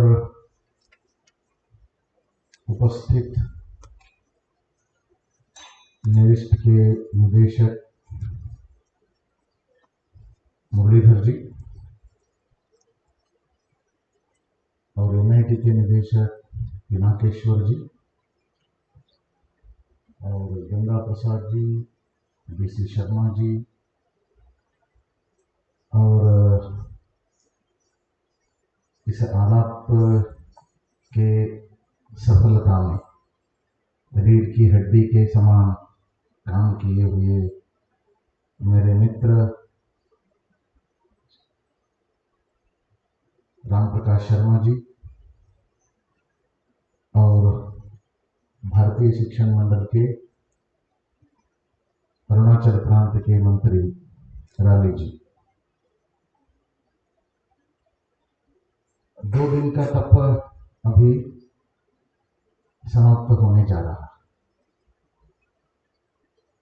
सही मायने में हमने तप किया है। अभी यहां से जाते समय मन में कुछ तय करके हमको जाना है। ऐसे तय नहीं करेंगे एक्शन प्लान तो तप व्यर्थ हो जाएगा। जैसे मैंने कल बता रहा था, कर्म से अपना पहचान बनता है। इसीलिए हमारा पहचान कर्म से ही बनना चाहिए। तो 2 दिन का इस आलाप की आनंदशाला, इसको एक्शन में परिवर्तित करना है, कर्म में परिवर्तित करना है। इसीलिए मैं समझता हूं सबके हाथ में एक्शन प्लान अभी प्राप्त हो चुका है। यहां भी दिखा रहा, समय के अभाव से नहीं तो उसको पढ़ना और सभी से चर्चा करना, कुछ ऐड करना है तो उसको जोड़ना, ऐसे हमारा सोच था। कल से हमारी गाड़ी देर से ही चल रही है, लेकिन समाप्ति उतना देर नहीं होना चाहिए। मेकअप करके समाप्ति भी जल्दी करना, ऐसा हम सोच रहे हैं। 5:15 तक इस कार्यक्रम को समाप्त करना है। 5 बजे करना चाहिए था। जब तक ये सभी चर्चाएं एक्शन में नहीं आते तब विचार ही निरर्थक हो जाता है। सिद्धांत जब व्यवहार में नहीं उतारते तब सिद्धांत के बारे में दुनिया में लोग हल्के से सोचना शुरू करेंगे। वैसे देखा जाए तो सिद्धांत गलत नहीं होते, लोकहित के दृष्टि से ही वहां निर्मित हुए रहते हैं। एक्शन में नहीं लाने के कारण, आचरण में नहीं लाने के कारण जो सम्मान चाहिए दुनिया में सिद्धांत को लेकर, वो सम्मान कम हो जाता है। सिद्धांत का सम्मान बढ़ाने के लिए उसको व्यवहार में उतारना बहुत जरूरी है। इसके लिए हम तप करना पड़ता है। तप 2 दिन का नहीं, अंतिम सांस तक तप करना पड़ता है। ये तप खुद के लिए नहीं, ये लोक कल्याण के लिए होना चाहिए।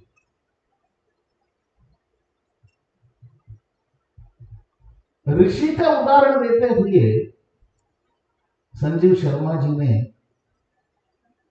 ये कहा कि हम विशेषज्ञ बनना चाहिए, किसी विषय विशेष के विशेषज्ञ बनना चाहिए। उनके मन में होते हुए भी यह शब्द का उपयोग उन्होंने नहीं किया। विषय के विशेषज्ञ बनना चाहिए, किसी विषय विशेष का। वह विशेष विषय विशेष लोक कल्याण का ही होना चाहिए। सह यज्ञाः प्रजा सृष्ट्वा पुरोवाच Prajapati.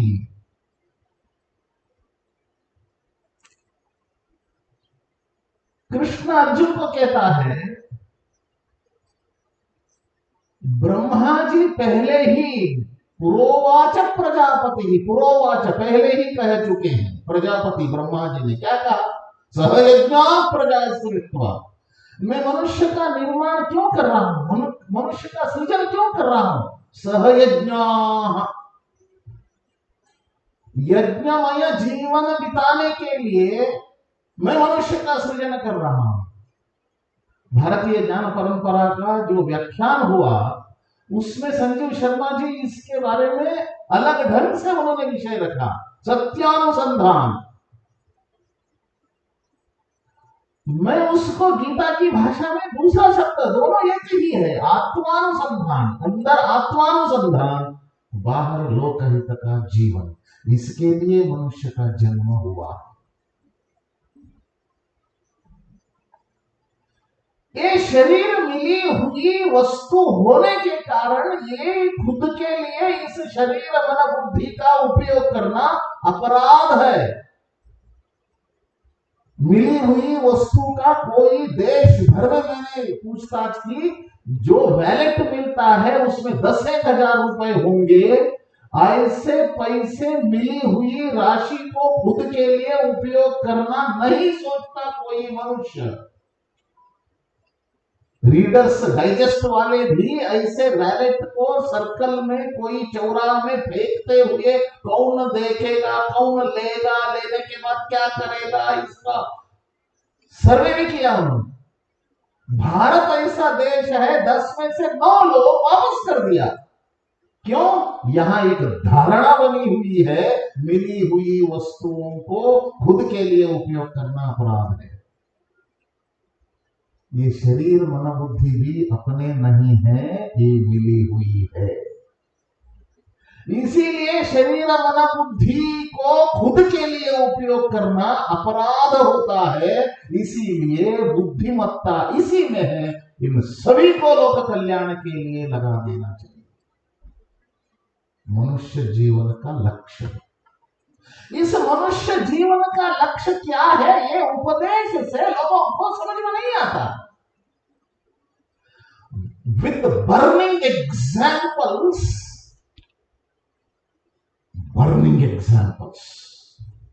because of burning examples, each and every individual will know the purpose of life of human being.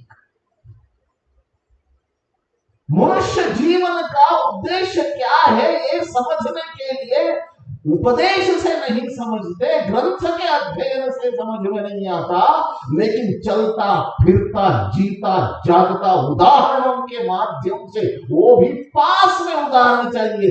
दूर उदाहरण है, उदाहरण बहुत दूर है तो असर नहीं होगा, पास में उदाहरण चाहिए। पास में उदाहरण चाहिए तो 2 ही बचे हैं ऐसे उदाहरण बनने के लिए। घर पे माता पिता आदर्श बनना चाहिए, विद्यालय महाविद्यालय और विश्वविद्यालय में शिक्षक आदर्श बनना चाहिए। उनको देखते हुए they should become the burning examples for the purpose of life. मनुष्य कैसा जीना चाहिए, मनुष्य जीवन का लक्ष्य क्या है, देखो ये शिक्षक हैं। एक businessman can not put fourth the example if the शिक्षक does not, शिक्षक के लिए आदर्श प्रस्तुत नहीं कर सकता, तब एक व्यापारी आदर्श प्रस्तुत नहीं कर सकता, एक चार्टर्ड अकाउंटेंट आदर्श प्रस्तुत नहीं कर सकता, एक राजनेता आदर्श प्रस्तुत नहीं कर सकता। इसीलिए शिक्षक के ऊपर जिम्मेदारी बहुत है। मनुष्य निर्माण का जिम्मेदारी होने के कारण समाज निर्माण का भी जिम्मेदारी, राष्ट्र निर्माण का जिम्मेदारी, एक दुनिया को, इस दुनिया को मनुष्य और सभी प्रकार के जीव जंतु रहने के लिए योग्य यदि बनाना है तो शिक्षक ही मुखर होकर प्रयास करना पड़ता है, कोई अन्य नहीं कर सकते। इसीलिए शिक्षक भगवान है। राजा प्रत्यक्ष देवता, ऐसे सुनते हैं, शिक्षक प्रत्यक्ष देवता। ऐसे शिक्षक का सम्मान समाज में जब तक नहीं बढ़ता तब तक देश में परिवर्तन असंभव है, संभव नहीं हो सकता। अभी जो अमृतकाल चल रहा है, स्वाधीनता के अमृत महोत्सव से लेकर स्वतंत्रता का शताब्दी होना है, वो स्वतंत्रता की शताब्दी होनी है या वो भी स्वाधीनता की शताब्दी होनी है, शिक्षकों के ऊपर ही वो अवलंबित है, निर्भर है। वो स्वाधीनता का अमृत महोत्सव हम मना रहे हैं, शताब्दी स्वाधीनता का नहीं होनी चाहिए, वो स्वतंत्रता की शताब्दी होनी चाहिए। इसका अर्थ क्या है? इंडिया भारत, भारत के रूप में भारत को दुनिया के सामने प्रस्तुत करने का काम केवल मात्र शिक्षक कर सकता है। इसीलिए academic leadership has to be aligned. Alignment के लिए क्या? समन्वय करना पड़ता है। हम सभी बातों में ऐसे पूछताछ करते हैं, आप स्वस्थ हैं क्या? स्वस्थ, स्वस्थ यानी स्व में जो स्थित है वो स्वस्थ है। स्व गीता में और भारतीय ज्ञान परंपरा में स्व बहुत बड़ा शब्द है, शब्द भी है स्व। स्व एक अक्षर भी हो सकता है, एक शब्द भी है, वो बहुत बड़ा शब्द है, गहरा अर्थ है। उसका चिति बोलते हैं, चिति। स्व को और एक विवरण है चिति। जब तक चिति हर व्यक्ति के अंदर जो चिति है वो चिति नहीं प्रकट होता तब उसकी उन्नति नहीं हो सकती। स्वधर्म के आधार पर देश समाज का भी उन्नति नहीं हो सकती। इसीलिए स्व का प्रकटीकरण, स्वत्व का प्रकटीकरण, इसके आधार पर ही स्वदेश बन सकता है। इसीलिए स्वभाषा, स्वभूषा, स्वदेशी, ये सभी स्व के आधार पर विकसित होना चाहिए। स्व के बिना हम अपने पहचान को नहीं रख सकते। We will lose our identity without स्व। अभी तक वही चल रहा है। आप कौन हो? मैं जाट हूं, मैं ब्राह्मण हूं। ऐसे जातियों के आधार पर खुद के पहचान रखने वाले अपने राष्ट्रीय पहचान को खो चुके हैं। जब पहचान मनुष्य खो जाता है, who am I? If he think he could not answer this, then he will lose his identity.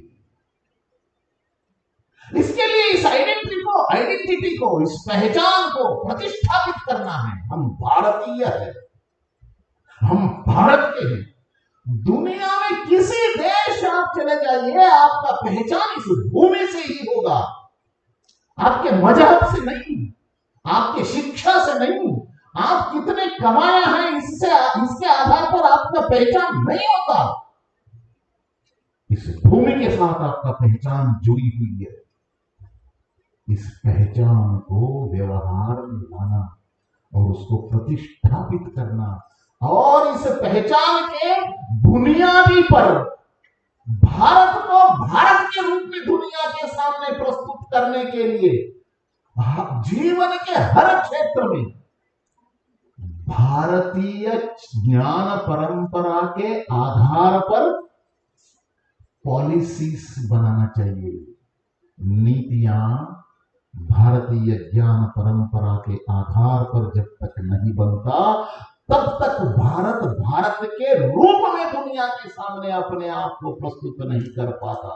यदि नहीं कर पाता तो भारत के जीवित के उद्देश्य, भारत के जीवनोद्देश्य को भारत साकार नहीं कर पाता। भारत का जीवनोद्देश्य क्या है?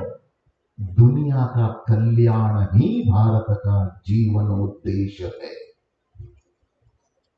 यदि भारत भारत के रूप में प्रस्तुत करने में ही असफल हो जाता है तो दुनिया का कल्याण भारत कर ही नहीं सकता। यदि भारत भारत की दुनिया का कल्याण भारत नहीं कर सकता, मैं बहुत पीड़ा से आपके सामने विषय रख रहा हूं कि दुनिया के कोई और देश दुनिया का कल्याण नहीं कर सकता, क्योंकि उनका उद्देश्य वो है ही नहीं। दुनिया का कल्याण के बारे में सोचने वाला एकमात्र देश भारत है। इसीलिए भारत को बचाना है, वैसे तैसे नहीं, भारत की अस्मिता के साथ भारत को बचाना है। इस अस्मिता के साथ भारत की पहचान दुनिया के सामने रखने के लिए भारत के ज्ञान परंपरा के आधार पर ही यहां का जीवन चलना चाहिए। राष्ट्र जीवन, राजनीति हो, शिक्षा नीति हो, कृषि नीति हो, अर्थनीति हो, जीवन के हर नीतियां भारतीय चिंतन के आधार पर चलना चाहिए। इसीलिए हम सभी को काम करना है, इसीलिए हमको स्वस्थ रखना है। We have to align ourselves. Alignment कैसे होता है? किसका अलाइनमेंट? शरीर, मन, बुद्धि, आत्मा मेरा अलाइंड है क्या? अलाइंड रहना चाहिए, इसका अर्थ क्या है? इंद्रियों के ऊपर मन की कब्जा, मन के ऊपर बुद्धि की कब्जा, बुद्धि के ऊपर विवेक की कब्जा, स्वयं की कब्जा। ये यदि हो जाता है तो हम स्वस्थ रह सकते हैं। ये यदि नहीं होता तो अभी जो दुर्घटनाएं घट रही है जीवन में, दुनिया में, अखबार में, टीवी में, जो अनहोनी दिखाई दे रही है वो और भी अधिक हो जाएंगी। इसीलिए लीडरशिप इज वेरी इंपॉर्टेंट। नेतृत्व, शिक्षक सर्वोपरि होना चाहिए, सर्वोच्च होना चाहिए, सर्व सम्मानित होना चाहिए और शिक्षक के नेतृत्व में यानी गुरु के नेतृत्व में देश चलना चाहिए। भले ही वो राजा हो, गुरु के चरणों में बैठकर वो मार्गदर्शन लेते हुए राज का संचालन करना चाहिए। ऐसी स्थिति हम नहीं आ सकते क्या? जब तक गुरु के स्वरूप में अपने आप को प्रस्तुत नहीं कर सकता तब तक समाज में नैतिकता नहीं आ सकती। इसीलिए तप करना पड़ता है, इसीलिए जलना पड़ता है। बिना जले, बिना तपे प्रकाश नहीं दे सकते। इसीलिए लीडरशिप कैसे देना चाहिए? नेतृत्व का लक्षण क्या है? प्रत्येक मनुष्य अपने जगह पर वो नेता ही है। नेता अवमूल्यन हो गया है, नेता का शब्द लीडर बन गया, लीडर ऐसे कहते हैं, अवमूल्यन हो गया है, ऐसा नहीं है। सही मायने में नेतृत्व देने वाला बनना चाहिए। पहले शिक्षक, गुरु बनना, गुरु के नेतृत्व से देश का संचालन होना चाहिए, गुरु के मार्गदर्शन में। इसीलिए प्रत्येक शिक्षक नेतृत्व देने वाला होना चाहिए भारतीय चिंतन के आधार पर। नेतृत्व का पहला लक्षण है, उदाहरण के साथ मैं बोलता हूं, शिवाजी जितने भी युद्ध किया, सभी युद्धों में उन्होंने जीत हासिल की। हर क्षण हर पल आपत्तियों के साथ उन्होंने जिया, हर क्षण आपत्तियों के साथ, फिर भी पराजय नहीं हुआ, जय ही जय मिला। क्यों? एक ही कारण, कभी भी शिवाजी अपने बैठकों में, मीटिंग में या भाषण में या व्यक्तिगत संवाद में मैं हिंदवी स्वराज्य की स्थापना करने जा रहा हूं, ऐसा नहीं कहा। उन्होंने कहा हिंदवी स्वराज्य की स्थापना ये ईश्वर की इच्छा है। उनका ही शब्द ऐसा है, ही हिंदू समाजाची ही श्रीची इच्छा है, ये ईश्वर की इच्छा है। हर क्षण हर पल अंदर भी वही भाव और बाहर मुख से भी वही शब्द निकलते थे। नेतृत्व का पहला लक्षण है, मैं नहीं कर रहा हूं, मैं निमित्त मात्र हूं। यह भाव जब होता है तब नेतृत्व विजय की ओर ही जा सकता है।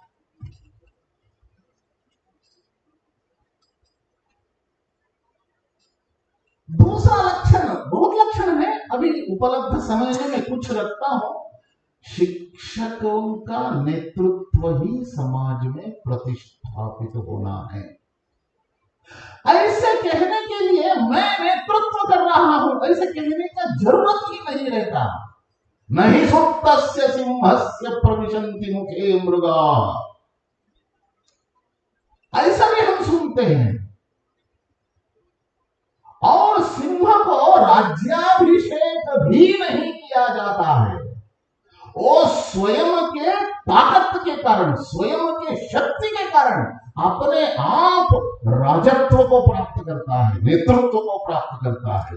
शिक्षक ऐसे स्वयं मृगेंद्र का होना चाहिए। समाज के लोगों के, समाज में किसी प्रकार की समस्याएं यदि खड़ी हो जाती है तो उनको, वो समाज के हर व्यक्ति को लगना चाहिए कि मैं इस शिक्षक के पास जाऊं, मेरी समस्या का समाधान मिल जाता है। क्योंकि शिक्षक जोड़ने वाला है, आध्यात्मिक धरातल पर सोचने वाला है, आध्यात्मिक नींव पर समस्याओं का समाधान ढूंढते हुए मनुष्य को उन्नति की ओर ले जाने वाला है और जोड़ने वाला है। राजनीति तोड़ती है, शिक्षा जोड़ती है। आजकल कोई समस्या हो जाए, वो राजनीति के राजनेता के पास लोग जाते हैं, वहां तोड़ना ही होता है। इसीलिए ऐसे शिक्षा संस्थानों में, हर विश्वविद्यालय में, हर महाविद्यालय में, हर विद्यालय एक द्वीप नहीं बनना चाहिए, दीप बनना चाहिए। दीप यानी स्वयं जलते हुए प्रकाश देने वाला, द्वीप यानी समाज से कटा हुआ, चारों ओर पानी, कटा हुआ, वहां प्रवेश करना बहुत कठिन है, बहुत प्रयास करना पड़ता है। एक सामान्य आदमी भी अपनी समस्या को लेकर ऐसे बड़े बड़े शिक्षा संस्थानों में ऋषितुल्य प्रोफेसर के सामने आकर अपनी समस्या का समाधान प्राप्त करने का एक सुंदर दृश्य जब तक दिखाई नहीं देता तब तक परिवर्तन असंभव हो जाता है। ऐसे ऋषितुल्य बनना चाहिए। इसीलिए नेतृत्व बहुत जरूरी है। इसीलिए पहला लक्षण, ये ईश्वर की इच्छा के अनुसार मैं काम कर रहा हूं, वास्तविकता भी है और विज्ञान भी उसमें है। It is a scientific and pragmatic approach that I am not doing. दूसरा लक्षण है, यद्यदाचरति श्रेष्ठः तत्तदेवेतरो जनः। सयत् प्रमाणं कूत वर्तते लोकस्तदनु वर्तते। यद्यद आचरति श्रेष्ठ, श्रेष्ठ व्यक्ति जो आचरण करके दिखाता है उसको ही लोग अनुकरण करते हैं। कई सारे लोगों को अपने घर पे बच्चे नहीं सुनते, ऐसी एक पीड़ा मन में रहती है। मैं ट्रेन में जा रहा था, एक युवा माँ बैठी थी, उसका एक लड़का छोटा 3री कक्षा का 4थी कक्षा का हो सकता है, वो पुस्तक पढ़ रहा था और माँ भी पुस्तक पढ़ रही थी। बाकी लोगों को आश्चर्य लगा, अभी मोबाइल पकड़ के बैठना चाहिए, ये छोटा बच्चा पुस्तक पकड़ के बैठा है, माँ भी पुस्तक पकड़ के बैठा है, पढ़ रही है, ये क्या आश्चर्य। अभी पुस्तक पढ़ता है तो बहुत आश्चर्य लगता है। वहां लोग पूछा, अरे आप पुस्तक पढ़ रहे हो, हमारे बच्चे तो मोबाइल पकड़ के बैठे रहते हैं, हम कितनी बार कहते हैं तो भी वो सुनते ही नहीं है, आपने क्या किया? तो उत्तर ही नहीं दिया था वो युवती। दूसरी बार पूछा, उत्तर नहीं दिया। तीसरी बार पूछने के बाद वो थोड़ा झुक गई, यानी बोलने के लिए तैयार हो गई, नहीं तो अहंकार ऐसे सोचेंगे इसे लगा हुआ होगा। वो कहती है, उसकी ही वाक्य मैं आपके सामने रखता हूं, children may not listen us but they do obey us। सकता क्योंकि वो आदर्श बनना है, जीता जागता उदाहरण वो बनना ही है। नहीं, ऐसा नहीं रहना चाहता हूं मैं, मुझे ऐसा नहीं रहना, नहीं होगा तो शिक्षक छोड़ दो ना, कोई व्यापार करके आपका आजीविका बना लो, क्यों शिक्षक बनते? ऐसी स्थिति आनी चाहिए। आने वाले 10, 15, 20 वर्ष में इस देश में परिवर्तन हमको लाना है। यद्यदाचरति श्रेष्ठ। कथनी कमी एक होने से नेतृत्व के ऊपर सहयोगियों के मन में विश्वास बन जाता है। कथनी करनी एक रहने से भेद दृष्टि समाप्त हो जाती है, अंदर एक बाहर एक चले जाती है,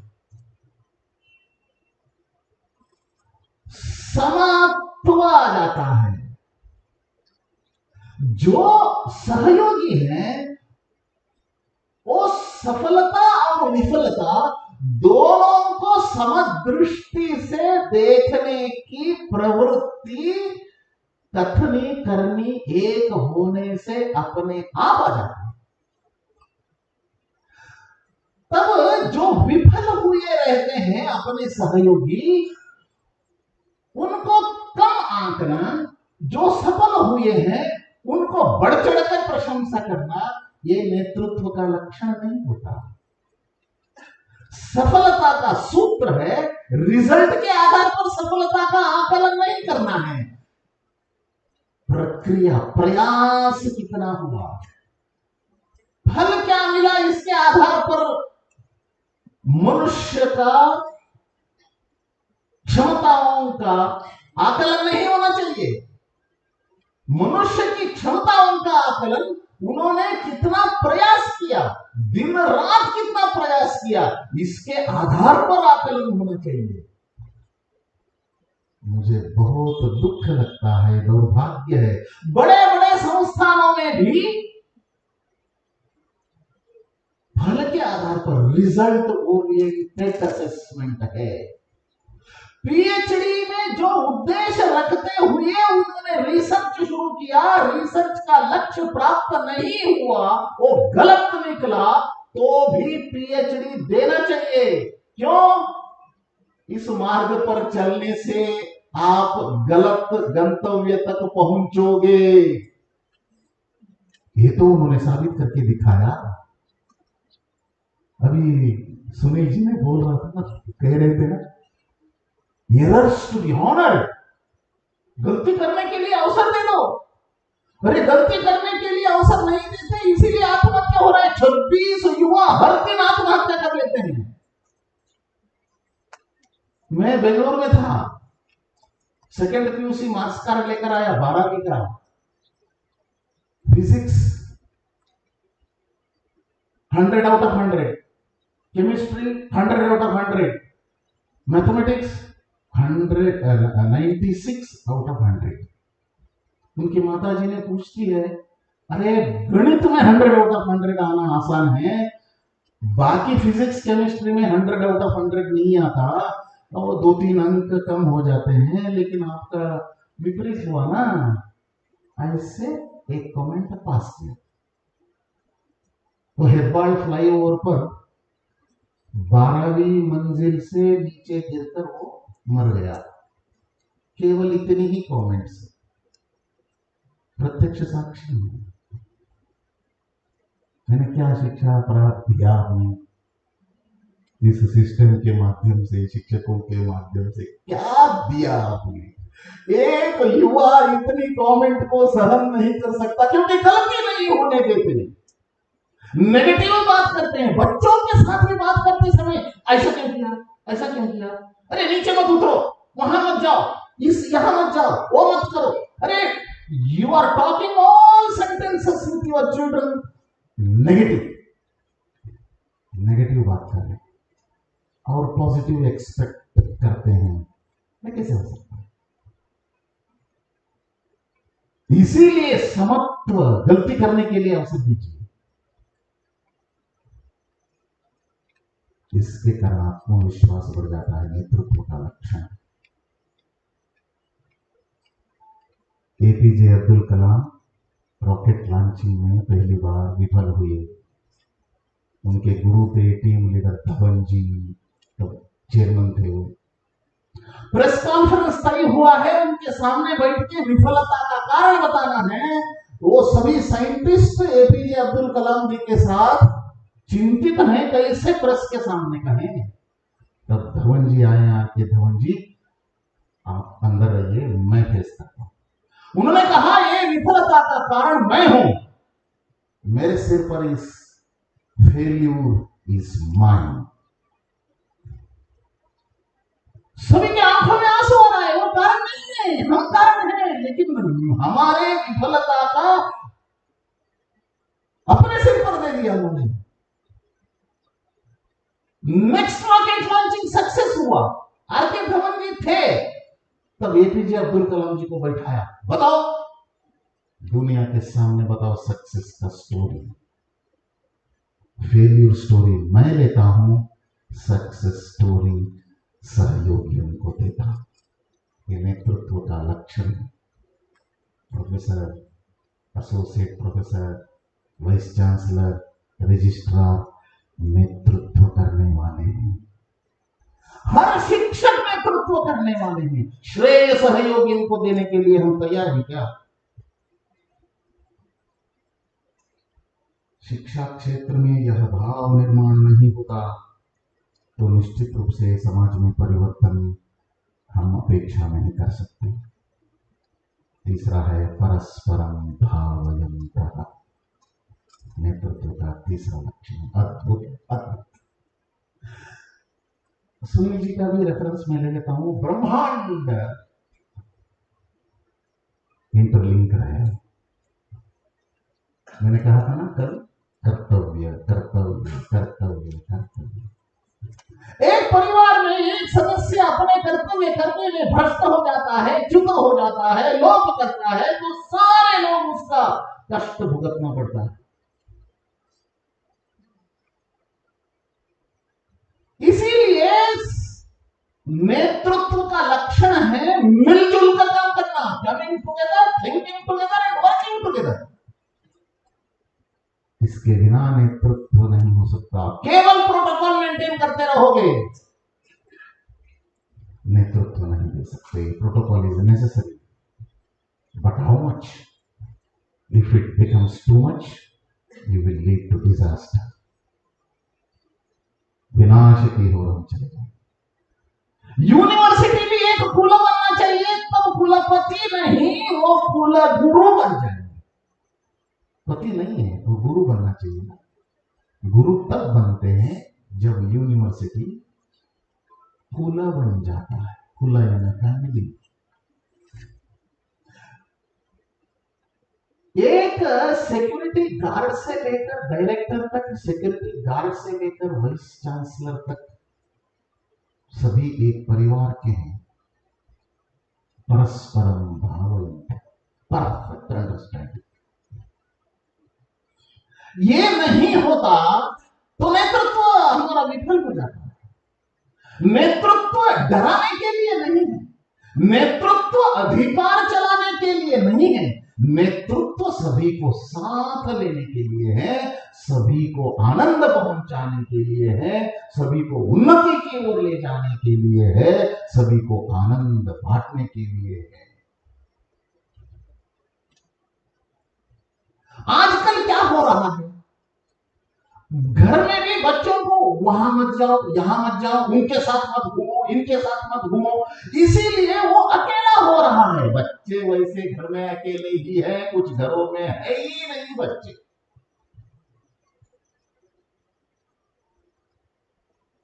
डिंक फैमिली ऐसा एक शब्द भी प्रचलित हुआ है, डबल इनकम नो किड्स। आप भी कमाओ, मैं भी कमाता हूं, मजे में रहेंगे, बच्चे क्यों कष्ट उठाना, 9 महीने या पालने बहुत कष्ट है। उससे भी आगे बढ़ गए हैं लिविंग टुगेदर, क्योंकि शादी किया तो अलग होने के लिए कानून के सहारा लेना पड़ता है, इसलिए वैसे ही साथ रह जाएंगे, जब नहीं चाहते तो अलग हो जाएंगे। कुत्ते भी वैसे रहते हैं वही गली में। अरे मनुष्य ही वही बन रहा है ना, पशु बन रहा, पशु ही है। मनुष्य बनना, देवता बनना, भगवान बनना, ये कहा, this is not a travelling, this should be the pilgrimage. यात्रा होनी चाहिए, जीवन की यात्रा।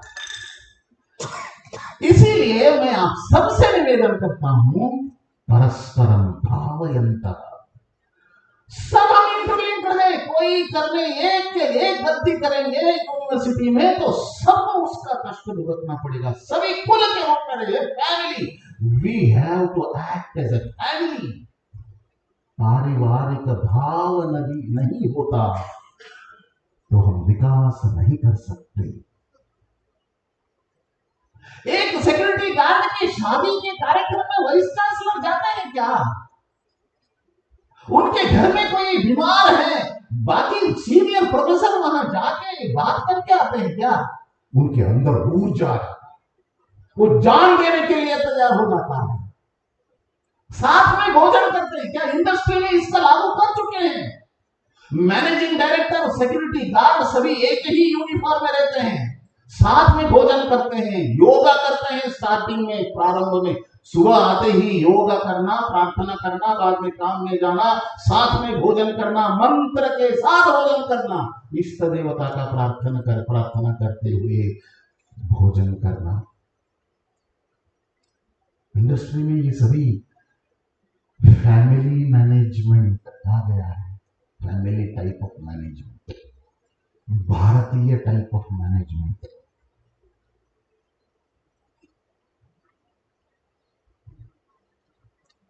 ऐसे नेतृत्व देते हुए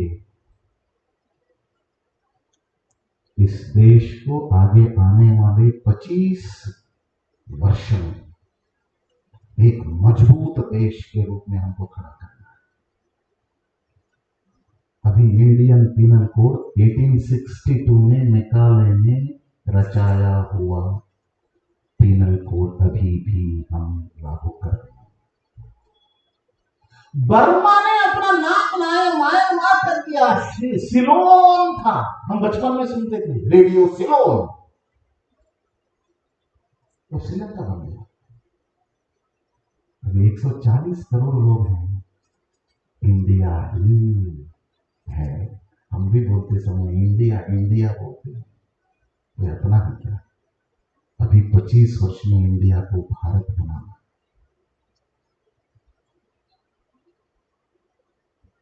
कोई देश का 2 नाम हो सकते हैं, इंडिया दैट इज भारत। क्यों? छोटा सा देश श्रीलंका अपना नाम बदल सकता है, छोटा सा बर्मा अपना नाम बदल सकता है, भारत क्यों नहीं बदल सकता? अभी चिति प्रकट नहीं हुई है, स्व का प्रकटीकरण अभी पूर्ण रूप से नहीं हुआ है।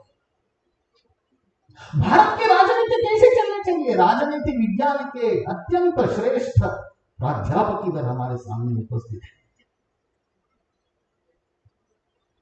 यहां राजनीति के विज्ञान पढ़ाते समय प्रभु राम जी ने भरत जी को पादुकाएं देते समय उन्होंने योग वासिष्ठ, वशिष्ठ ने राम जी को राज्य की अवस्था का परिवर्तन करने के लिए जो भी मार्गदर्शन किया था उसको युगानुकूल बनाते हुए भरत जी को वो कहते हैं, वो पॉलिटिकल साइंस है भारत का। वो करिकुलम में जब तक नहीं आता तब तक ये पॉलिटिकल साइंस में कितना भी रिसर्च करते रहो, करोड़ों रुपए खर्च करते रहो, राजनीति में परिवर्तन नहीं हो सकता। कौन करने वाले हैं भाई? शिक्षण मंडल करना है, आप लोगों को करना है। प्लेटफॉर्म शिक्षण मंडल, निमित्त शिक्षण मंडल। इसीलिए मैं आप सभी से विनम्र निवेदन करने जा रहा हूं कि ईशान्य राज्यों में जैसे शिक्षा को लेकर हम यदि अनुसंधान को बढ़ावा देंगे, रिसर्च को बढ़ावा देंगे, भारतीय चिंतन के आधार पर, भारतीय पद्धति के आधार पर भारत के हित में अनुसंधान करना शुरू करेंगे तो यहाँ का रिच रिसोर्सेस का उपयोग करते हुए यहाँ की सारी समस्याओं का समाधान शिक्षा क्षेत्र से निकल कर जाना चाहिए। यहाँ का मुख्यमंत्री शिक्षा क्षेत्र के मूर्धन्य ऋषितुल्य व्यक्तित्वों के साथ चर्चा करते हुए पॉलिसी मेकिंग में उनका सहयोग लेना चाहिए। ऐसी स्थिति आने के लिए ईशान्य राज्यों का शिक्षा का नेतृत्व consortium of academic leaders for policy making, ऐसा कुछ फोरम बनाकर एक साथ आते हुए पॉलिसी मेकिंग में हम यदि सहयोग करेंगे, आतंकवाद को मिटाना है, रोजगार अधिक करना है, स्किल पॉपुलेशन अधिक करना है, इसके कारण जीडीपी बढ़ाना है एक एक राज्य का भी। ऐसे करते हुए अपने आंखों के सामने ही यहां समृद्धि दिखे। केवल समृद्धि से विकास नहीं हो सकता, समृद्धि के साथ संस्कार भी चाहिए। संस्कार और समृद्धि दोनों एक ही सिक्के का दो पहलू है।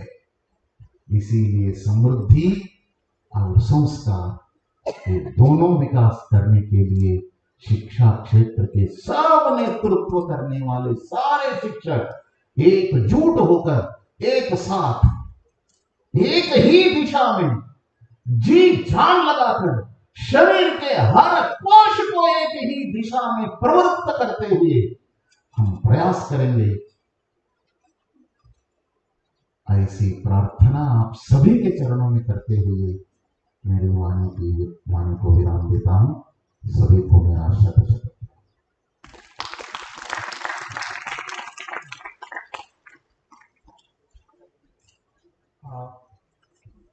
Thank you so much, sir, for your remarkable presentation and address. Lastly, on behalf of our amateur National Police and on behalf of our organizing committee, NEVIS, DSM, we wanted to extend our heartfelt thanks to all the dignitaries on the dais, and honorable vice chancellors, directors, and all the academic leaders. Once again, thank you so much for making this program a wonderful one. Lastly, शांति मंत्र के लिए अनुजीत है।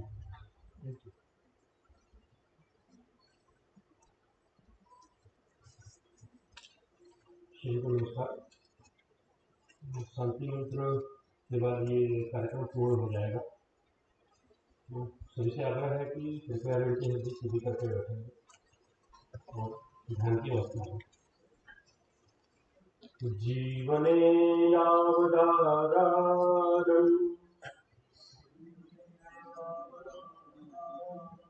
स्यात्प्रदानं ततोऽधिकम् इत्येषा प्रार्थना अस्माकम् भगवन् परिपूर्ण्यताम् सर्वे भवन्तु सुखिनः सर्वे सन्तु निरामयाः सर्वे भद्राणि पश्यन्तु मा कश्चित् दुःखभाग् भवेत् ॐ शान्तिः शान्तिः शान्तिः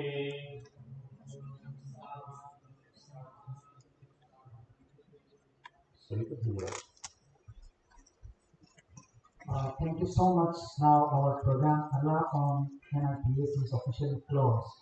Thank you once again. And there is a small announcement. Yes, we'll be having a photograph.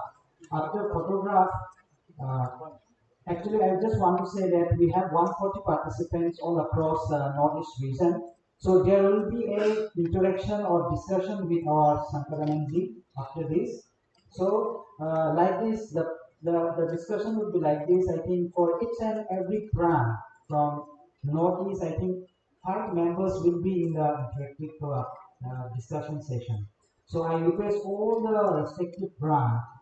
I think you may kindly discuss because I know some brands, Assam we have 28, Manipur we have 10, West Bengal we have 5, they can join all together. Sikkim we have 3, Nagaland we have 2, Tripura we have 1.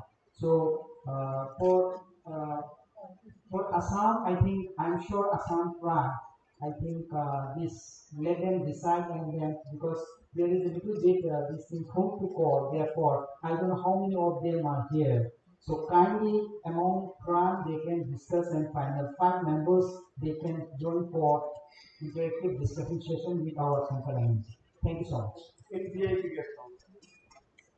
VIP guest house? Yes.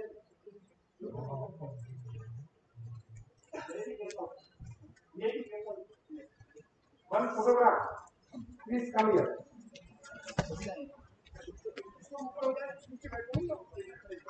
इधर रहेंगे हम लोग हाँ please इधर इधर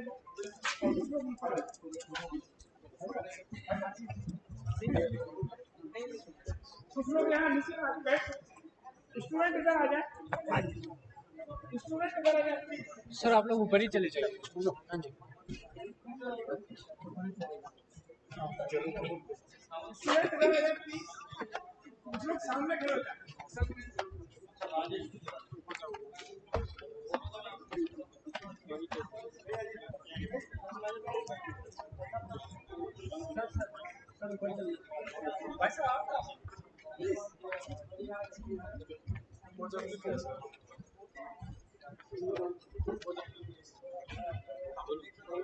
अरे बच्चों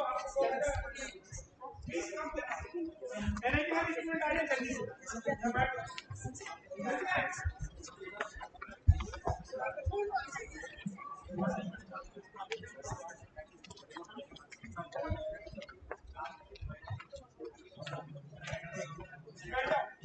कुछ लोग भी खड़े थे लाइन में यहाँ खड़े थे